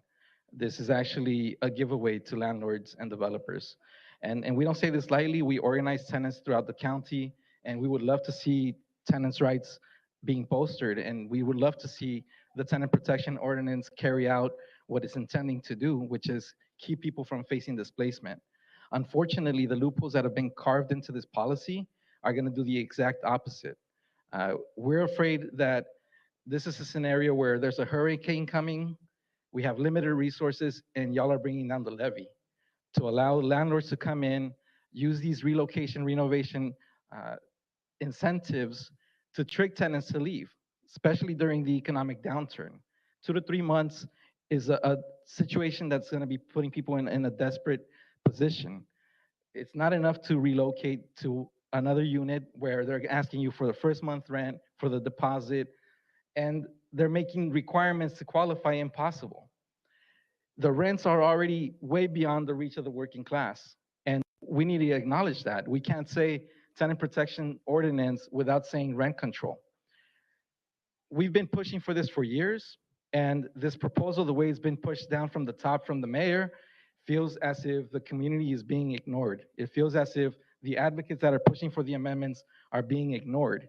And these amendments, let's be clear, they're concessions upon capitulation. We're talking about already giving away the farm and now basically telling the wolf, hey, here you go, go have some lunch on the tenants. We see it, we understand what's coming, and we're concerned. We're severely concerned if this passes as is, and even with the amendments, it's not enough. We need the loopholes gone before we can advance this. The loopholes to relocate 2, 3 months, it's a joke. And it's an insult to people that are hardworking, that are gonna use those 2 months or 3 months to survive just a move. If they're not gonna survive the rents that are coming $800, $1,000 more every month. This is what we're telling you. This 2-month relocation assistance is like a bus ticket out of town. And y'all are gonna be culpable for that. Thank you. Thank you. Next is Henea Wah, Cassie Stevenson, and Hector Garcia. To rectify that, my name is Janaea Nicole Janaea, Wall. my Thank apologies. you. Janaea Wah. Good afternoon, City Council President. Appreciate your time you've taken today to sit through all that you have sat through today. I'm gonna tell you a little story about a Black girl living in San Diego who received a no-fault eviction on 3 reasons. I'm gonna make stencil reservation. I'm going to move back in and I'm taking it off the market. And this is the beginning of the pandemic when there was no protections. Imagine, if you will, 49-year-old asthmatic, COPD, emphysema on the CPAP machine, diabetic with medication that needs refrigerated. And how would you like to get a call that a mother who left her orphan son dead because she didn't have what she needed? This is why we are fighting for these ordinances, because people's lives are going Thank to you be for your affected. comments, Janaea. Thank you. Cassie Stevenson. After that, it'll be Hector Garcia and then Carson Trujillo. Hello, councilmen and council ladies. Are y'all loving the fact that San Diego will too soon turn into a gravesite? with these loopholes of having people evicted, dying on the streets? What if it was one of your family members who was constantly sick, needed housing? Would y'all continue to look into these loopholes and just allow your family members to be homeless? Now, if y'all really believe that housing is a human right, we need to improve this ordinance immediately. Again, as I said, my name is Cassie Stevenson. I'm a member of ACE, and I live in District 4. No one should be evicted for remodeling or having to do just because they want to move in, have a family member under a lie. Again, the loophole. Temporary assistance should be allowed. Thank you, ma'am. I'm sorry, your time has expired. Hector Garcia? Hector Garcia, are you here? Carson Trujillo? Matt Davies, Jorge Barreto, and Maya Little Sanya and Consuelo. Please begin. Good evening. My name is Carson Trujillo, and I am a renter and also an apartment housing provider here in San Diego.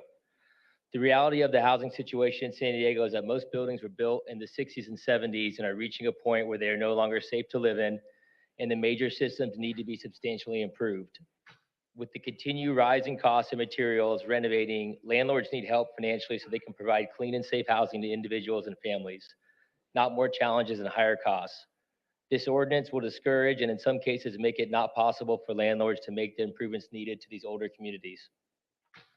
The solution to our homelessness issue is to build more affordable housing, not to further restrict existing housing.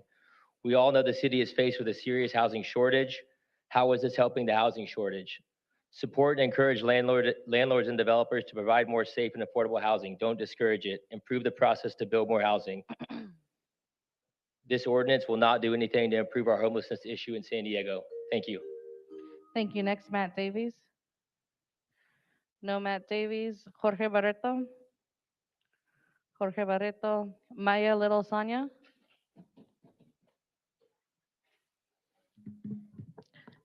Good evening. My name is Maya Little Sanya with Surge San Diego. I support the ordinance with amendments. The City Council must amend this ordinance to eliminate the loopholes that allow predatory landlords to exploit renters and tenants. Specifically, I'm asking you to close the 3-month loophole. The exemption of a lease of 3 months or less, including unlimited lease extensions, must be removed as it will lead to abuse and creates a loophole for predatory landlords to extend 3-month leases indefinitely to evade protections. In light of Councilmember Whitburn's monstrous proposed anti-encampment ordinance, which would criminalize homelessness, it is more important than ever to pass stronger tenant protections to prevent displacement and the ever-increasing unhoused population in San Diego. I'm also asking for $5 million of the mayor's proposed budget to go to the San Diego Eviction Prevention Program. Thank you. Thank you. Next is Consuelo.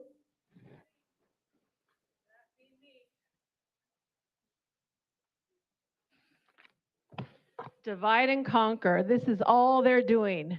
They're separating the people. Agenda 21. Here we go. You can laugh all you want, Von Wilbert and Lee. Laugh all you want. But guess what? All you do is you manipulate. You manipulate the demographic that you're going to get their vote. But guess what? It's not going to work because people like me and several others in the county, we're all watching you and we're all calling you out. And guess what? The people are waking up. I came here, was cooking. I was like watching all the crap happening, seeing all the paid shills. Not going to happen. It's not going to happen. So let me see the notes I wrote today. You want us all homeless, of course. Government overreach. This is going to be like North freaking Korea. Let's see. The sad stories are first. Listen, this is what they're doing. This is Agenda 21. This is all I have the time to say. 5, 4, 3, 2, 1. Agenda 21. Look it up, people. They cater to the ignorant, obviously the ones not paying attention. Your time has concluded, ma'am.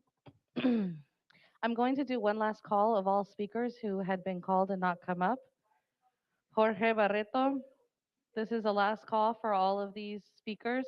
Jorge Barreto, Matt Davies, Hector Garcia, David Henry, Barbara Pinto. Would you like Barbara Pinto to come up without the speaker? Michael Avant.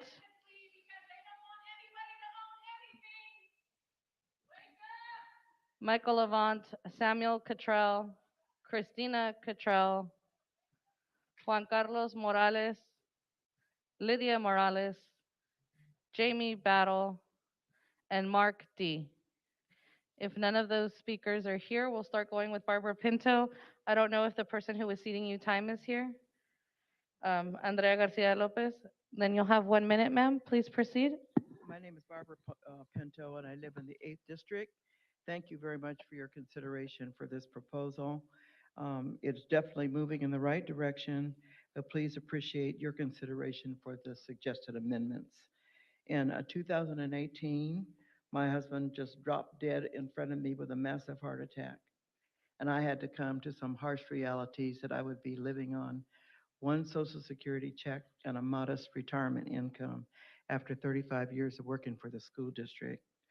I was forced, if I had to realize, if I was forced to move, I had 9 times out of 10, I would be paying more rent than I was paying where I am currently residing. I have taken a part-time job, which I've worked for the last 3 years just to make ends meet. My income, my rent is 80% of my income. How much longer do I have to work? I'm 77 years old, but I keep going. We need more than 3 months' time to relocate. We have to downsize. Has expired, man. My apologies. Last call also for Lamia Nabki. Lamia Nabki?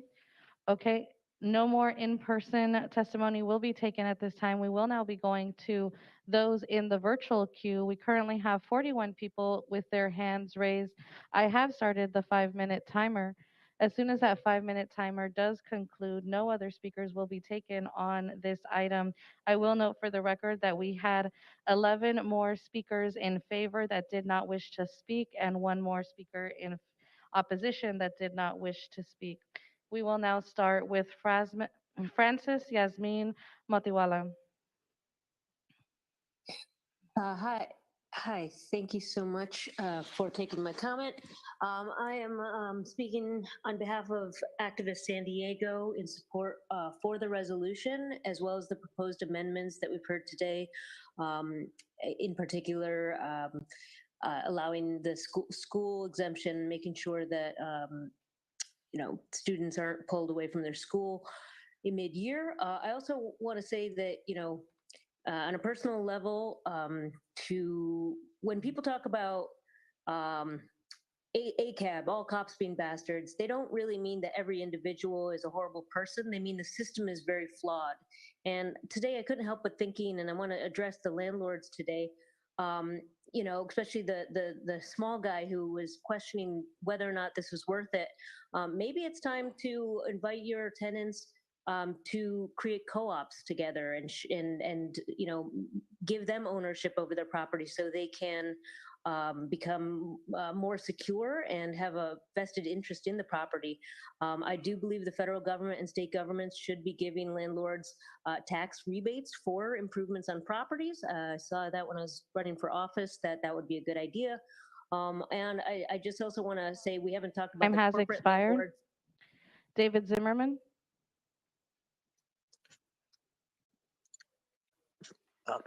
Hi, my name is David Zimmerman, and I live in District 3. I'm involved as a member in various groups here in San Diego, ACE, which is the Alliance of Californians for Community Empowerment, my local union, UPTE, at UCSD, and the Peace and Freedom Party. All of these groups, while different, see the housing crisis for what it is, that is fueled by the greed of corporate landlords like Blackstone and their representatives from the CAA, who are fighting against us now so that they can evict families at no fault, so they can raise rents to absurd highs, all the while causing more of our community to become homeless.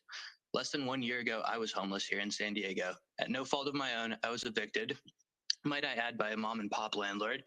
And even though I've been working for years full-time at a good union job, there was nothing in this city that I could afford.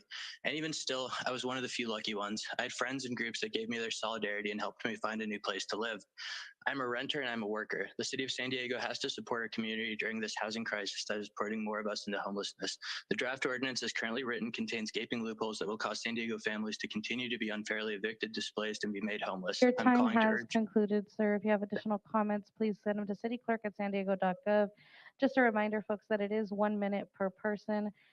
And we're going to go to a phone number ending in 2789. If you can please unmute. *6 to unmute, 2789. I will come back to you. Michelle, if you can please unmute. Good afternoon. Thank you for your time.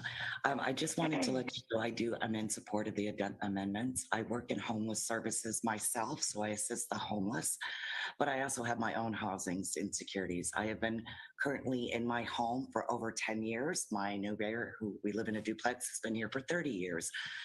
Mom and pop, when they first rented it, beautiful, loved it, very happy. He sold it to a corporation. And we got a letter that they're demolishing our building in 2024. And then just this past week, I received a letter that they're raising our rent 10%. So this is an affordable house that I've been in. Where am I supposed to go? My rent now, even currently, takes up 70% of my paycheck. And then that's why I'm in support of when you hear the insecurities of people just like me. I'm just a regular person trying to make ends meet, and now I have my own housing insecurities. Thank you for your time. Thank you. Next is Molly.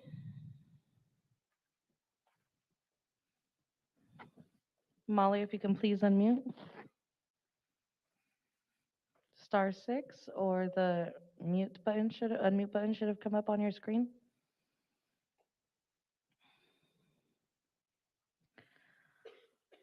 I'll have to come back to you.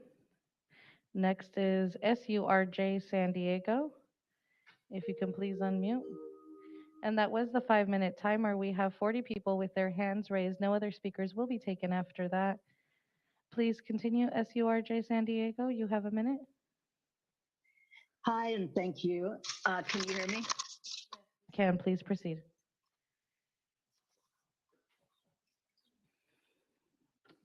We could hear you when you were talking right now. Sorry, can you hear me? Yes, we can hear you. Please proceed. Okay, thanks.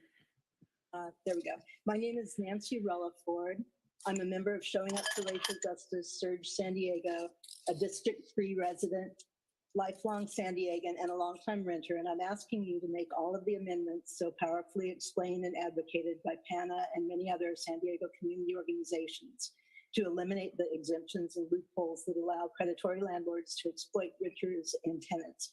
I'm thankful to have wonderful, true pop landlords who are not just trying to maximize profits. But when a friend was evicted without cause, along with all her neighbors, just days after the COVID eviction ban expired and was thrown into a crisis search for housing, I learned that that is no longer the norm or even common in San Diego. Housing is a human right and should not be exploited for profit. We must do better than the minimum in protecting vulnerable San Diego renters. And to my council member Whitburn and Mayor Gloria, stop criminalizing people in crisis. Thank you. Next is Eric Sutton. Please unmute.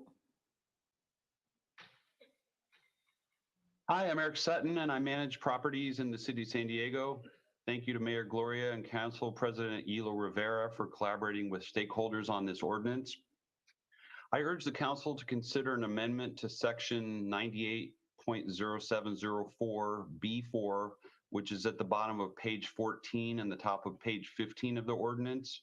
It addresses substantial remodel and requires the posting, securing, and serving of permits to substantially remodel a property. The definition of substantial remodel on page 15 includes the abatement of hazardous materials. However, not all abatement work requires a permit. We need to make sure that these rules are not punitive for more affordable older housing stock and that the new requirements do not delay abatement work needed to ensure safe living conditions. Please consider adding the phrase, if applicable, when permits are referenced. Thank you. Thank you. Next is Paul Henkin. Please unmute yourself. Paul Henkin. Hi, Paul Henkin. The housing market is tough. Renters face high rents and are especially likely to become homeless. But the Residential Protection Ordinance does not protect residents or prevent homelessness and needs to be withdrawn. The well-to-do would mostly get the huge payments, any huge payments if they're evicted, pretty much guarantee their front-of-the-line access to available housing, and the poor mostly accepted. Let's look at who the ordinance excludes from payments and restricted evictions. Renters in most older housing, in transient and tourist hotels, short-term residents, affordable housing, extended care facility, licensed residential care facility for the elderly, places where the tenant shares bathroom or kitchen with the landlord, and dormitories for kinders on up. And renters and single-family residents. Comments, your time has expired. We do have a lot of people still to get through, so I will have to be fair and cut off people at the 1 minute. Please mind your time. Matt Wallstorm.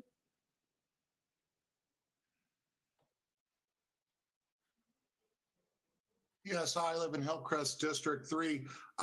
The reason we are here needing to consider a tenant protection ordinance is because landlords are the ones our current laws are actually protecting, which is why they've been urging you not to change anything. Every month in San Diego, more people are pushed into homelessness than services can house. But this ordinance without amendments will do nothing to turn that around. Last month, Chula Vista's far stronger ordinance took effect, which closed no-fault eviction loopholes and provided robust relocation assistance, protections from landlord harassment, and crucially tracks eviction data to expose bad actors. Without these amendments and the others recommended by ACE, PANA, and the other housing rights organizations here today, San Diego's tenant protections will remain among the weakest in the state. As one of the 53% of people who rent, you cannot just rubber stamp this as is and say you believe in housing as a human right. This crisis, act like it. Thank you. Next is Patty Medina. Yes, my name is Patty Medina. I am a member of ACE. I live in District 9. Thank you, Shoni Rivera, for your support. City Council, thank you for this support ordinance. Let's stop opening more loopholes. Please amendment. Past present tenant protections from evictions for remodeling, no fault, extended relocation time, right to return, money without no new contract, and collect eviction data. Stop allowing the abuse, caught these homeless slavery chained to thousands of families. This is alive in this situation. Wake up, City Council, District Attorney, and Mayor. We, the people, can evict you too. Stop ignoring us. Housing is a human right. Thank you. My apologies. Next is Angel SDTU. Please unmute. Hello, my name is Miguel Angel from Barrio Logan, and I'm with the San Diego Tenants Union. And I wanted to say here that I'm here to support the TPO, but also finding myself disappointed at what's being considered today. At a certain point, when community organizations find themselves having to advocate for up to 6 separate amendments to this ordinance, then there's clearly more work to be done, which is again disappointing considering the months of negotiations that preceded this vote. This ordinance falls short in protecting long-term renters and is a band-aid solution for a gaping wound. City Council and Mayor Todd Gloria, you cannot serve 2 masters. You either provide solutions for the 53% of underserved and exploited renters in San Diego, or you do the bidding of handful of corporate landlords and developers. I support the tenant serving amendments that many have mentioned today and any work to bring this ordinance closer to what it was supposed to be. However, when this council is ready to seriously confront the homelessness and tenancy crisis in San Diego, we can start the conversation at a broad rent control policy package and social housing initiatives. Thank you. Time has concluded. We'll go back and try to see if 2789 has been able to resolve their technical difficulties. I've asked you to unmute. Please press *6 to unmute. 2789. Hello? Yes, please proceed. You have 1 minute. Oh, hi, my name is Molly Atkinson, and I oppose the ordinance as it would make it much harder to evict bad actors. Ms. Rosa stated very clearly that this ordinance would not make the eviction process harder.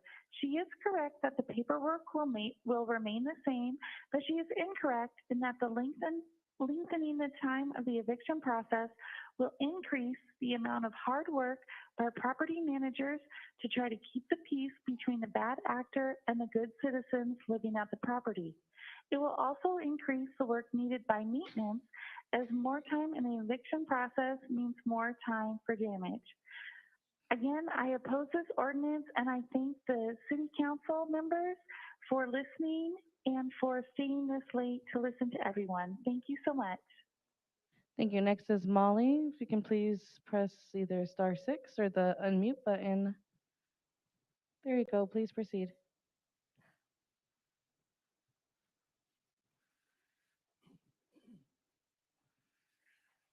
I do see that you are unmuted. I'm not sure if the device that you're speaking into is muted, but we cannot hear you here in chambers. I will come back to you. Next is Claudia. Good afternoon. My name is Claudia. I'm a member of ACE and a resident of the city of San Diego. I urge you to pass stronger tenant protections. I'm part of the 53% of the population that are renters. The city of San Diego has to support the vulnerable working families as our community during this housing crisis, but puts more of us into homelessness. The city council must amend this ordinance to eliminate the loopholes that allow predatory landlords to exploit renters and tenants. I urge you to close the 3-month loophole, include right to return, modify relocation assistance, modify withdrawal language, collect eviction data, provide school year protections. We need to be protected at the same level as the Chula Vista. So what can you council members do for us? Thank you for your time. Thank you. Next is phone number ending in 3731. Hey, it's Truth and Sean. I'm not sorry for causing a clap right earlier. This item C-attachment actually admits, quote, there is a possibility that in response to this project, landlords may increase rents, which could potentially drive tenants to lower rent neighborhoods and lead to tenant displacement, which could result in a physical change in the environment, end quote. That's pretty evil to pass anything that's going to increase rents or ruin the environment. And this ordinance also mentions bargaining and buyout agreements, where a landlord will pay a tenant money or other consideration to vacate their own property. That's called extortion. And nobody owes anybody a paid move, what's being called relocation assistance. Yet this item will require landlords to pay a tenant, regardless of the tenant's income or length of tenancy, 2 to 3 months of rent, and with only 15 days to do it. You can't have increased rent and prevent displacement. This ordinance would truly displace people, so it must be opposed. You council members, just stay out of the housing market and get rid of that stupid shirt, Sean. You don't fool anybody. You're destroying housing options. That's the reality. Not what these stupid paid Time bills has are saying. expired. Next is 6293. The buyout provision is unnecessarily complicated. It's called cash for keys, a concept from the time of Moses. There's a false need for prevailing attorney's fees to ensure tenants have representation when legal aid and other programs are already available to tenants for free, regardless of their income. The relocation assistance places the burden on the landlord to determine if the tenant is elderly or disabled, both protected classes, something the landlord cannot legally ask about. It actually encourages landlords to discriminate against elderly and disabled to avoid the hard relocation burden. Unlike state protections, Section 8 is carved out of the exemptions, when Section 8 tenants already receive extremely high protections. Should landlords discriminate against Section 8 tenants too? Nothing in the ordinance increases available housing. It deters landlords from placing their properties on the rental market at all, especially with the civil and criminal penalties for violations, even if minor and unintentional. This deters landlords from improving their properties by requiring outrageous prerequisites to remove properties for renovation. This is a short-sighted political pander undoubtedly set to increase, not decrease the housing prices. It's a report. Time has expired. Next is phone number ending in 6552. Phone number ending in 6052, please proceed. Yes. Yeah, I'm asking that you guys oppose this. I feel like at this point, there is no one thinking about the long-term effects of this.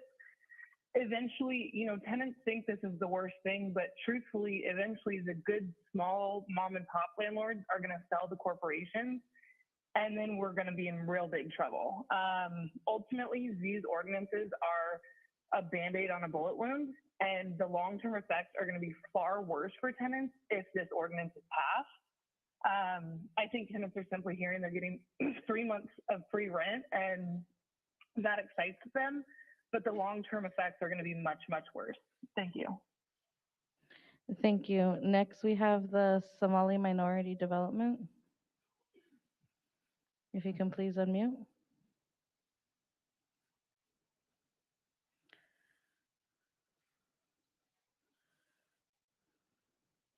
Press *6 to unmute.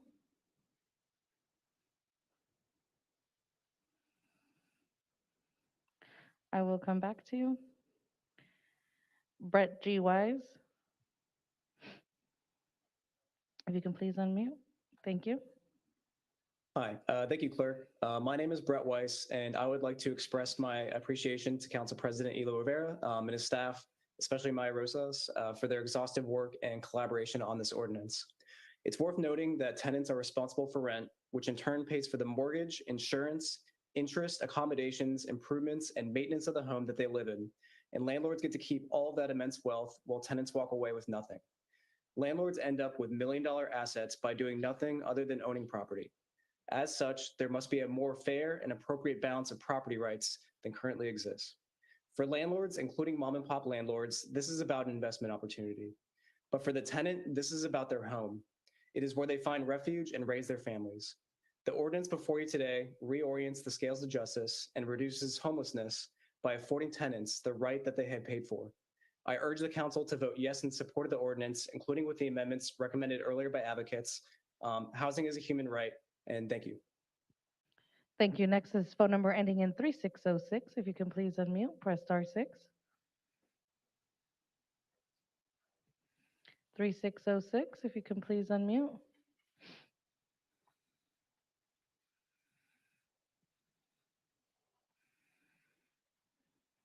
I will come back to you. Monique, if you can please unmute. Hi, I'm in property management and I oppose because I feel that the unintended consequences have not been addressed. And I'm concerned that this will have a negative impact on housing for the long term. This is a short-term fix with long-term implications. Thank you. Thank you. Next, we have Anne Elliott. If you can please unmute. Hello, I live in North Park, and I'm in the advantageous position of having a steady income and a steady mortgage. I strongly believe that house is a human right and that council must act on guaranteeing tenant protections. And listening for the past few hours, I realized that there are a lot of loopholes, and I hope that you pay attention to those. I know that most people live paycheck to paycheck, and they don't have reserves to cover moving expenses and first and last month rent and deposit. So, and this is obviously true for seniors and disabled people who generally don't have very good economic outcome. So if we really believe that housing is a human right, then I strongly urge council to vote to protect renters. Thank you. Thank you. Next, we have Saad Assad.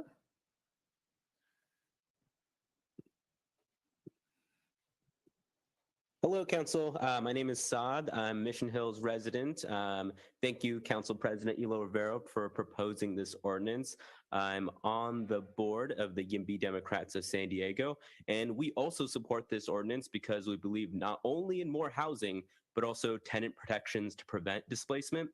For our housing crisis, I think Council President Shawnee Rivera put it well one point as saying that we need to walk and chew gum at the same time. So that's building more housing and also protecting tenants. And then personally speaking, I was subject to a no-fault termination last year. And even as someone with a middle-class job, it's stressful finding a new spot I found one with a comparable rent listed and called, but they already stopped taking new applications after less than 24 hours. So you spend time looking for new apartments, spend moving fees, take time off work, and that's someone with a middle-class job, and it doesn't take into consideration people who have English as a second language, people who are in much more precarious situations. So I strongly encourage the council support and add tenant protections and consider many of the amendments proposed by the housing rights providers today. Thank you. Thank you. Next, we're going to go back to 3606. If you can please unmute. 3606. Okay, we will come back to you. John Brady, please unmute. Good afternoon, City Council. John Brady here. I'm the Director of Lived Experience Advisors, a homeless advocacy organization. We support this ordinance. Evictions due to the transfer of property to new ownership are significantly impacting the cost of housing and increasing homelessness. We also advocate that you include the amendments of PANA and partner organizations. Economics are driving an imbalance in power between tenants and landlords. On a personal note, I hear the concerns of long-term responsible mom and pop landlords.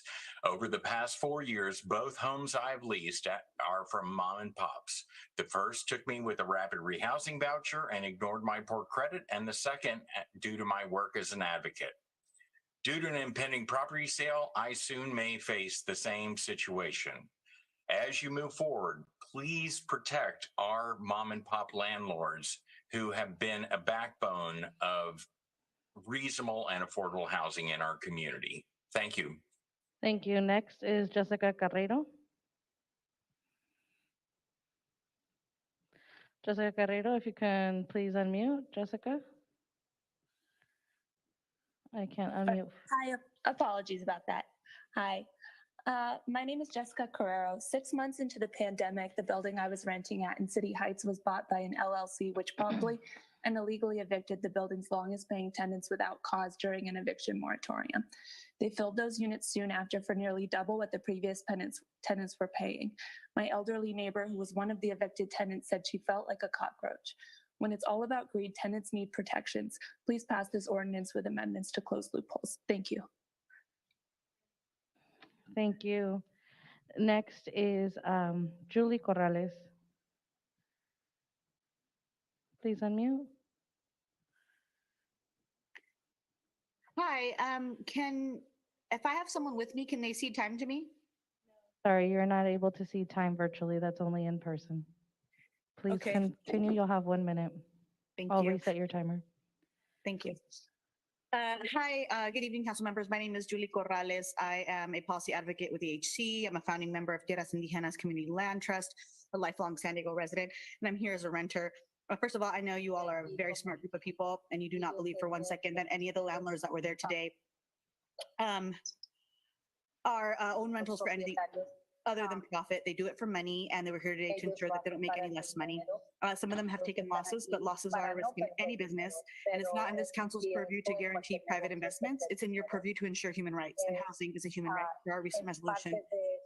Please pass the TPO with amendments. If we do not add the right to return after substantial remodel at minimal rent increase, we leave a huge loophole for house flipping. That's a tool most used by foreign real estate companies and speculators.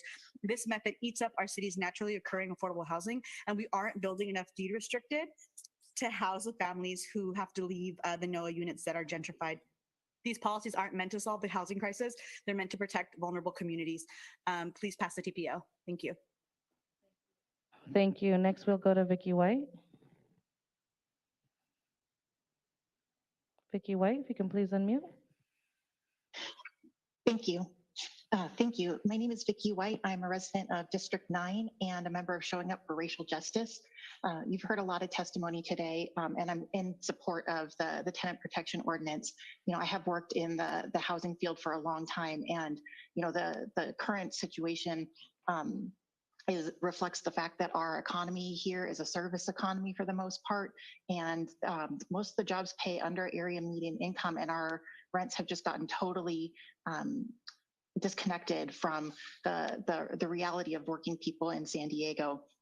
And while there are good landlords out there too, there are a lot of bad ones, and we can't allow egregious actions just because a few people might have to kind of modify the way that they do business. And also I need to raise that this is an equity issue too, that people who are Latino and Black and generally POC make less money in general than white folks.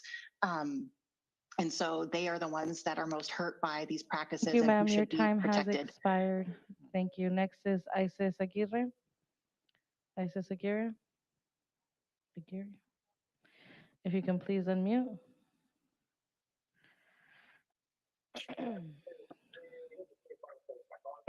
¿Puedo hacerlo en español? Sí, yo le voy a interpretar. Si por favor podría hablar en frases cortas, le podría ayudar. Claro que sí. Gracias, señora Claro que Aguirre. sí. Continúe. Sí, mi nombre es Isis Aguirre, pertenezco al sindicato de Tenants Union de aquí de San Diego. Hi, my name is y Isis Aguirre, and I am part of this. ¿De cuál organización? De Tenants Union. I am part of the Tenants Units organization here in San Diego. 5 años viviendo aquí en San Diego y estoy preocupada, igual que mis compañeros, los inquilinos de estas viviendas de Mercado Apartment que pertenecen a MAC. I am worried. I'm worried as well as my neighbors who live here in Mercado Apartments.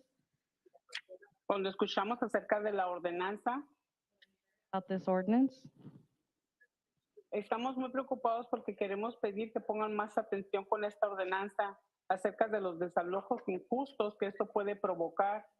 we're Necesitamos very más, concerned. Señora, le tengo que interpretar. Me tiene que dar tiempo Perdón. también. Gracias. We're very concerned about this ordinance. We think everyone needs to be paying attention about what this ordinance does. Por favor, continúe. necesitamos más protecciones sin escapatorias o excepciones. More protections or more exceptions and more protections for sure. ¿Sigue? Todos los inquilinos necesitamos poder vivir en una vivienda accesible. All tenants need to be able to live in a place that's accessible. Y con estas ordenanzas que están poniendo, lo único que están haciendo And with these ordinances that you guys are proposing, están poniendo más personas en riesgo a terminar en la calle. you're making A it harder manejadores. and making it more likely that people are going to end up on the street. A manejadores que tomen acciones rudas sin seguir las reglas y You poner need- gente. You need to take stronger action and make sure that everyone is following the rules. Así podremos evitar que haga injusticias con personas que a veces no entienden o no comprenden mucho de leyes. Tiempo, voy a traducir lo último. This is how people can understand what needs to be followed and what laws need to be done. Muchísimas gracias, señora. Si le dimos 2 minutos, 1 minuto para su testimonio, 1 minuto para su traducción. Gracias. Muchísimas gracias por hablar. Muchas gracias, muy amable. Igualmente. Next, Maria Hernandez. Please unmute. Hello, my name is Maria Hernandez. I'm with RUN, Resident United Network in San Diego County. I support this bill. I support this ordinance, I'm sorry. But the only thing is, I don't like the 3 months.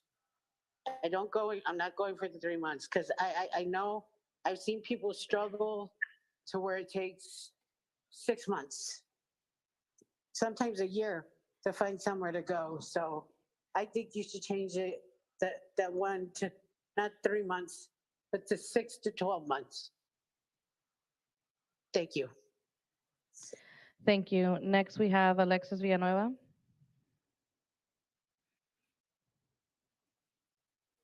Can you hear me? Yes.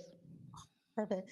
Good evening, council members. My name is Alexis Villanueva, and I'm the interim executive director of City Heights CDC and renter in District 9. As the founder of the San Diego Eviction Prevention Collaborative and the organization representing the first countywide eviction prevention pilot, the City Heights CDC gladly supports the TPO ordinance, and we thank community members, Council President Elo Rivera, and Mayor Gloria for their efforts. We launched the County Eviction Prevention Program on April 12th. On day 1, we received over 100 applicants. On day 2, we needed to consider closing the application because we received over 240 applications. And per the program, we can only serve 200 participants in the next 2 years. Majority of these applicants were from the city of San Diego. This shows there is a need for policies and programming that advocate for further renter protections. We understand that TPO is just a start, and we hope to see an amendment added that will close the loop on determining the efficacy of this policy and other programming in the future to include the collection of eviction data. Thank you. Thank you. Next is phone number ending in 3606. We'll try again. *6 to unmute. Asterisco 6 para poder hablar. *6.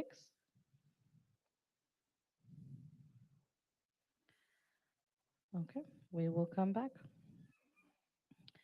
The original draw.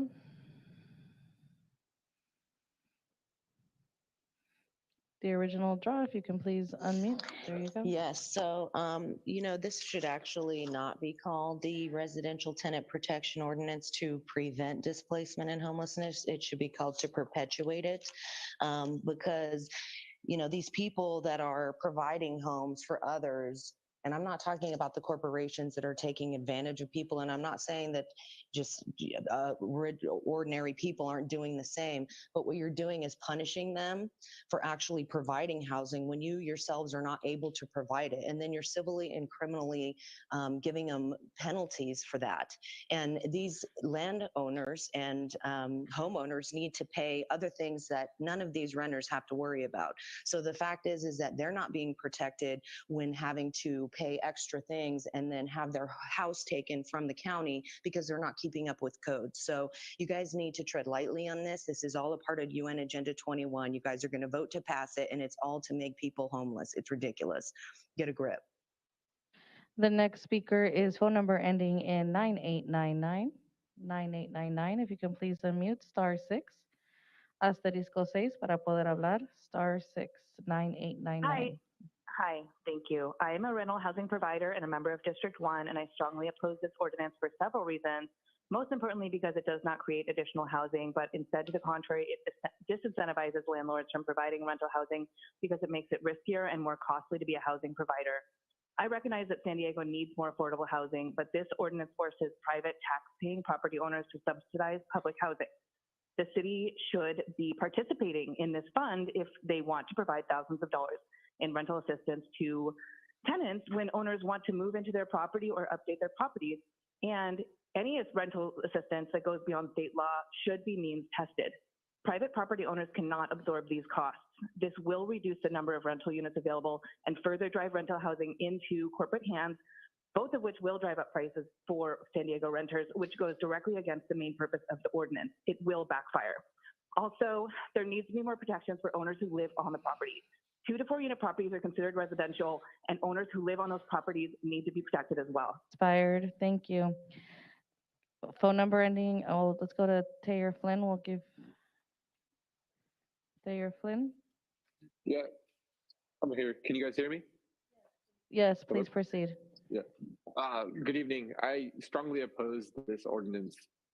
As a landlord and developer, there's other ways in the city can find to incentivize versus penalize landlords and tenants. One way would be if you as a landlord had rents underneath market rate, why don't you get a discount on your property taxes? And the city needs to do a better job of allowing permits for new projects to be approved faster. 2 to 4 years to get a permit for a new project is just crazy. We're never going to build our way out of this, and it's going to continue to perpetuate the problem. Thank you. Thank you. Next is Alejandra Moreno. ¿Me escuchan? Sí, ¿necesita interpretación? Sí, por favor. Si podría hablar en frases cortas, le van a dar 1 minuto para sus comentarios y yo le voy a estar traduciendo cómo habla, si puede hablar en frases cortas otra vez, le pregunto. ¿Puede empezar? Gracias. Buenas tardes, mi nombre es Alejandra Moreno. Good evening, my name is Alejandra Moreno.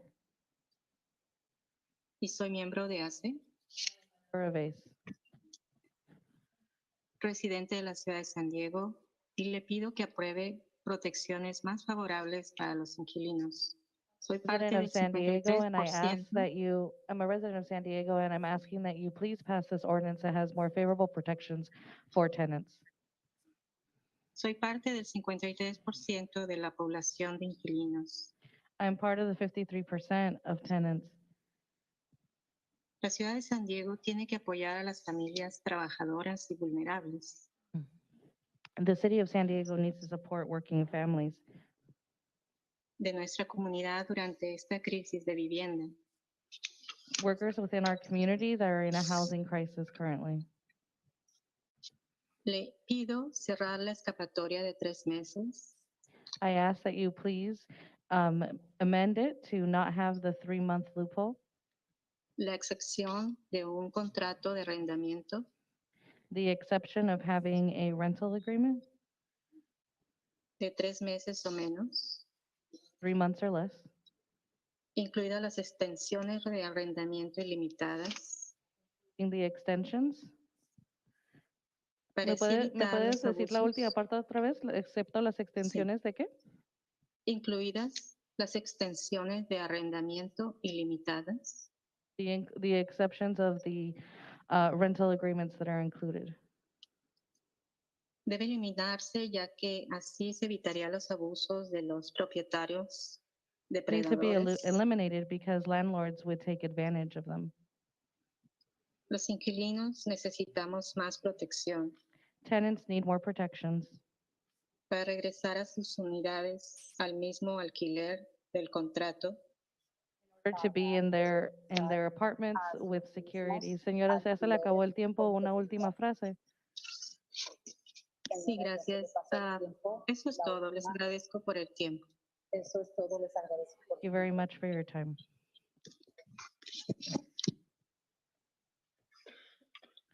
Next is Angeli Fo.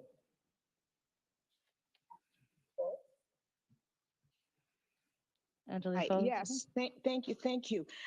Someone bragged about the dozens of nonprofits and government agencies out there to protect tenants in LA, San Francisco, Chicago. But ask yourself, why is supply abundant in other states? Rents are half, housing's plentiful.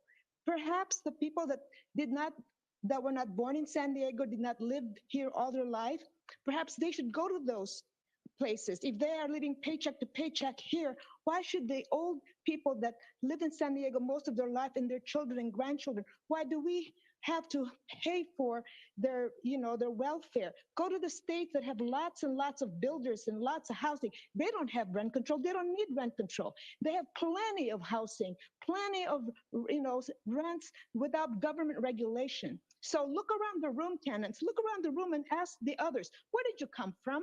How long have you been in San Diego? If you're so miserable here, we'll give you a ticket to go back home. That's what Hawaii did, by the way. They sent their homeless back to the mainland. Has expired.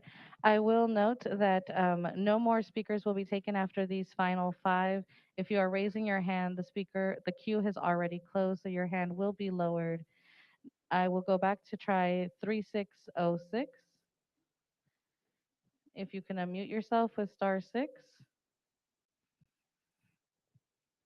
*6. Hello. Sí, Hi, can you all hear me? Hello? Hello? Sí, hola. Hi, good afternoon, Council President and esteemed council members. I am Fernanda Flores, Political Director for the International Alliance of Theatrical Stage Hand Employees, Local 122, currently representing over 1,500 working families throughout our county, of which 70% reside in the city of San Diego. Today, we stand in unity with our San Diego Labor Council, and we urge you to support the ordinance with the proposed amendments. As we strive to find a solution to homelessness, we must see how this requires a multifaceted approach. Protecting our vulnerable working families, renters of the city, is imperative. 1 out of 2 stagehands are renters in our city. Yesterday, we spoke on the importance of protecting our civic theater, as it not only provides San Diegans with quality union careers, but also serves as a teaching ground. Advocating for housing rights to protect the quality of life of our workers and the generations to come go hand in hand. In conclusion, tenant protections are worker protections. We urge you to put vulnerable working families first over industry greed. Thank you so much. Thank you. Next, we have John Stump. If you can please unmute Mr. Stump. There you go. Good evening. This item is not ready for prime time and is not fairly presented. the majority of council and the mayor are up for reelection. This item should be part of the campaign for those elections. Secondly, this is written as do as I say, not do as I do, since government-controlled housing is not covered by this ordinance. Secondly, the costs that landlords have that are increased by city actions are not exempted. So when the city increases the cost of trash pickup, water, utilities, and SDG&E, those costs are not exempted. Time has Thank you. expired, sir. You definitely send more comments, cityclerk@sandiego.gov. Salvador Vivero. If you can please unmute. Yes, thank you. I'm a small mom and pop's landlord. And there is this misconception that it is easy to be a landlord. It is not. There's plenty of repairs, and those prices keep going up. And the housing problem that we have in San Diego and in California in general, it's not going to be solved by making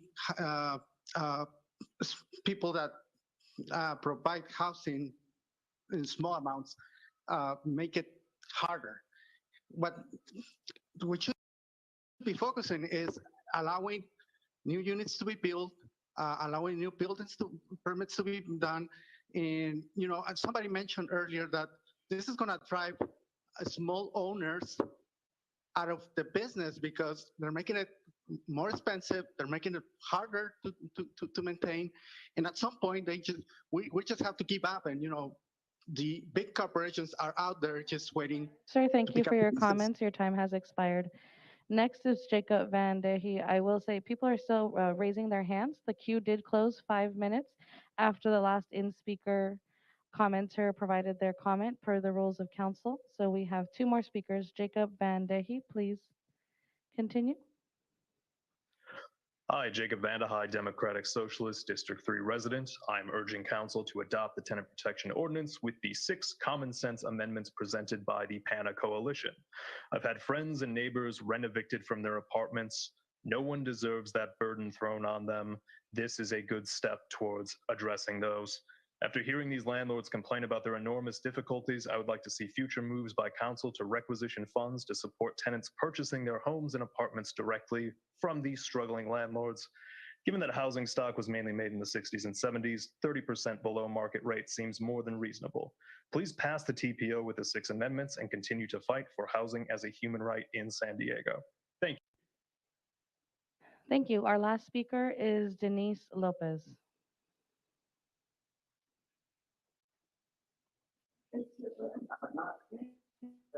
Hello? Okay. Yes, please proceed. Can you hear me?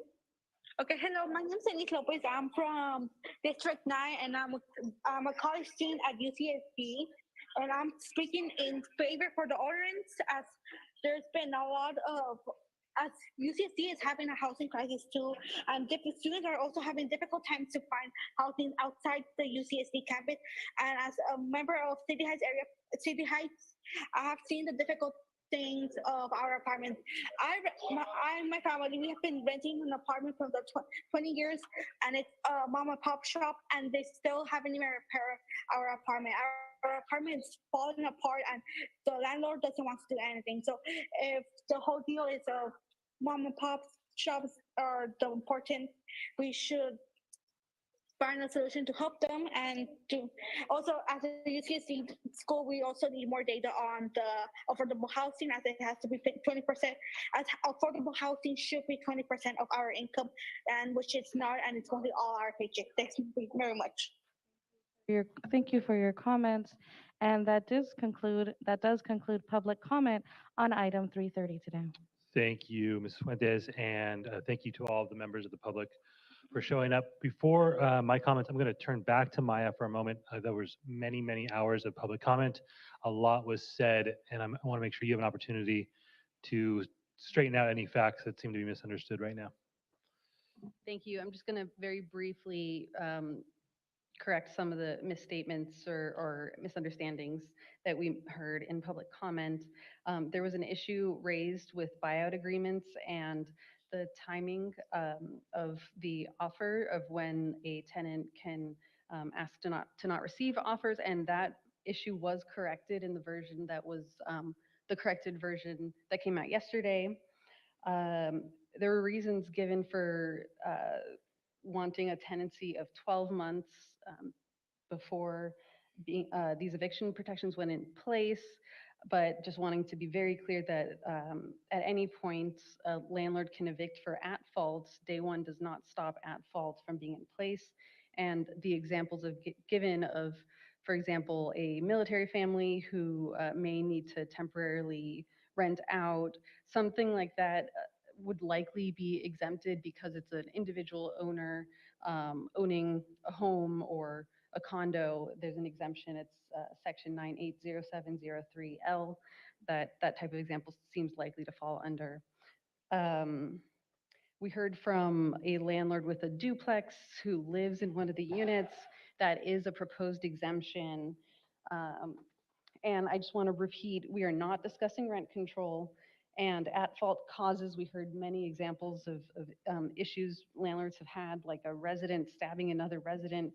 I believe that would qualify as an at fault cause for eviction. And we are not adding anything, any requirements that would slow down that process. A squatter is not a legal tenant, and this proposal does not touch, only discusses legal tenancies. And yeah, with that, I'll hand it back. Thank you, Maya. And thank you for your very, very, very significant and heartfelt work that you've done on this. I appreciate that. Thank you again, Jessica, you and the mayor and your team for your work on this. Our deputy city attorneys, Hilda Mendoza and Jose Garcia, for your work on this as well. The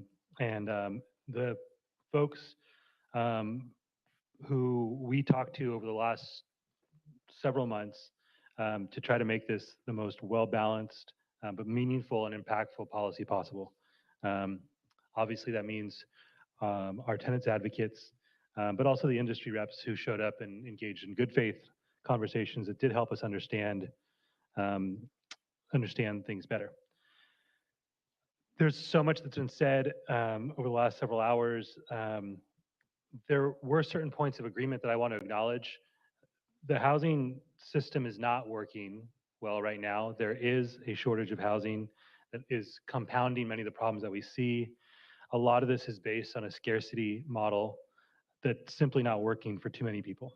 And I think you've seen since this council came aboard with this mayor that we are doing everything we can to increase housing supply in San Diego.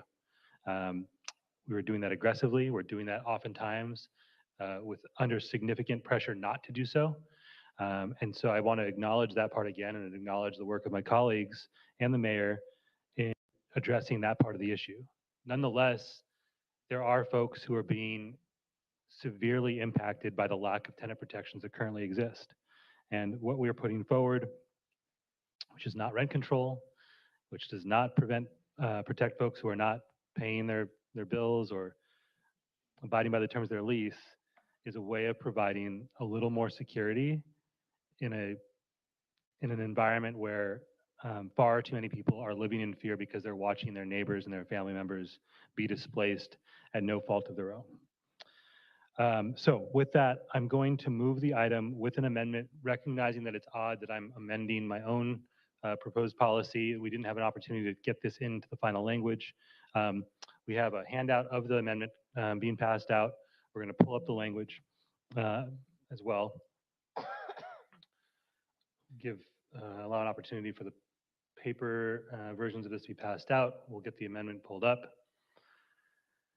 This amendment is meant to address the data needs that have continuously been raised during the course of the conversations, both with tenants, advocates, and the industry. Questions about whether or not this policy is needed, the extent to which no-fault evictions are impacting San Diegans, as well as the impact of evictions overall. And so this amendment, which I will read now, it's amendments to section 98.0706 A and B. The first is A, requirements upon termination of tenancy for at-fault just cause. If a landlord issues a termination notice for at-fault just cause, the landlord shall do the following. 1, notice to tenant. Before landlord issues a notice to terminate a tenancy for at-fault just cause that is a curable lease violation, the landlord shall first give written notice of the violation, including the description of the violation and an opportunity to cure the violation under the California Code of Civil Procedure, section 11613, as may be amended. If the violation is not cured within the time period in the notice, the landlord may terminate the tenancy without another opportunity to cure by serving a 3-day notice to quit. Part 2 is notice to commission. The landlord shall provide written notice to the commission, that's the San Diego Housing Commission, of the at-fault just cause termination of tenancy under section 98.0704A, no later than 3 business days after the date the landlord provided the required notice to tenant. All right, and then we've got section B. Requirements upon termination of tenancy for no fault just cause. If a landlord issues a termination notice for no fault just cause, the landlord shall do the following. Notice to tenant. The landlord shall give written notice to the tenant at least 30 or 60 days prior to the proposed date of termination as required by California Civil Code section 1946.1, as may be amended, in no less than 12-point font. The written notice shall contain the following. The landlord shall provide a description of the basis for the termination. The notice shall state the tenant's right to relocation assistance established in 98.0706C by a direct payment to the tenant. Excuse me. The notice shall state the tenant's right to relocation assistance established in section 98.0706C by direct payment to the tenant or rent waiver. If the landlord elects to provide relocation assistance by direct payment to the tenant, the notice shall state the amount of relocation assistance available to the tenant and that the landlord shall provide the payment within 15 days from the date of notice.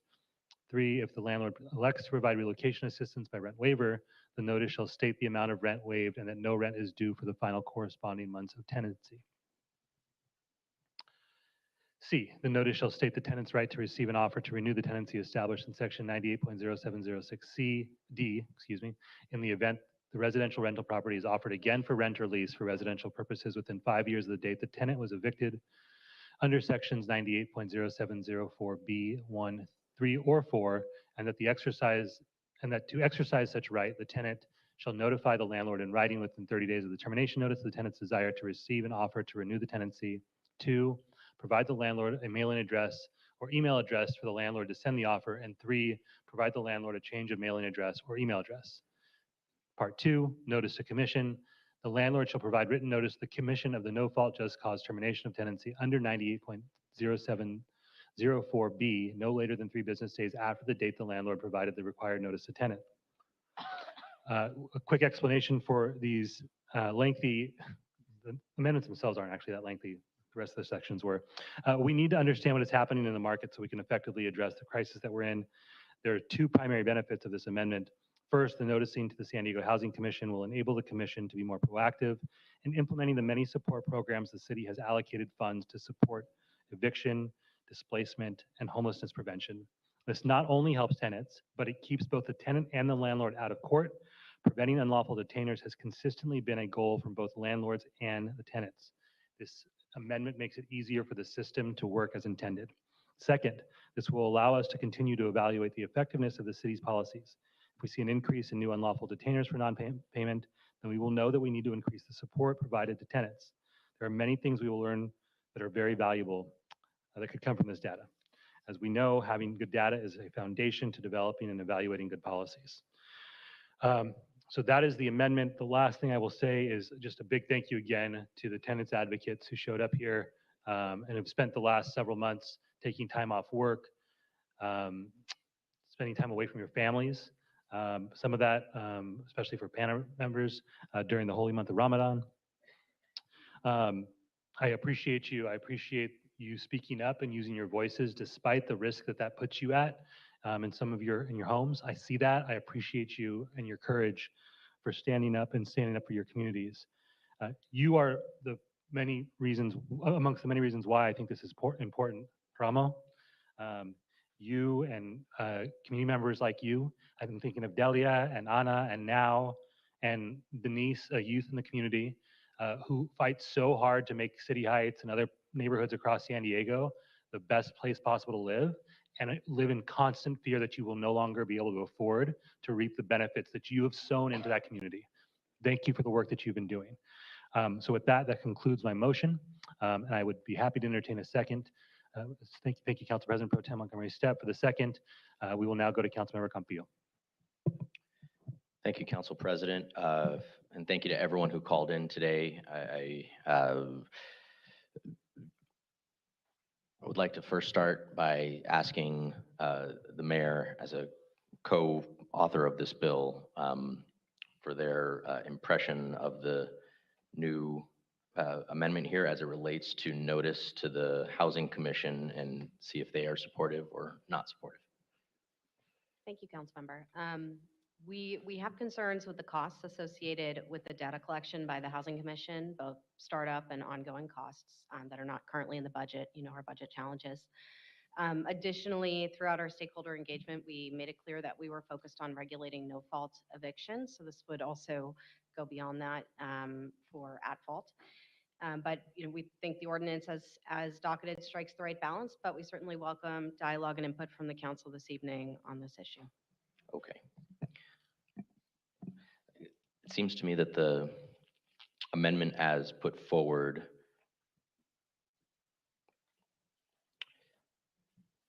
doesn't yet put in a paradigm for using the data or any sort of particular requirement as to how to use the data. So what is the mayor's position or perspective, mayor's office perspective on the cost of it? Because you said that was the first primary concern. So I just wanted to get a sense of that.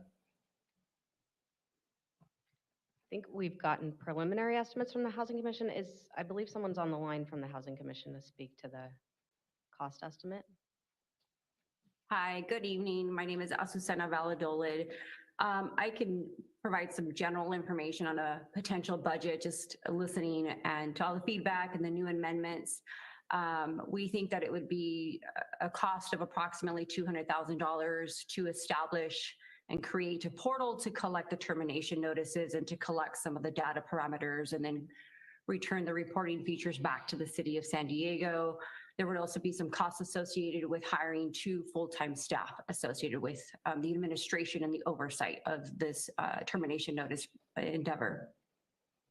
Okay, thank you.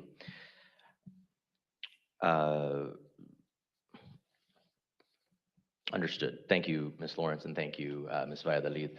I would like to propose a particular amendment. It's clarifying language, and Council President, I think my lettering from the staff, the slide just sent to staff, might change a little bit based on the re-lettering and numbering of your amendment to this particular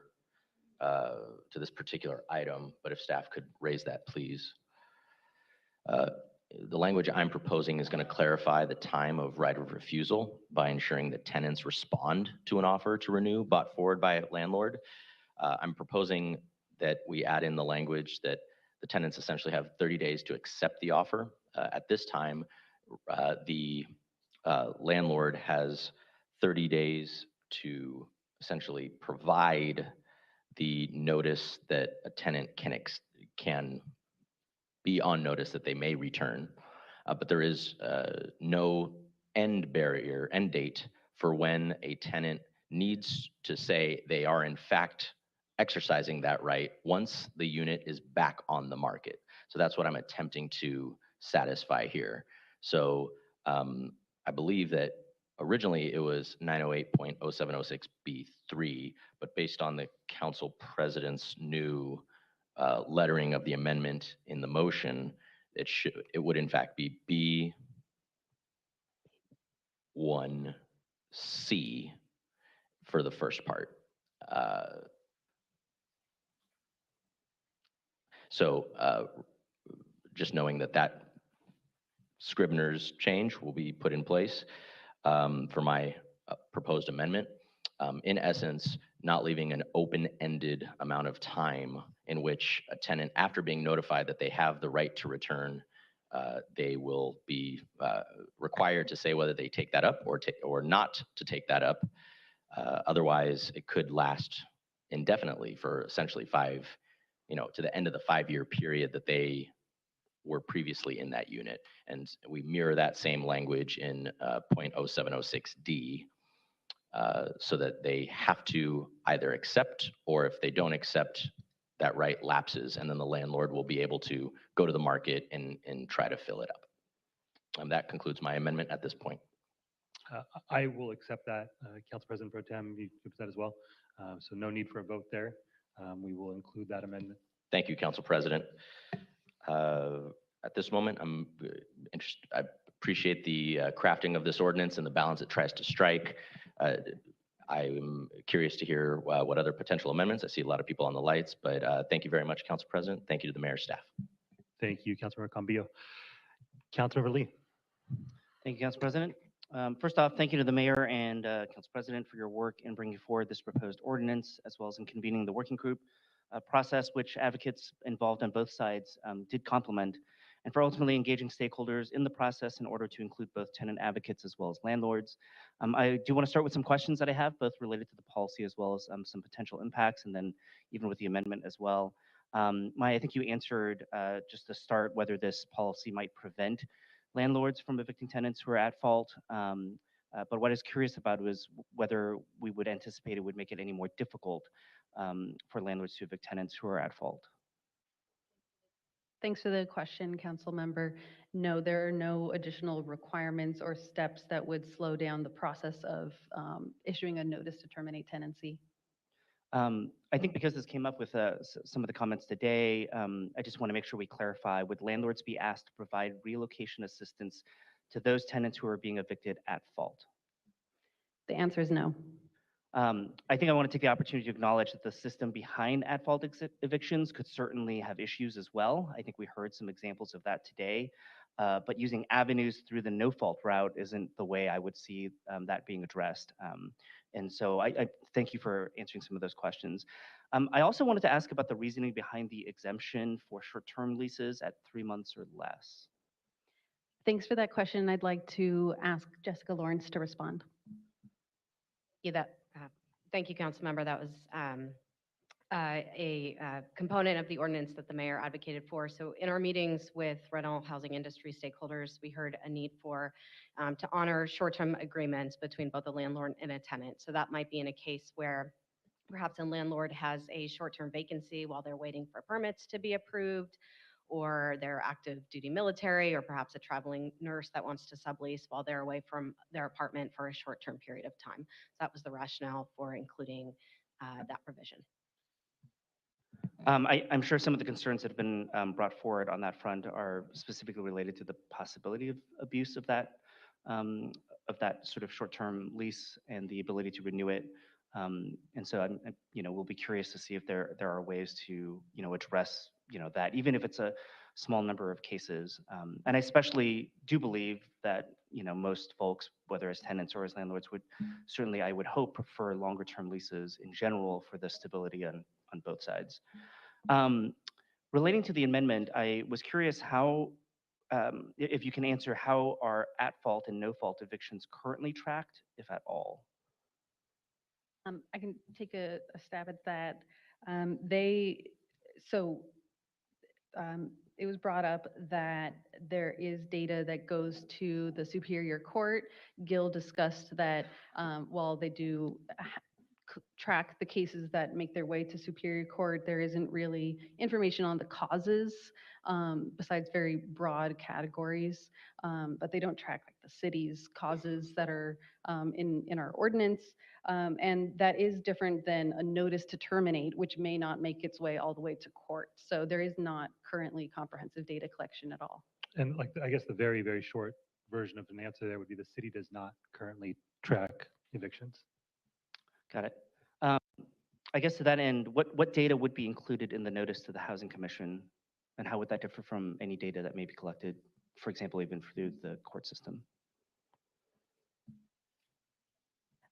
I'd like to ask Housing Commission staff if they have any information on that. Yeah, so I think that there's I'll start high level. One would just be that we would be getting all of it, right? So we would know when these notices were filed.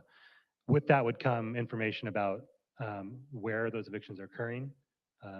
So from a geographical perspective, right, and giving us a sense of zip codes, we would have a sense of the different reasons why folks are given. So even under that at-fault umbrella, there'd be a level of specificity that we don't currently have that would just come kind of as a default. But ultimately, we as policymakers, especially as the housing authority, I think would shape what we're looking to see, how we'd like to see that data used in order to inform our policymaking, and not just the policymaking that we do, but the way that the resources that we have flowing to the Housing Commission are being allocated and distributed to those folks who need it. Thank you. Since I know we have someone from the Housing Commission online at the moment, I did want to take the moment to ask how the data would be anticipated to be collected by the commission. I know there was a mention of a portal, and I'm presuming that there's been more discussion about how this would actually be put into place. Sure. Hi, Azucena, once again. Yes, the proposal would include either acquiring or developing a portal to collect the termination notices from the landlord. And the intention would be to also include a fillable form that the landlord would have to complete certain data points. It would include information about the tenants listed in the lease, the reason for the just cause termination, whether it's at fault or not fault, no fault, the reasons, the specific reasons within those categories, different information like the date that the notice was submitted, whether it was past due rent, how many months were past due, the total amount balance that was still outstanding and owed to the landlord. So there would be an array of information that would be fillable on a portal. The portal would also provide some reporting metrics so that we can then download that information and provide monthly, quarterly, or annual reports back to the city of San Diego. I will say that I want to ensure that if we're going to be collecting this data through the commission, that we do get data that ultimately helps us in understanding the impacts, whether it's positive or negative, that we do so in a way that ensures that we protect the privacy of tenants. And I think there's also just a simple reality of ensuring that it's done in a way that is actually easy and feasible enough for landlords as well, because if they don't participate, and I don't see a way in which that's necessarily enforced, then the data also doesn't become useful. And so if we're going to be investing in that, certainly if there are opportunities to have future conversation about what that looks like, that would be a concern that I would have, and would just want to make sure it's actually useful and balanced across the board. That concludes the questions I've got. I want to take a chance to thank the many members of the public, both in chambers today and virtually, who shared your personal stories, whether as tenants or as landlords. I think it goes without question that both can benefit from a better understanding of each other's challenges and where they may or may not overlap. Certainly today, I think I heard some degree of misunderstanding from individuals who are both tenants or landlords. Of course, today we heard from landlords, many of them who are indeed small landlords and who have shared stories of specific tenant challenges, along with a desire to be ethical in terms of how they treat their tenants with respect, how they've sought to support and keep tenants in place. And a number of examples have showcased a willingness to proactively go above and beyond what any ordinance or law has requested, because that is the right thing to do. And I do believe that is something that we should recognize and commend. We also heard from many tenants today who reminded us that there is absolutely no question that housing affordability has become one of the most pressing issues in San Diego today, as the cost of living here in San Diego compared to the incomes of our residents is at one of the highest ratios throughout the country. And we should all be able to emphasize or empathize with how a no-fault eviction can have a tremendous detrimental impact on residents who are already barely making ends meet, and then ultimately get surprised with an unexpected eviction. I want to take a moment to note that our office, and I'm going to presume those of our colleagues, received hundreds of emails relating to this ordinance today, many of them from landlords utilizing form submission software, specifically in opposition to this ordinance.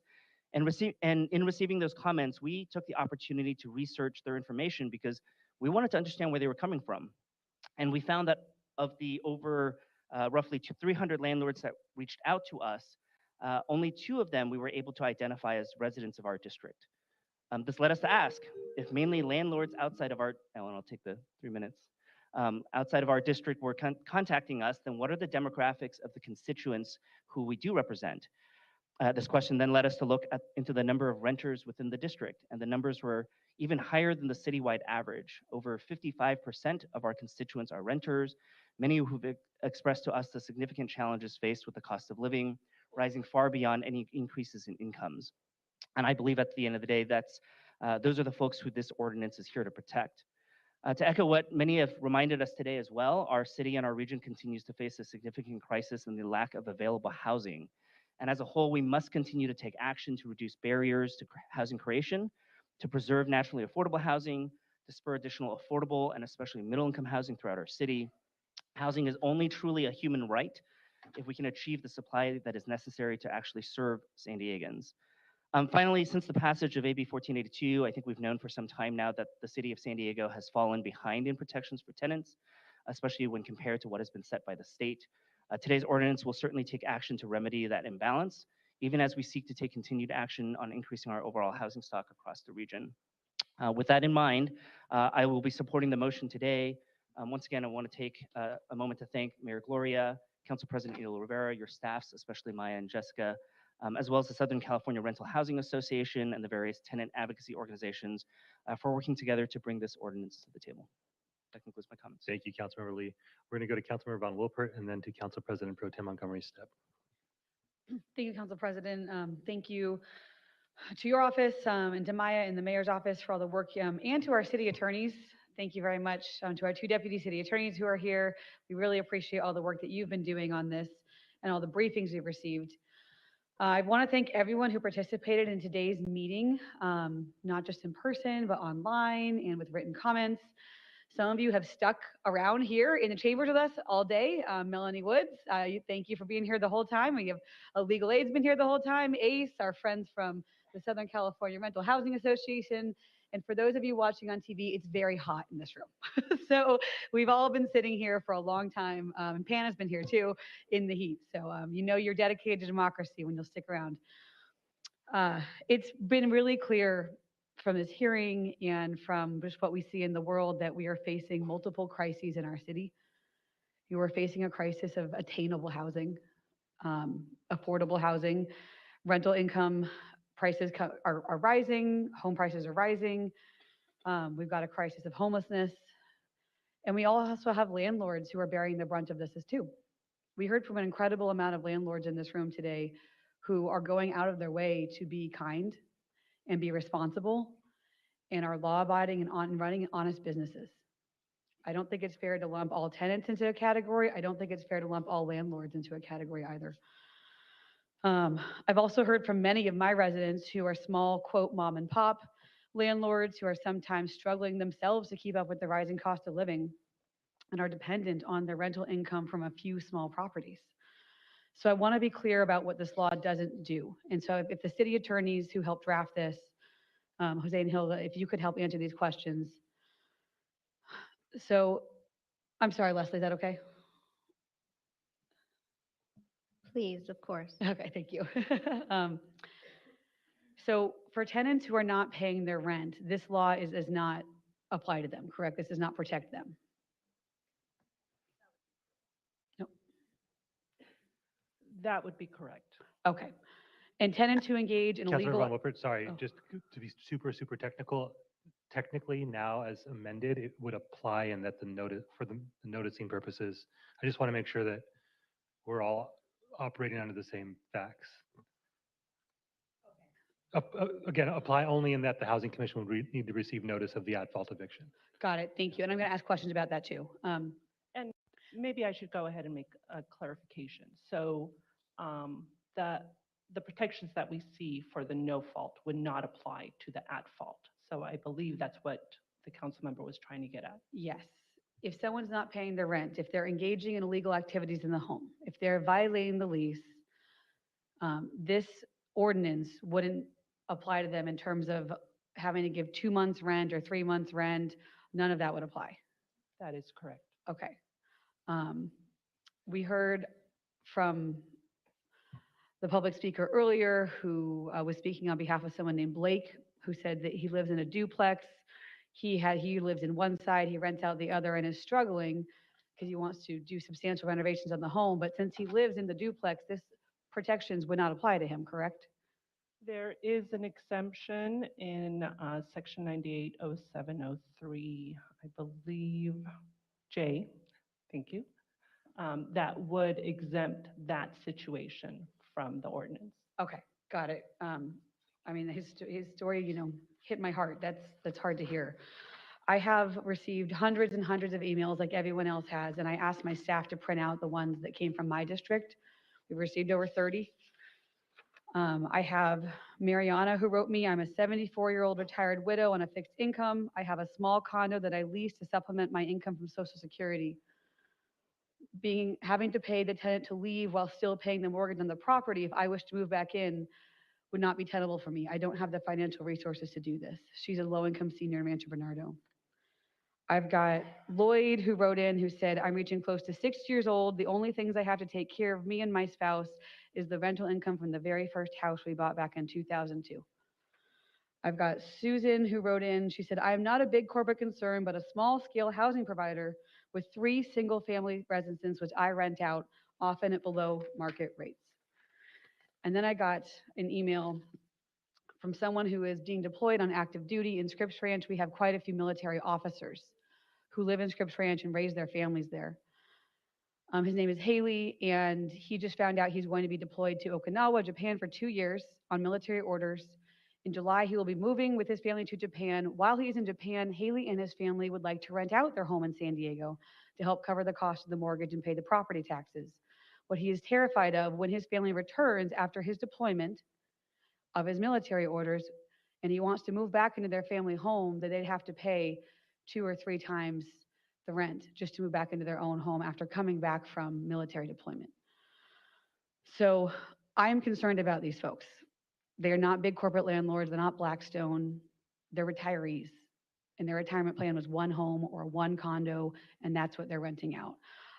My understanding is that this ordinance will not apply to those landlords who have a single family home or a condo unit that they're renting out. Is that correct?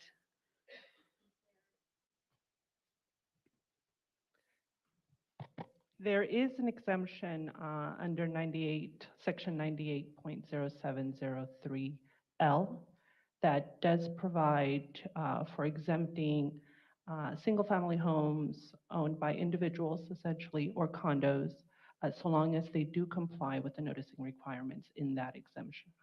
Okay. And what if a person owns 4 condos or 4 separate single-family homes? If they own 4 or 5, they're still exempt because they're separate properties, correct?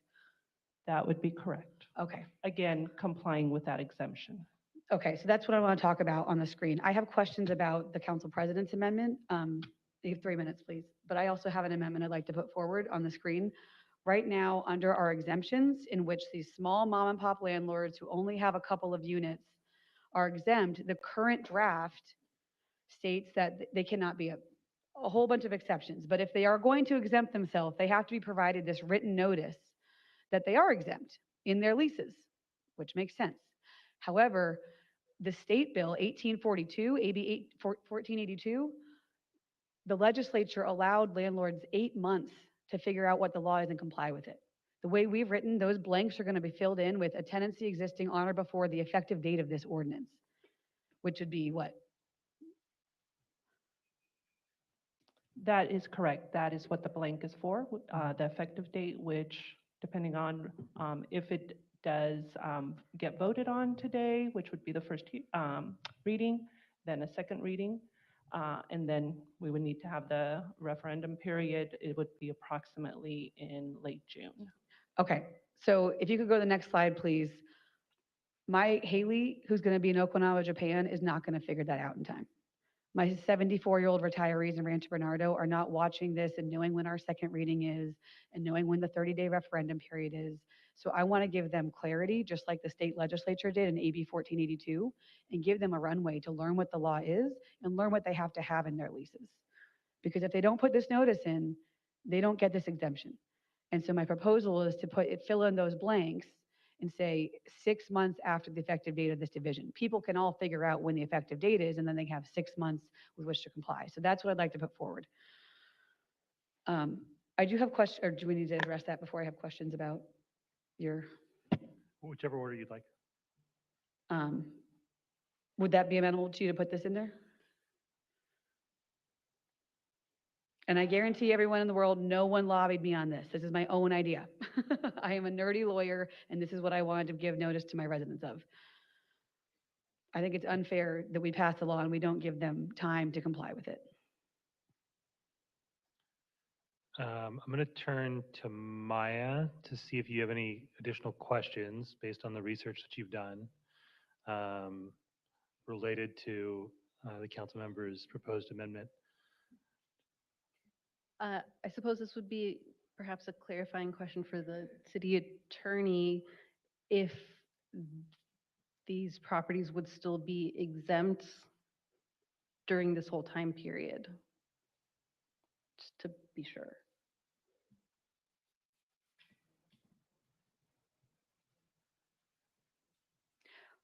And while they're answering that, they're exempt anyway. We have decided substantively we're going to exempt these folks. We've already made that decision as a body because it's in your law. I just want to give them time to figure that out. So that's all I'm saying. Councilmember, would you be open to 3 months? No, not when I have military families deployed in foreign countries. All right, well then we'll call for a vote on that one then. Are there any But wait, questions? do you have a question that Maya wanted to have answered? So adding the proposed language in, the exemption would already be effective as of the date of the effectiveness of the ordinance. However, the requirement for the notice would not be required until 6 months later.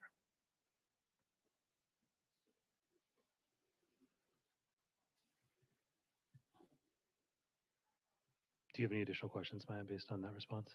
No, thank you. Are there any other questions from the council for Councilmember Von Wilpert on the amendment or discussion on the proposed amendment?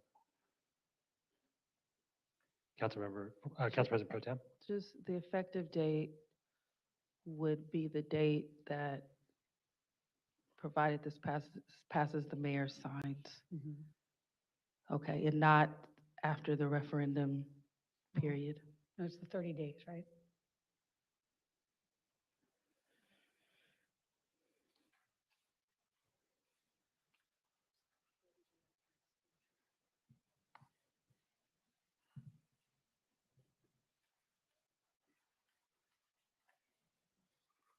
Sorry, just one moment. Just want to look at the language. Okay, to be no clear.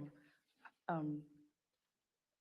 As I'm thinking through this, I am thinking, appreciate the explanation of the state bill and how long it took for folks to get acclimated to that. But I think most of what we're doing here is marrying our municipal code with the state law. So 6 months will probably carry us out maybe till the end of the year. It's kind of, I don't know, seems,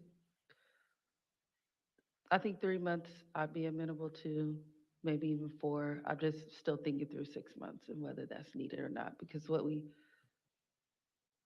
do want this to be effective and us be able to use it for its purpose as soon as we can, with still trying to be fair. So while I wait for my answer, I'm just thinking out loud.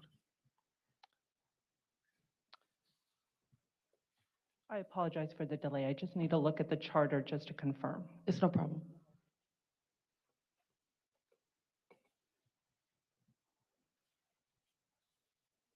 Yes.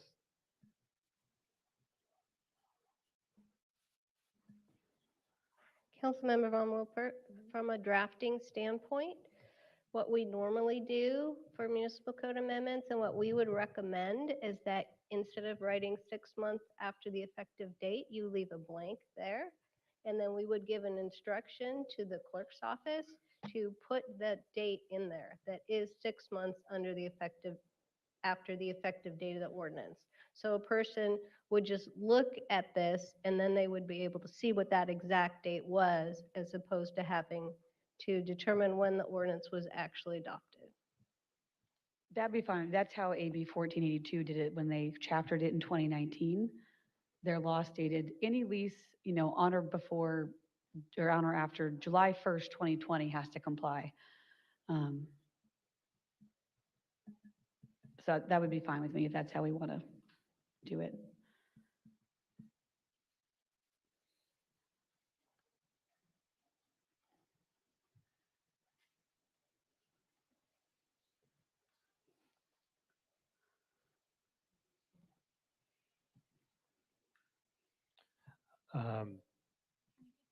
Yeah, we can take a pause. Do you all want five minutes? I apologize. My laptop seems to continue to disconnect from the internet, so I can't pull up the charter. Well, that's what we had. Conversation we had yesterday. But we can take a five-minute recess so the city attorney's office can do their research and provide a response. We'll reconvene at 7:40 on the screen.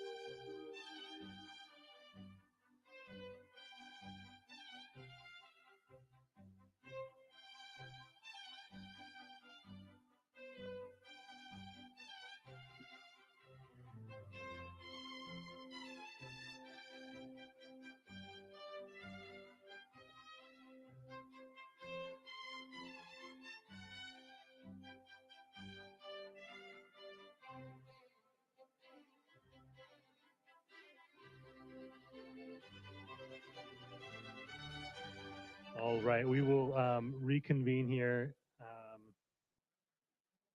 in a moment. And go back to the city attorney's office if there's anything else that you all would like to add. So to answer Councilmember Montgomery Stepp's question about the effective date for the ordinance.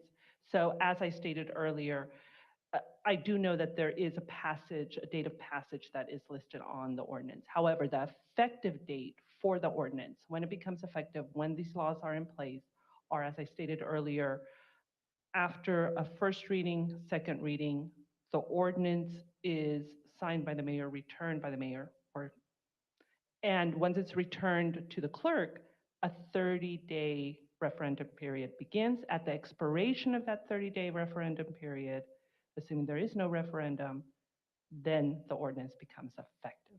So a rough calculation is around the end of June, assuming that there is a vote on this ordinance today, and it is the first reading of the ordinance. Okay, thank you. So 6 months with a roundabout date of the end of June would be essentially the end of the year. Okay, and I guess I just want to, I understand this distinction. This is for a very narrow exception of landlords. Okay, thank you. Okay. So I think, so this is what I'm putting on the table. If it gets voted down, I'm happy to think about it otherwise. The way I would explain it, because it was confusing, if Kent and I each own a single-family home that we are renting out, say it's the first home we ever bought, then we moved up into a condo and we're renting that out. We are exempt under the laws drafted from having to do 2 or 3 months move out from any of these protections, only if we are aware of the law and we put it in our lease. So if I am deployed, if I'm in the Peace Corps for years and I don't get to see this and my lease is automatically renew, but Kent is here and he's watching this city council meeting, he, as a single family homeowner who's renting out, will get to avail himself of the protection. I will not. And so I'm just trying to give the people who are already protected by this law a chance to learn what it is so they can put it in their lease, so they're not surprised when they come home from their military duties or when they're 75 and depending on this rental income kind of thing.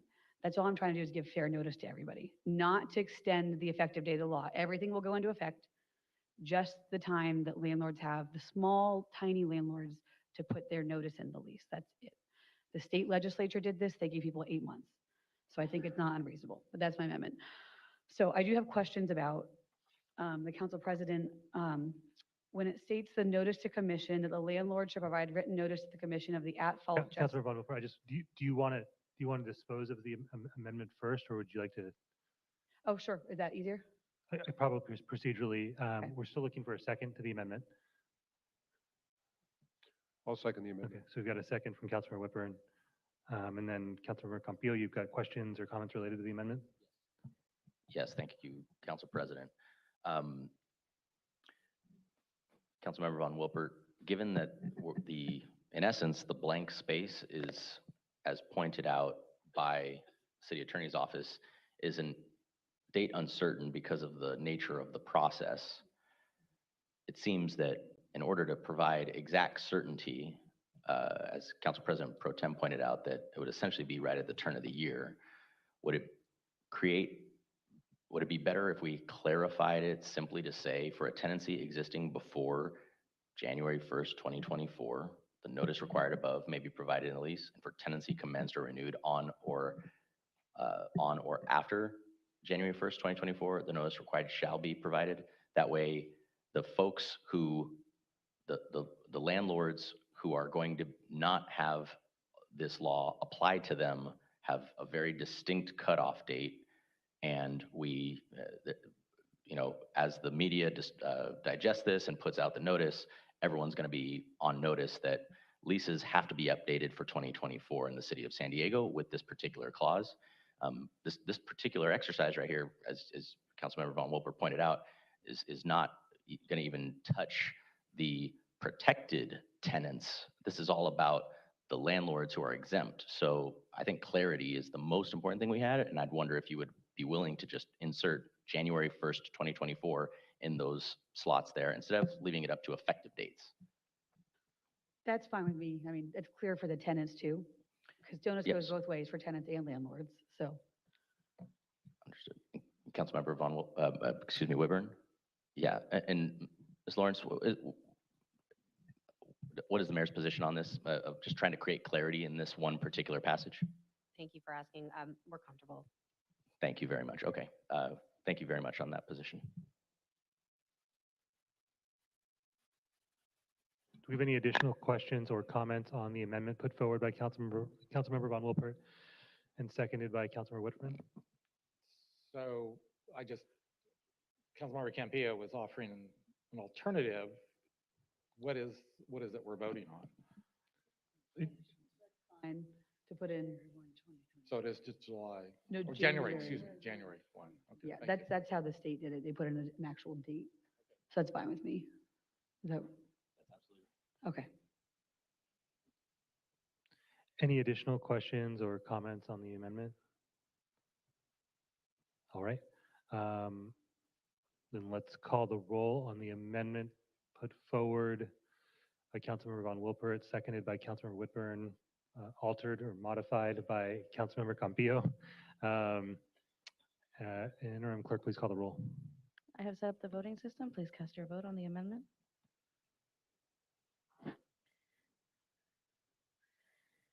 That passes 6-3 with Council President, my apologies, Shawnee Rivera, Council President Pro Tem Monica Montgomery Stepp, and Council Member Moreno voting no. So with that dispensed with, Councilmember Von Wilpert, you had some additional questions. Thank you. Thank you very much to my colleagues and to the city attorney for doing that exercise. I appreciate it. My only question is, with the data collection amendment, as of the effective date of this ordinance, which will be in June, after the referendum period, the landlords provide written notice to the commission of the at-fault just cause termination of tenancy. It doesn't say what kind of notice. So when this goes into effect, what do landlords know to do and what do tenants expect? Do they mail it to the commission? Do they send it to Jeff Davis? What do they do? Do you want to speak to that at all? Sorry, could you repeat the question? Yes, so with the amendment about the notice to the commission, notice to tenants, we know where they live. There's 3-day notices on the internet. You can copy and paste. The new amendment, as of the effective date of this ordinance, which will be in June or July, the landlords provide written notice to the commission of the at-fault just cause termination of tenancy. So what is a landlord supposed to do? Do they provide a copy of the notice to quit? Do they mail it to Azu Sedeca? Do they mail it to Jeff Davis? Do they upload it? Like, how do we instruct landlords to comply and tenants to know what's coming? Thank you for the question. As the Housing Commission stated earlier, they're developing this. We'll be working on developing the regulations, the process for how to implement this, which would include potentially a form and sending a copy of the notice. And I think that administrative guidelines is what we're talking about, correct? Which would accompany this? Yes. Will those be ready by the time this law goes into effect? I think they need to be. Yeah, because people have to know how to comply with it. Yeah. I mean, I think that's just a reality that they need to be. Okay. And will you guys report back to us about what that looks like? What the administrative regulations If are? the council would like that, yeah. I would like Absolutely, that. the Housing Authority, yeah. Okay. Whichever. Yeah, Housing Authority. Yep. Council. Okay. All right, thank you. Those are all my comments and questions, and thanks to everyone for the dialogue. All right, we will now go to Council President Pro Tem Montgomery Stepp. We've got a motion on the floor that included an amendment put forward by myself. That motion was seconded by Council President Pro Tem. Councilmember Campillo offered an amendment which we incorporated. We now have an additional amendment incorporated via Councilmember Von Wilpert's amendment that was seconded by Councilmember Whitburn. We will now go to Council President Pro Tem.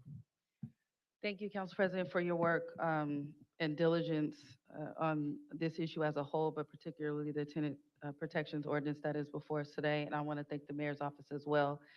All of the folks that were at the table from the industry and our advocates, are several different organizations that were involved in coming to terms with sort of a compromise that we have here in front of us. And, you know, we know that the cost of living in the city magnifies the challenges that residents experience in the housing market. And we also, I also understand the challenges that come with the responsibility of being a property owner.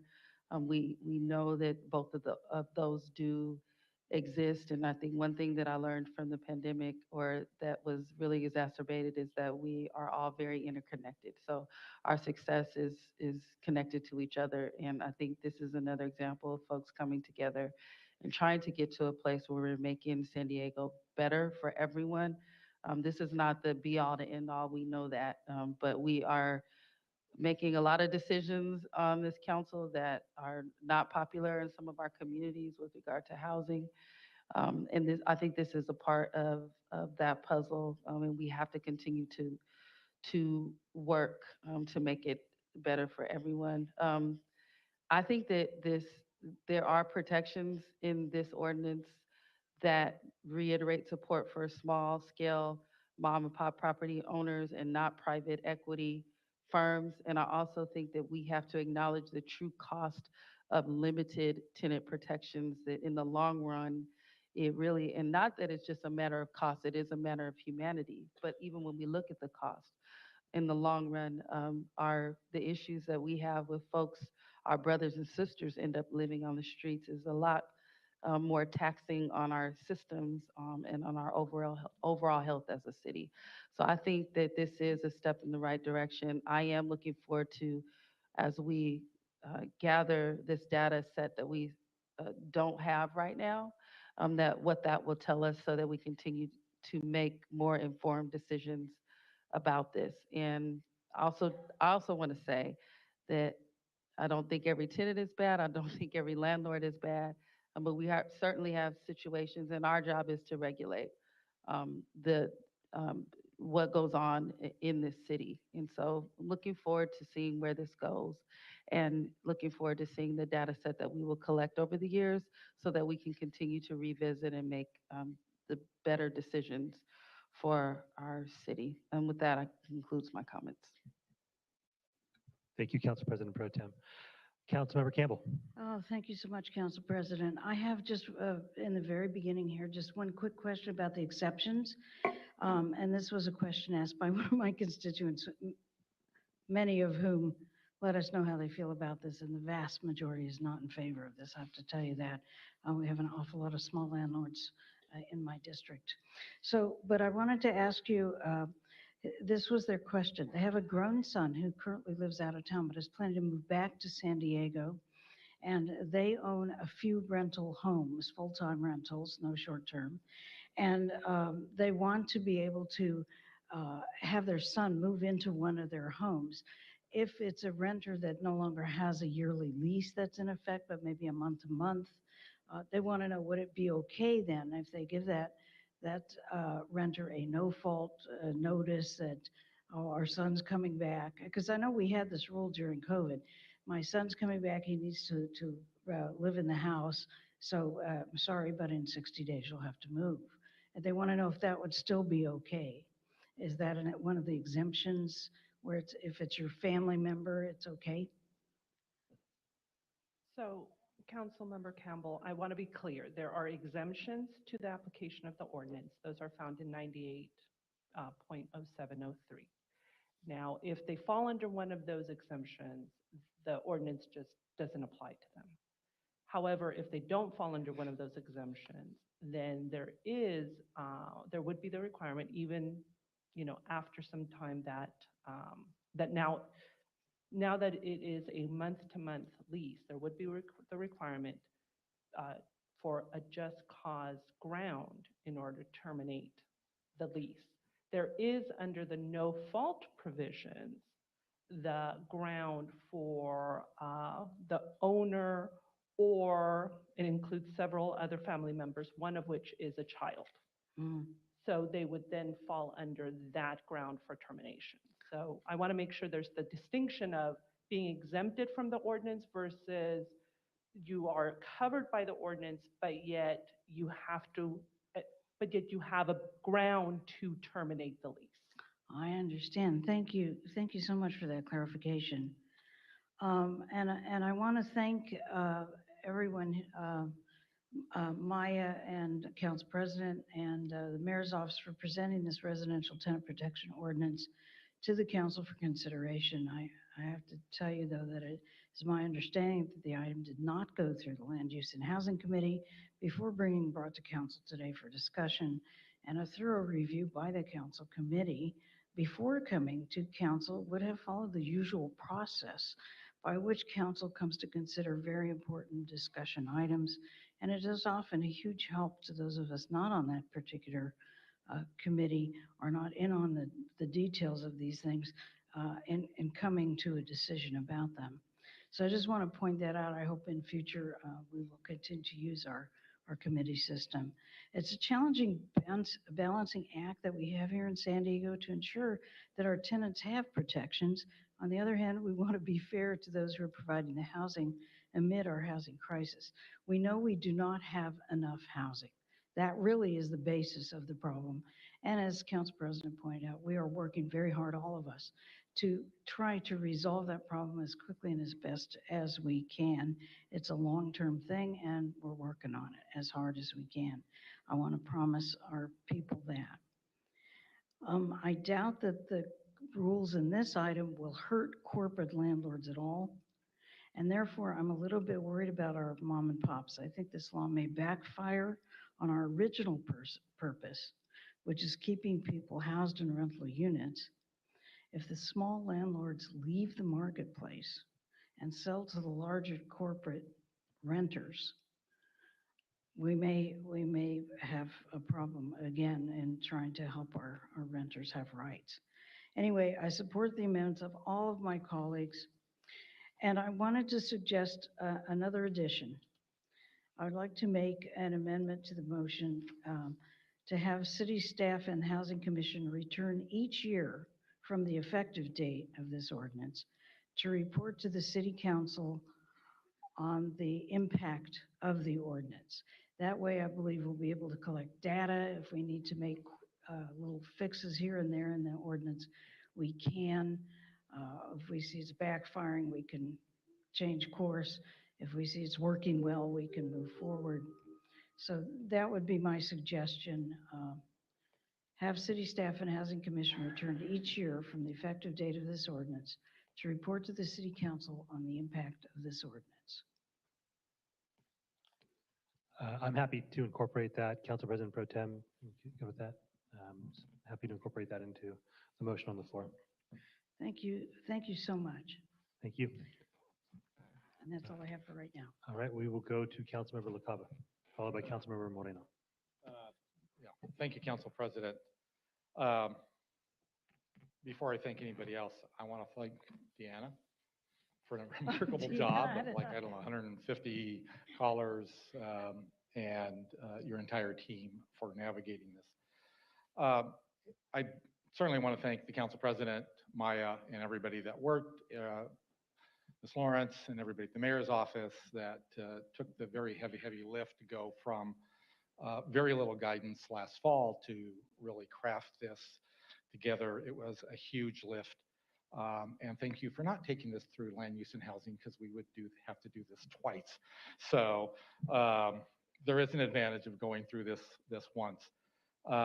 And much like we did last night, once again, we're doing a lot of sausage making. So I don't intend to bring Giuseppe out who can really show you how to make some sausage tonight, but I'm going to have a few questions. But I do also want to thank everybody that showed up and spoke either in person, those folks that actually stayed the entire time, everybody that stood online to weigh in, those people that took time off of work, those people that took time to actually read through the ordinance, the draft ordinance, and try to understand what it means and to weigh in. So I'm going to have a couple of questions, and I think I'll probably offer my own addition to the conversation. So I want to follow up on a question that Councilmember Lee said about the 3 months. And what I was hearing from those folks that were having a problem with that, it wasn't the initial 3 months, which I understood Ms. Lawrence's explanation of why it was put in there, but it was the extension of the renewals. Why are we including the extension and renewals as well?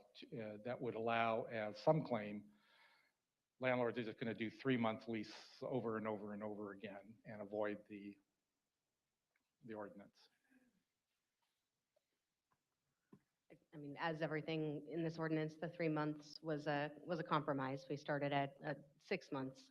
And so I think that just allows additional flexibility for that short-term agreement between tenants and landlords. And was there a pretty hard set? And actually, I'll throw that question out to anyone about why to have the extensions and renewals as well. I get the 3 months. I understand why that was put in there. I think I understand at least. But why the extensions and the renewals? Yeah, I'll be honest, I have concerns. And the initial terms that were requested were double, triple, or even longer than 3 months. The idea was that 3 months was short enough to not likely be exploited. The ability to renew that fixed term, we thought there was some value to the flexibility there. I will also say again that I do have concerns, and if I see that apartments are suddenly being listed for 3-month terms all over San Diego, I will very quickly be asking the council to amend amend this. So I share the concern. This seemed to be the closest we could get to a balancing act for what seemed to be some good reasons for fixed term exclusions without completely opening it up to exploitation. Okay. I don't know how we find out about whether there's. I'm a renter. I'll let you know. Yeah. If landlords are willing to do month-to-month rental, they probably be pretty comfortable with 3-month rental. And given the tightness of the marketplace, most tenants are going to have to buy into that, unfortunately. So, okay, moving on. In the language that a lot of the advocates were calling for, they highlighted the withdrawal language and said that the new ordinance is actually weaker than the current tenant right to know law regarding withdrawal. Is there a reason that we made it weaker?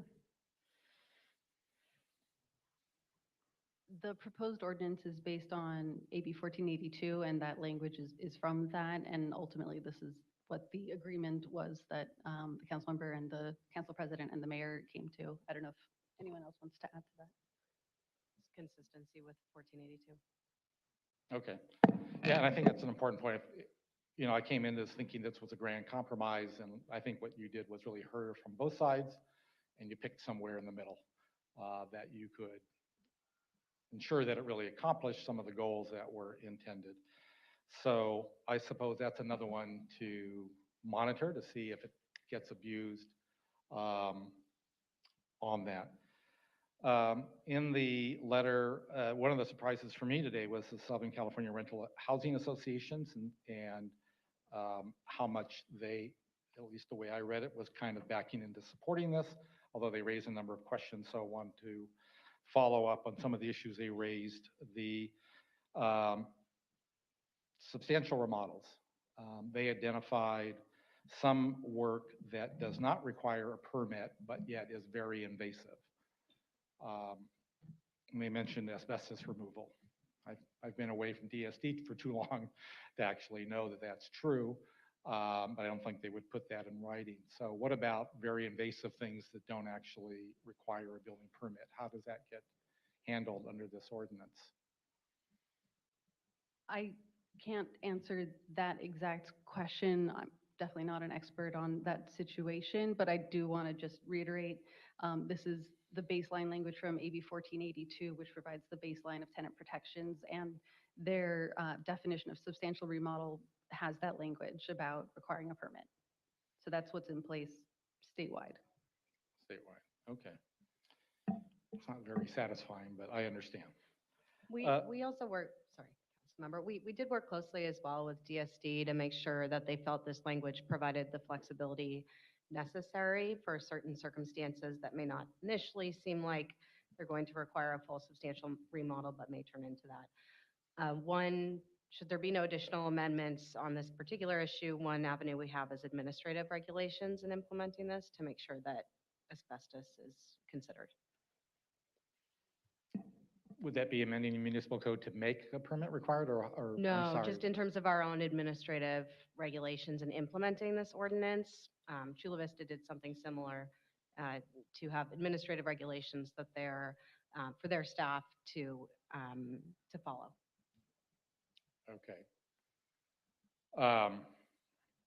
Trying to digest this at that late hour, but I appreciate that. Then the other question that was raised by them is the retaliation and whether the language was, in their words, the definition is vague and could be create exposure to litigation. Any thoughts about the language as it crafted? Is that a 1482 cut and paste, or is that just difference of opinion? Councilmember LaCava, my recollection is that that does not come from AB 1482. That is an addition as a result of working with the Council President's office and the Mayor's office. We do not see it as a vague definition, but that is language that we drafted in working with staff. Okay. I'll add that I did, some of the folks that reached out actually were grateful for the retaliation language because, and I mentioned this last fall, that there's clearly a real problem and some really tragic circumstances under the conditions that we are today with the ordinance that we do have on the books. And unfortunately, as legislators, we don't get to be surgical in trying to solve those things very, very neatly. We tend to create legislation that gets to be very broad. And I think that's one of the reasons they were supportive of this, is to try to go after those landlords that are problems, to do really create the bad situation that then encourages us to put legislation that really affects everybody, and hopefully not being punitive or creating unintended consequences or making things more difficult for everybody.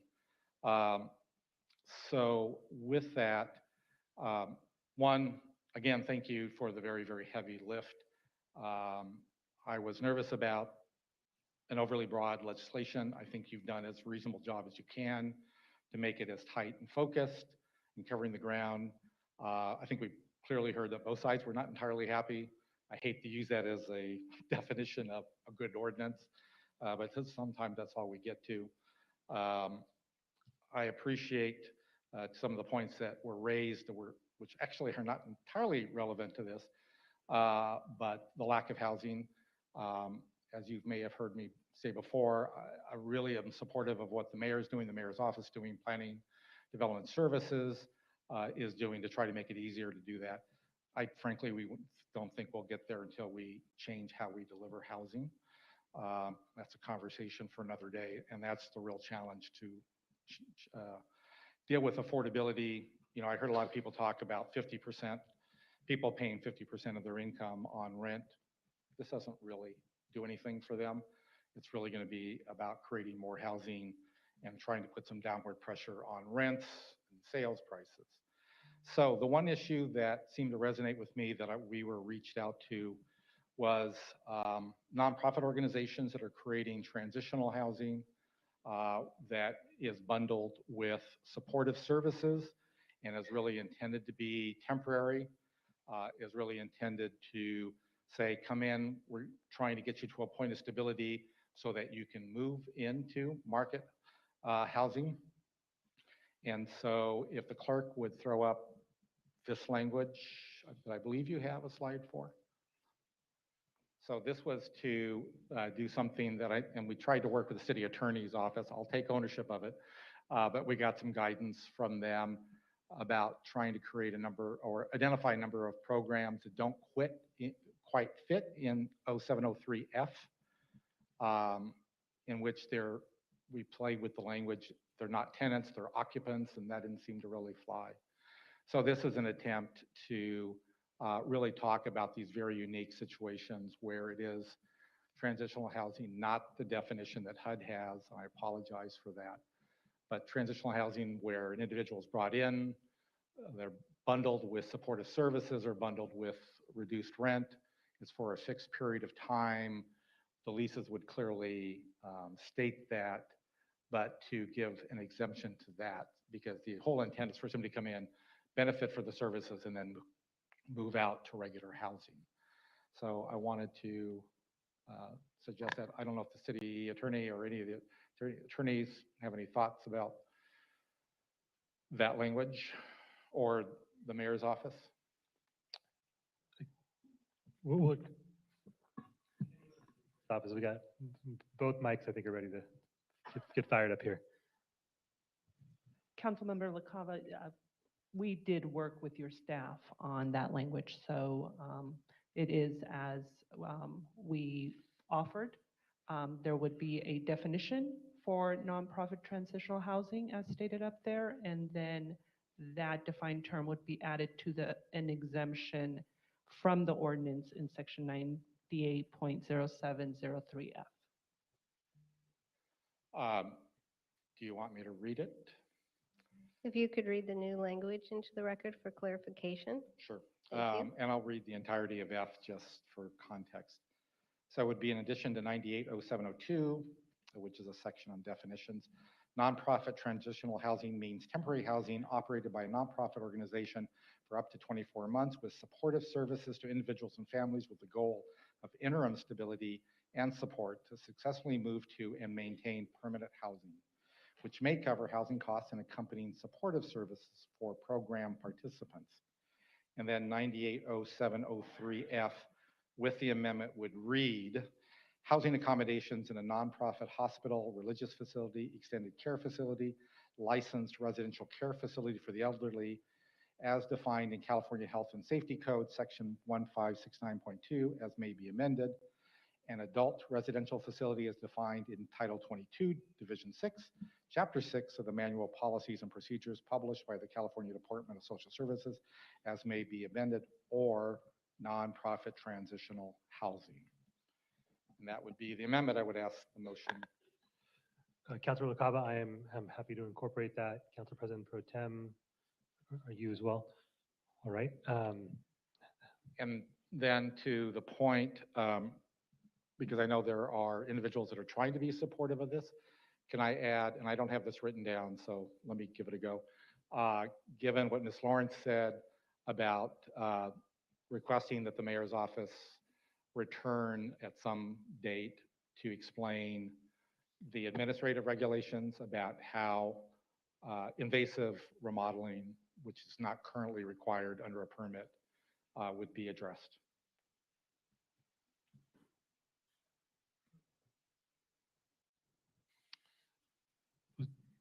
Was that for? Yes, that's the second request. Don't ask me to repeat it. We're comfortable with that. Yeah. Thank you. Councilor LaCava, just to make sure, are you comfortable with the verbal commitment there, or do you want that incorporated? I'm actually okay with the verbal. Okay. Thank you, Ms. Lawrence. Thank you. And that concludes my comments, and I'll be supportive of the action today. Thank you, Councilor LaCava. Councilmember Moreno. Yeah.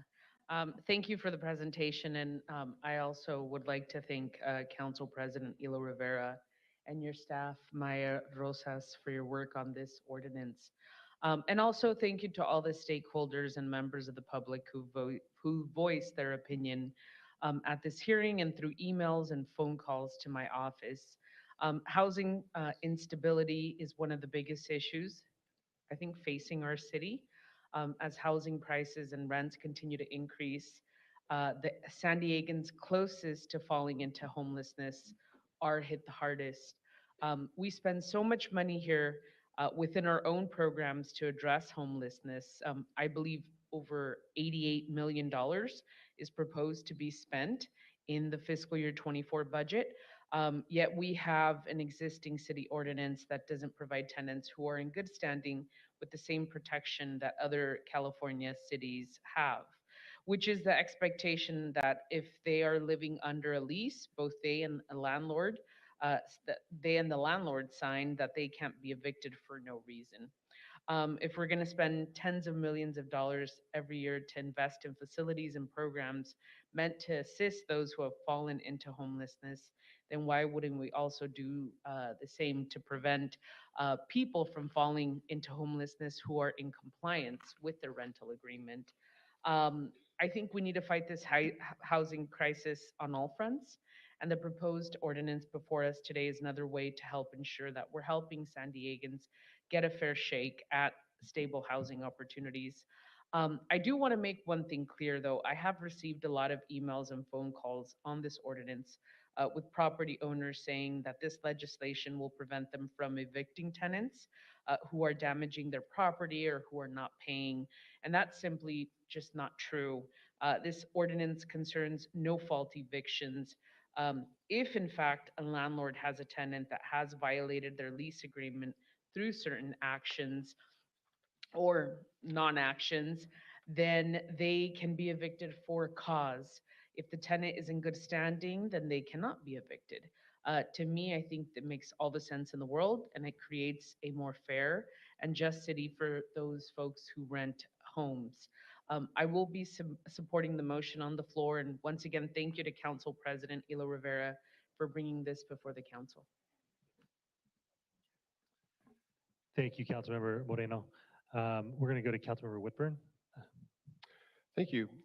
I think we should examine the process that we are using to develop this ordinance. These regulations impact landlords and tenants in significant ways, and we should consider whether it is in the best interest of the community for us to make this up on the fly with amendments from the floor during this current draft ordinance's first and only legislative hearing.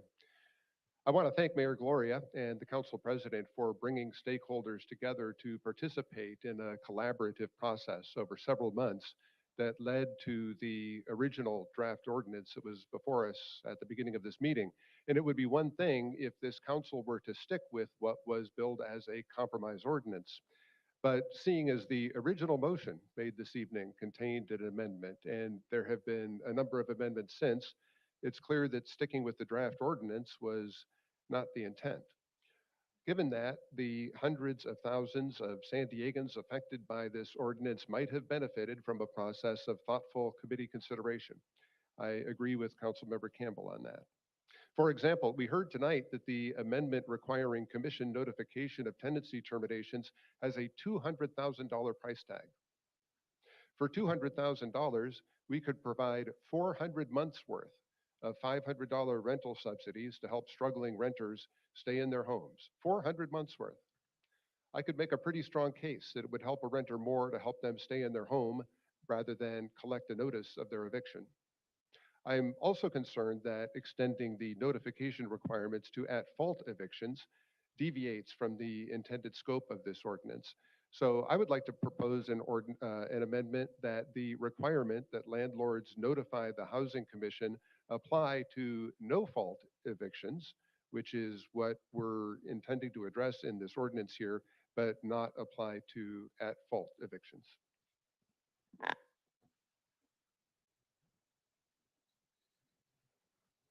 I won't be accepting that amendment as is. I think that the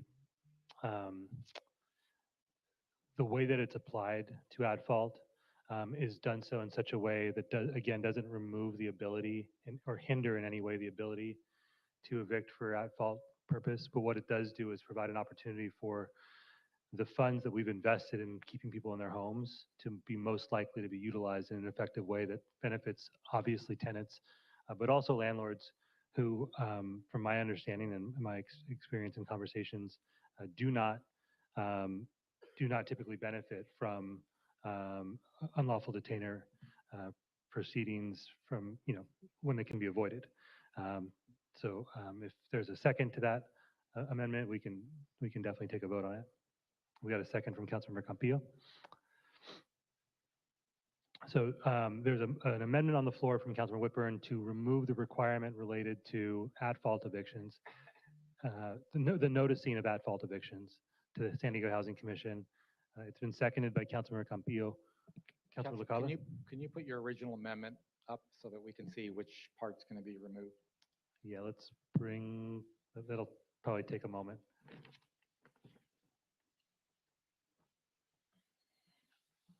Or since we have a hard copy, is it just in A or is it in B? Yeah.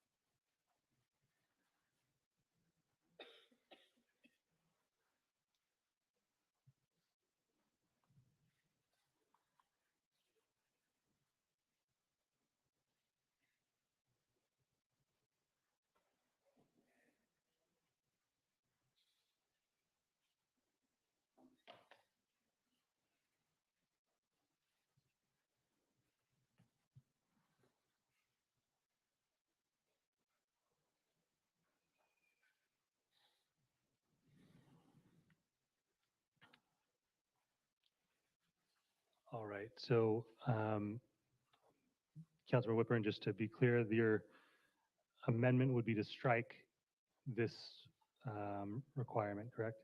The amendment would be to strike the second part of that pertains to, or I'm sorry, the first part. It would be to strike the first part, which is around at-fault evictions. I think we've spent a fair amount of time explaining that this ordinance is not designed to pertain to at-fault evictions, but is intended to address no-fault evictions. And I do think that we should go ahead and keep the second part of this noticing requirement, which would apply to no-fault evictions. Understood. The only other comment I'll make on this for now is just that I actually think that this is probably one of the most important components from a homelessness prevention standpoint.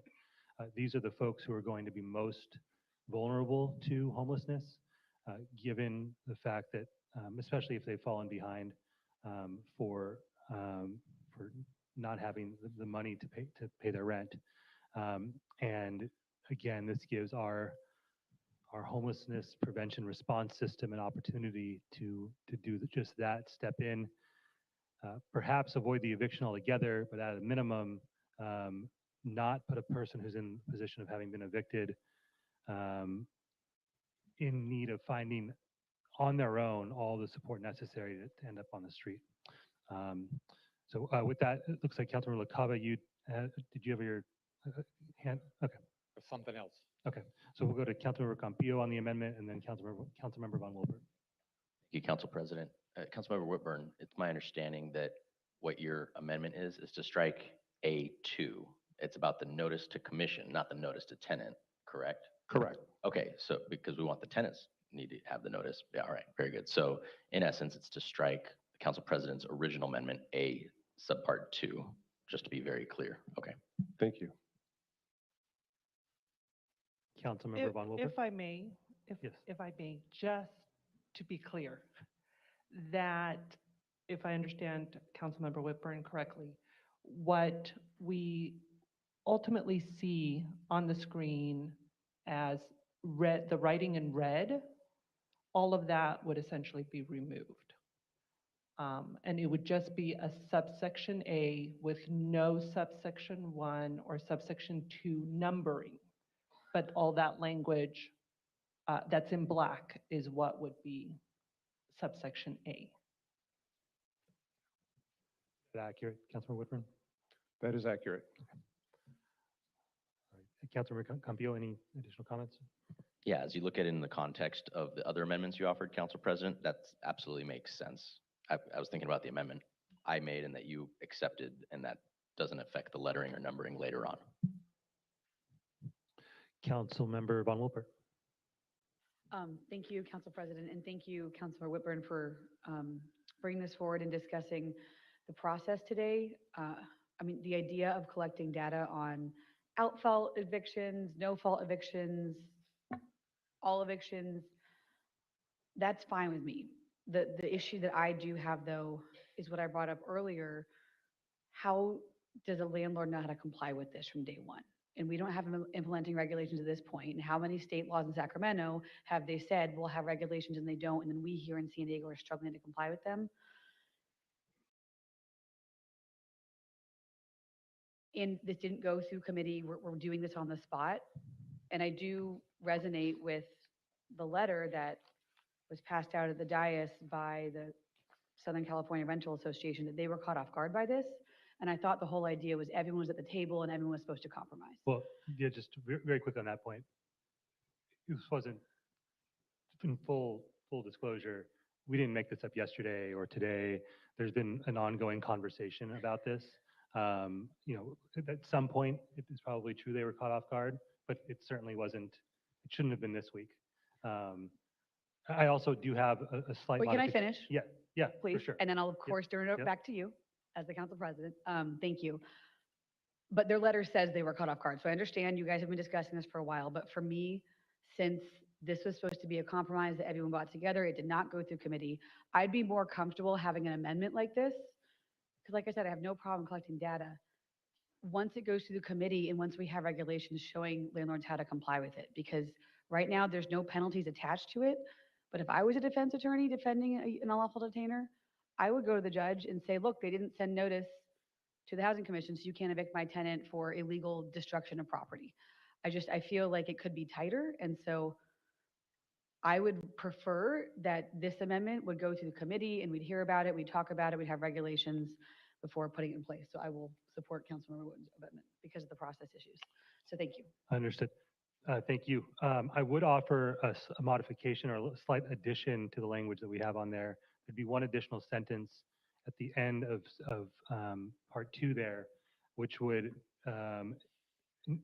explain that this clause shall not apply until 30 days after the San Diego Housing Commission establishes a submission portal and provides public notice of its creation. This would ensure that folks know that they will not be held accountable for complying with a system that does not exist yet.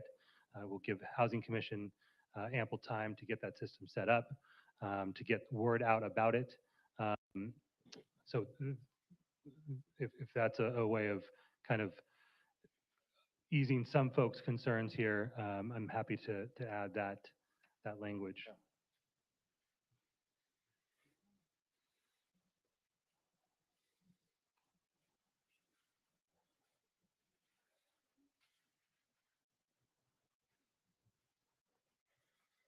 It's a very rough, that is a very, very rough version of the language. We can pause in a moment. Why don't we do this? Why don't we take a 5-minute recess to allow everyone to catch up, City Attorney's Office to catch their breath, the clerk to catch their breath, and then we'll reconvene at 8:35.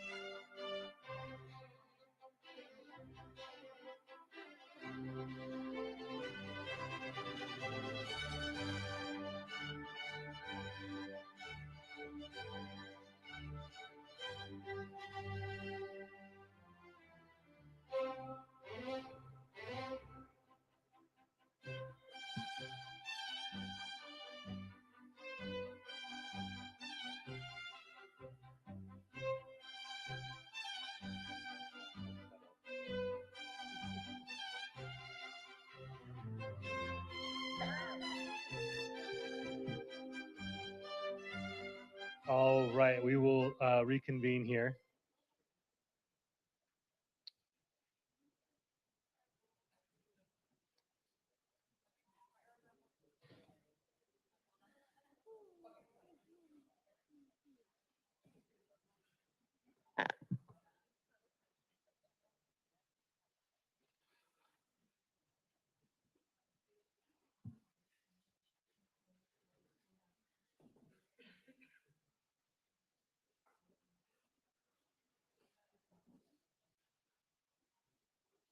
All right, we've got everyone back.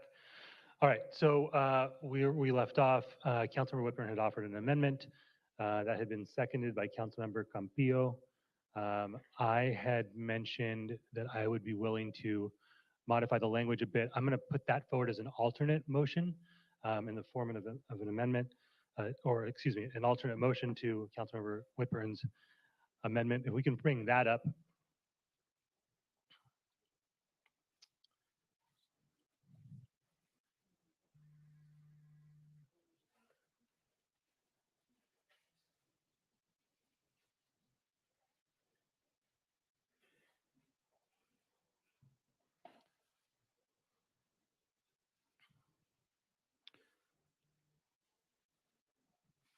So this is my alternate motion to Councilmember Whitburn's amendment. Okay. Councilmember, what I know, did you have a question? So again, procedurally, got an amendment put forward by Councilmember Whitburn, seconded by Councilmember Campillo. I'm going to put this forward as an alternate motion. Is there a second to this? If not, we will we'll return to Councilmember Whitburn's amendment. Councilmember Moreno's offered a second, so we can engage in questions and comments and discussion on the alternate motion. I have a question, procedural question. I would like to vote on Councilmember Whitburn's amendment as is. So when can I vote on that? There's an alternate motion put forward, so we'll dispose of, we've got a second to that. The vote on the alternate motion would come first, and then we would, and then if that were to fail, we could return back to Councilmember Whitburn's motion. I'd like to divide the question. Okay.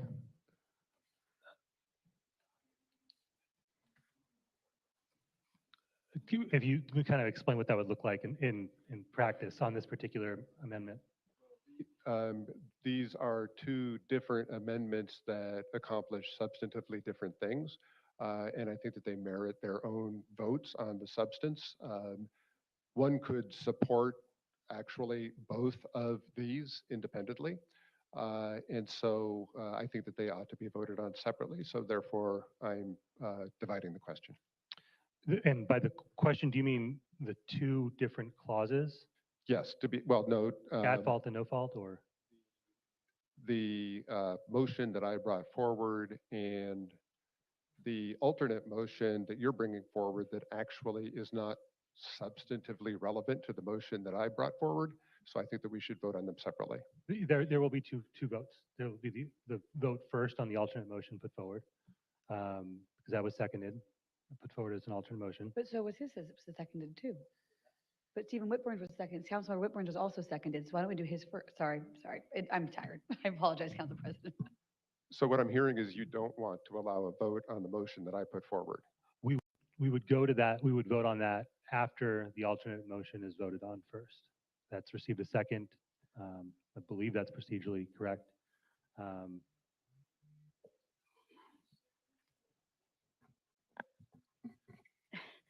Is the alternate motion number 2 that you put forward, Council President, this one, the landlord shall provide written notice to the commission of the at-fault termination. And then it has added to it, apply 30 days after the Housing Commission establishes the submission portal and provides the public notice of creation. Yeah, this would apply. I think we have the slide ready. That would apply to both at fault and no fault. It would not make sense to have it apply to one and not the other. That clause. Okay, I'm sorry, I didn't read that whole thing yet. It just kind of looked like the first motion that we accepted way Yeah, back the when additional we did language is the first last. amendment. The last sentence on the slide is the additional language I've added by way of the alternate motion. A procedural question here. So are you offering a substitute motion or are you offering an amendment to the motion that I made? I'm offering a substitute motion. So essentially, the effect of that would be if your motion were to pass, there would be no vote on the motion that I brought forward. Correct, although you could, I'd be happy to entertain that again if you'd like. Yep. Councilor LaCava. Since you've introduced that, I was going to bring this up. I think the Housing Commission still might be in the line. I think it would be important to get some context about how long they think it will take for them to actually create that submission portal. The $200,000 effort to create that portal doesn't happen overnight. I think it might be helpful to my colleagues and myself about how long it will take for that portal to be created. Do we have Housing Commission staff still online? We do. Hi, good evening. It's Azucena here again. With the development of portal, there would be several steps that would need to be accomplished. For starters, we would need to process a RFP and be able to acquire a vendor to be able to develop a software system with us. So that process alone, the procurement process, would take about 3 to 4 months to complete. The actual build out of a portal may take between 6 to 9 months. During that time, we would collaborate with city officials on the data collection and the metrics that would want to be collected so that we can then incorporate it into the system logic and prepare it for use. And then, of course, the development of the portal, the testing, and then the go live. So that within itself will take about 6 to 9 months. Simultaneously, we'd also be working on other items such as hiring the staff, developing the tenant guide, the tenant protection guide, developing website. So all of that information would also be happening simultaneously. So we would anticipate a go live with an actual portal to start collecting notices sometime by July of 2024.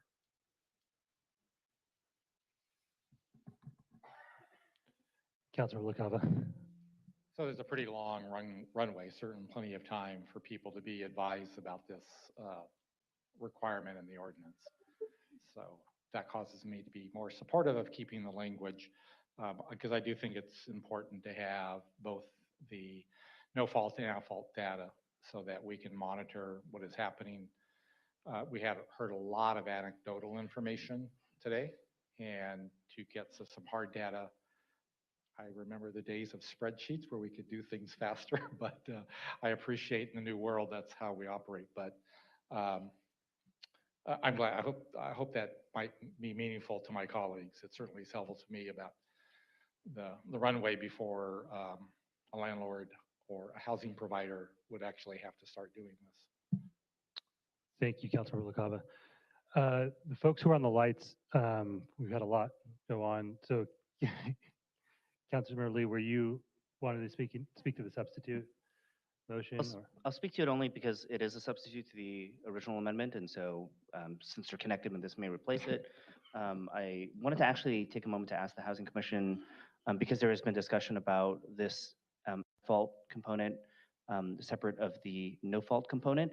And so even if the original amendment were to be kept, the no fault component would still be in place. And so for the Housing Commission, I was curious, would the anticipated costs of establishing the portal for the no fault component be substantially different than having a portal for both no fault and at fault? I hope that makes sense, close to 9 p.m. It does. So no, the budget proposal, the projections was originally based on collecting both at fault and no faults termination notices. Got it. And then I understand you had shared earlier what the staffing needs might be, and it sounds like the staffing is beyond just the collection of the data. There is staffing needs in terms of the tenant guide and more that's going to need to be put together. Do you anticipate any different staffing needs if we were to remove just the at fault component?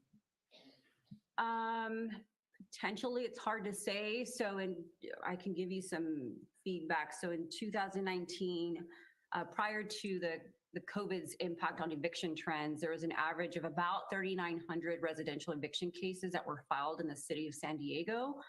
This is information based on the data that we've collected from the San Diego Superior Court Executive Office. But those I tend to believe that were only just the at-fault eviction notices. So if we were to, the ordinance was to move forward to collect both the at-fault and the no-fault, then I do anticipate that number to grow, which could potentially, you know, there would be a difference in the customer service and the inquiries that were potentially received and sort of the capacity for the portal to collect and maintain both. Okay, thank you for answering that. Yeah, I did want to address, because I know there was some concern about cost, but it does sound to me that if our goal is to at least still collect data for one component, the cost would largely be very similar. Maybe the one piece that I'm hearing is possibly some staffing difference. As a result, I would certainly support the substitute amendment as addressing some of the needs. I do still have some concern about the impact it certainly has on landlords in having to comply. But I do think that if we're asking them to do it for one, it's only going to be similar to actually do it for both types as opposed to one and not the other. Thank you, Councilmember Lee. Any additional questions or comments related to the substitute motion that was put forward by me and seconded by Councilmember Moreno? Councilmember Campbell. Just very quickly, my understanding is that the data that the court collects on the at-fault evictions is not complete at all. So it doesn't tell us whether or not it's somebody who missed rent or it's somebody who broke the toilet and leaked it on the people below them. So I think it's very important actually that we do get details. So I think even though it's going to cost us a couple $100,000, I think we will in the end be glad we have that data. So I would be in favor of that. Thank you. Campbell. Councilmember Campillo. Thank you, Council President. As the co-author of the ordinance, I'm curious, Mayor's office position on the 30 days line. On the line in yellow? Yes. That seems reasonable. Thank you. Campillo. Councilmember Whitburn. And I can support the language that's in front of us. All right, thank you, Councilmember Whitburn. So we will call the question on the substitute motion put forward by myself, seconded by Councilmember Moreno. Interim clerk, please call the roll on this substitute motion. I have started the voting panel. Please cast your vote. May I ask a quick question, please? Since Councilmember Whitburn accepted your language, that means this is the only motion we're voting on. I said I would be happy to return to Councilmember Whitburn's initial one afterward. I want to make sure I keep my word on that front. So, thank you. I appreciate that. This language that is in front of us is an improvement over the original language that we had in the ordinance. So I'll be content with moving it forward with this amendment. Thank you. All right, Interim Clerk, are we looking for any more votes on this, or we have? Now we're good. We're good. That amendment does pass 9-0. All right. So that substitute motion passes. Do we have any additional questions or comments related to the ordinance as a whole? Councilmember Whitburn. Thank you. I did have one additional question related to the ordinance as a whole, and that was whether or not there was any thought given to tying relocation assistance to income levels or to rent amounts. In other words, is it the intent to also require landlords to provide assistance at luxury apartments? How would the city prevent wealthy tenants from getting very large amounts of relocation assistance, or would it? To address that, there was consideration and conversation.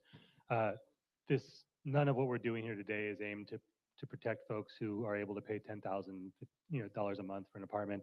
I would say that both parties are probably fine in those situations, but that's not what this is for. That being said, means testing was an idea that was floated.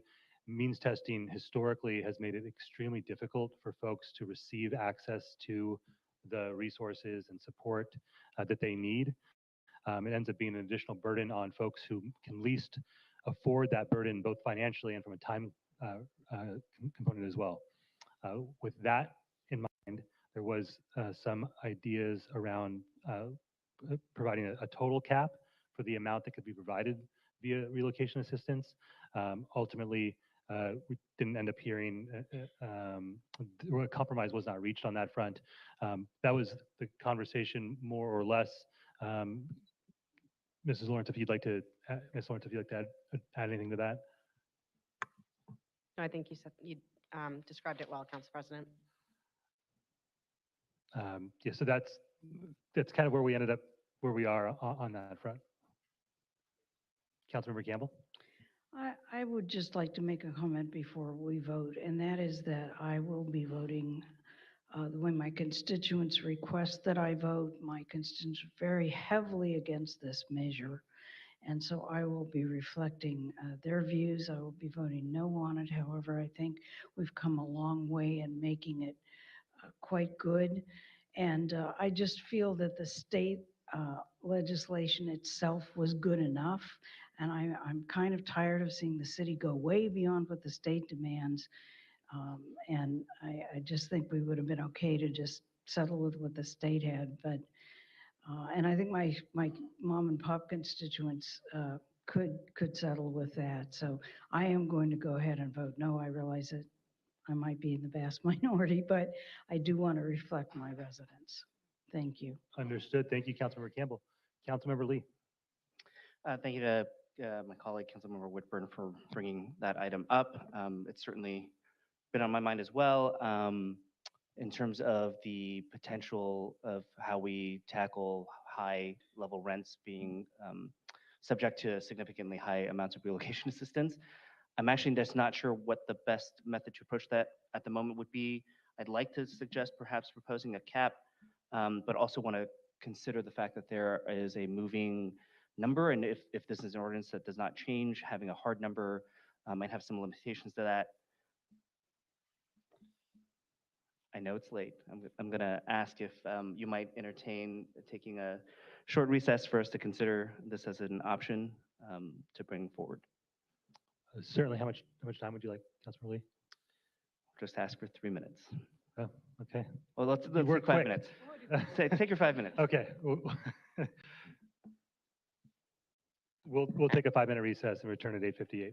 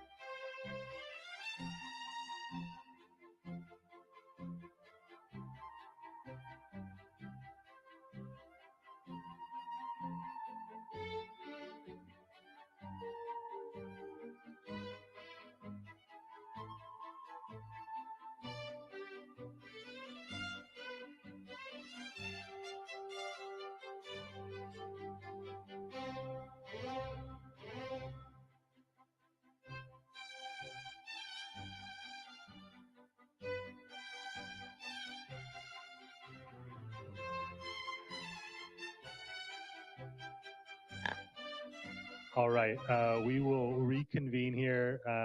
Councilmember Lee has crunched the numbers in 5 minutes. We will go to you, sir.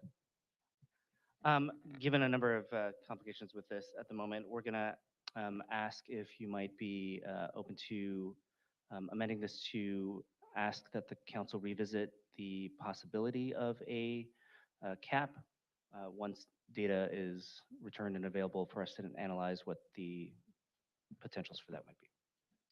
Got it. So let's think through the language of what that would look like. It'd probably be a separate subpart of the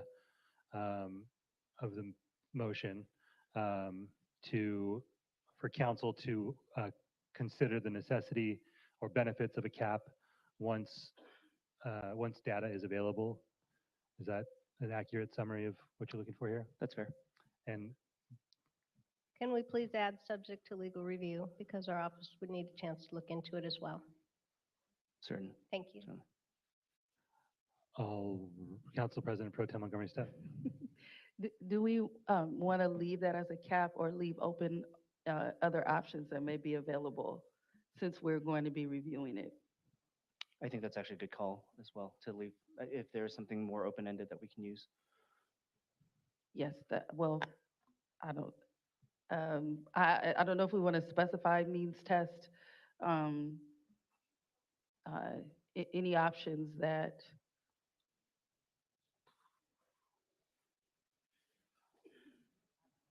I don't know, to think about it. I have no idea how to word it, but the purpose is that if we're going to do legal review and policy analysis behind a cap, then we should open that up to other possible avenues or other possibilities that we can include in the policy.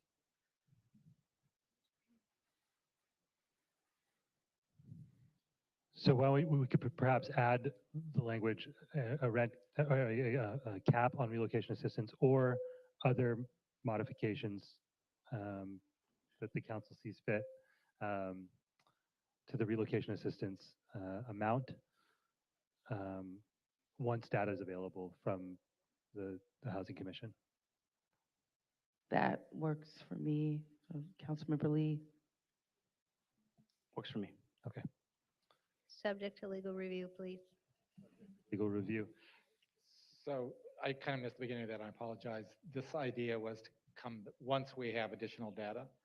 Yeah. I mean, I don't think any of this is really binding, but I would want to look at a lot of this. Yep. I mean, the whole point of collecting data Yep. is to test all our well-intended ideas.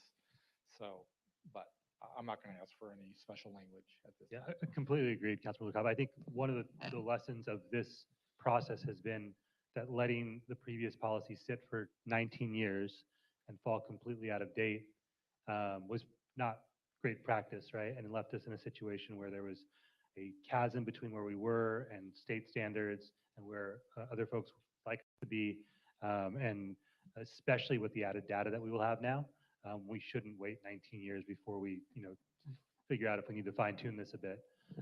As painful as this has been for many of us. Can I ask Yes. one quick question? I forgot. I know the answer to this, but I just want to ask, since this is not part of the Land Development Code, this applies everywhere, the date that it's effective, right?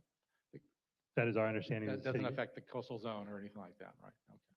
Just wanted to make sure. Sorry, yes. Thank you. All right, so we have a motion and a second.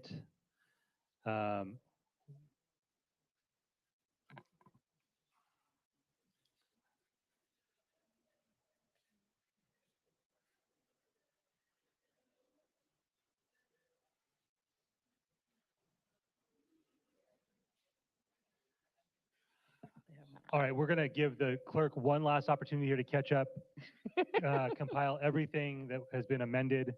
We will, how much time would you like? Right now, we were going to take the vote on Councilmember Lee's amendment, and then I'd say 5 minutes for the city attorney to work with my staff to complete a final compilation of everything. Okay, so we've got the amendment put forward by we've got the amendment put forward by Councilmember Lee for us to revisit the relocation assistance, either cap or other modifications that we deem necessary. That was seconded, I believe, by Council President Pro Tem Montgomery Stepp. We'll vote on that amendment, and then we will give the clerk a chance to catch up for our final vote. Interim clerk, please call the roll on this amendment put forward by Councilmember Lee. I have set up the voting system. Please cast your vote on this amendment. That amendment passes 9-0. And 5 minutes?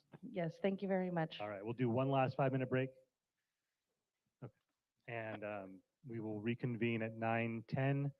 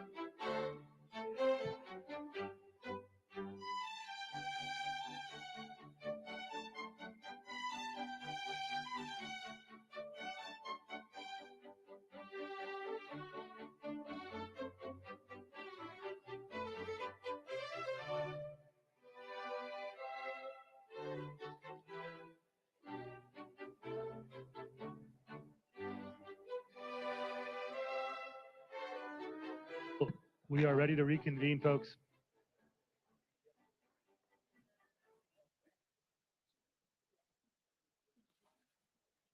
All right, so the clerk has passed out a handout summarizing the motion and the various amendments that have been made. If we can take a moment to flip through those slides for the public to see a summary of what the final vote here will be on.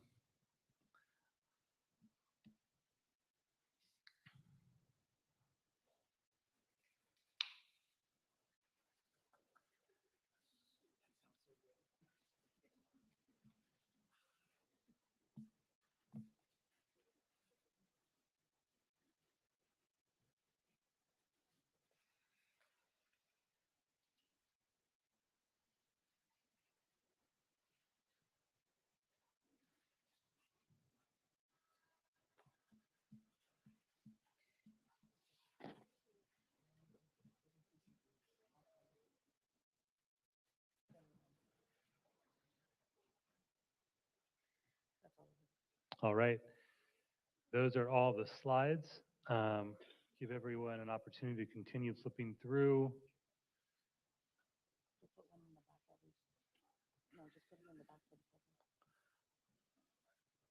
I do want to make sure everyone's comfortable. So what I'm going to ask my colleagues to do is if you just hit the request to speak button once you're ready, that'll indicate to me that we're ready to call the roll.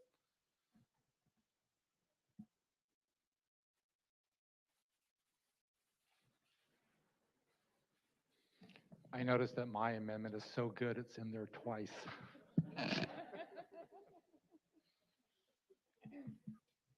We don't play favorites. We're apologizing.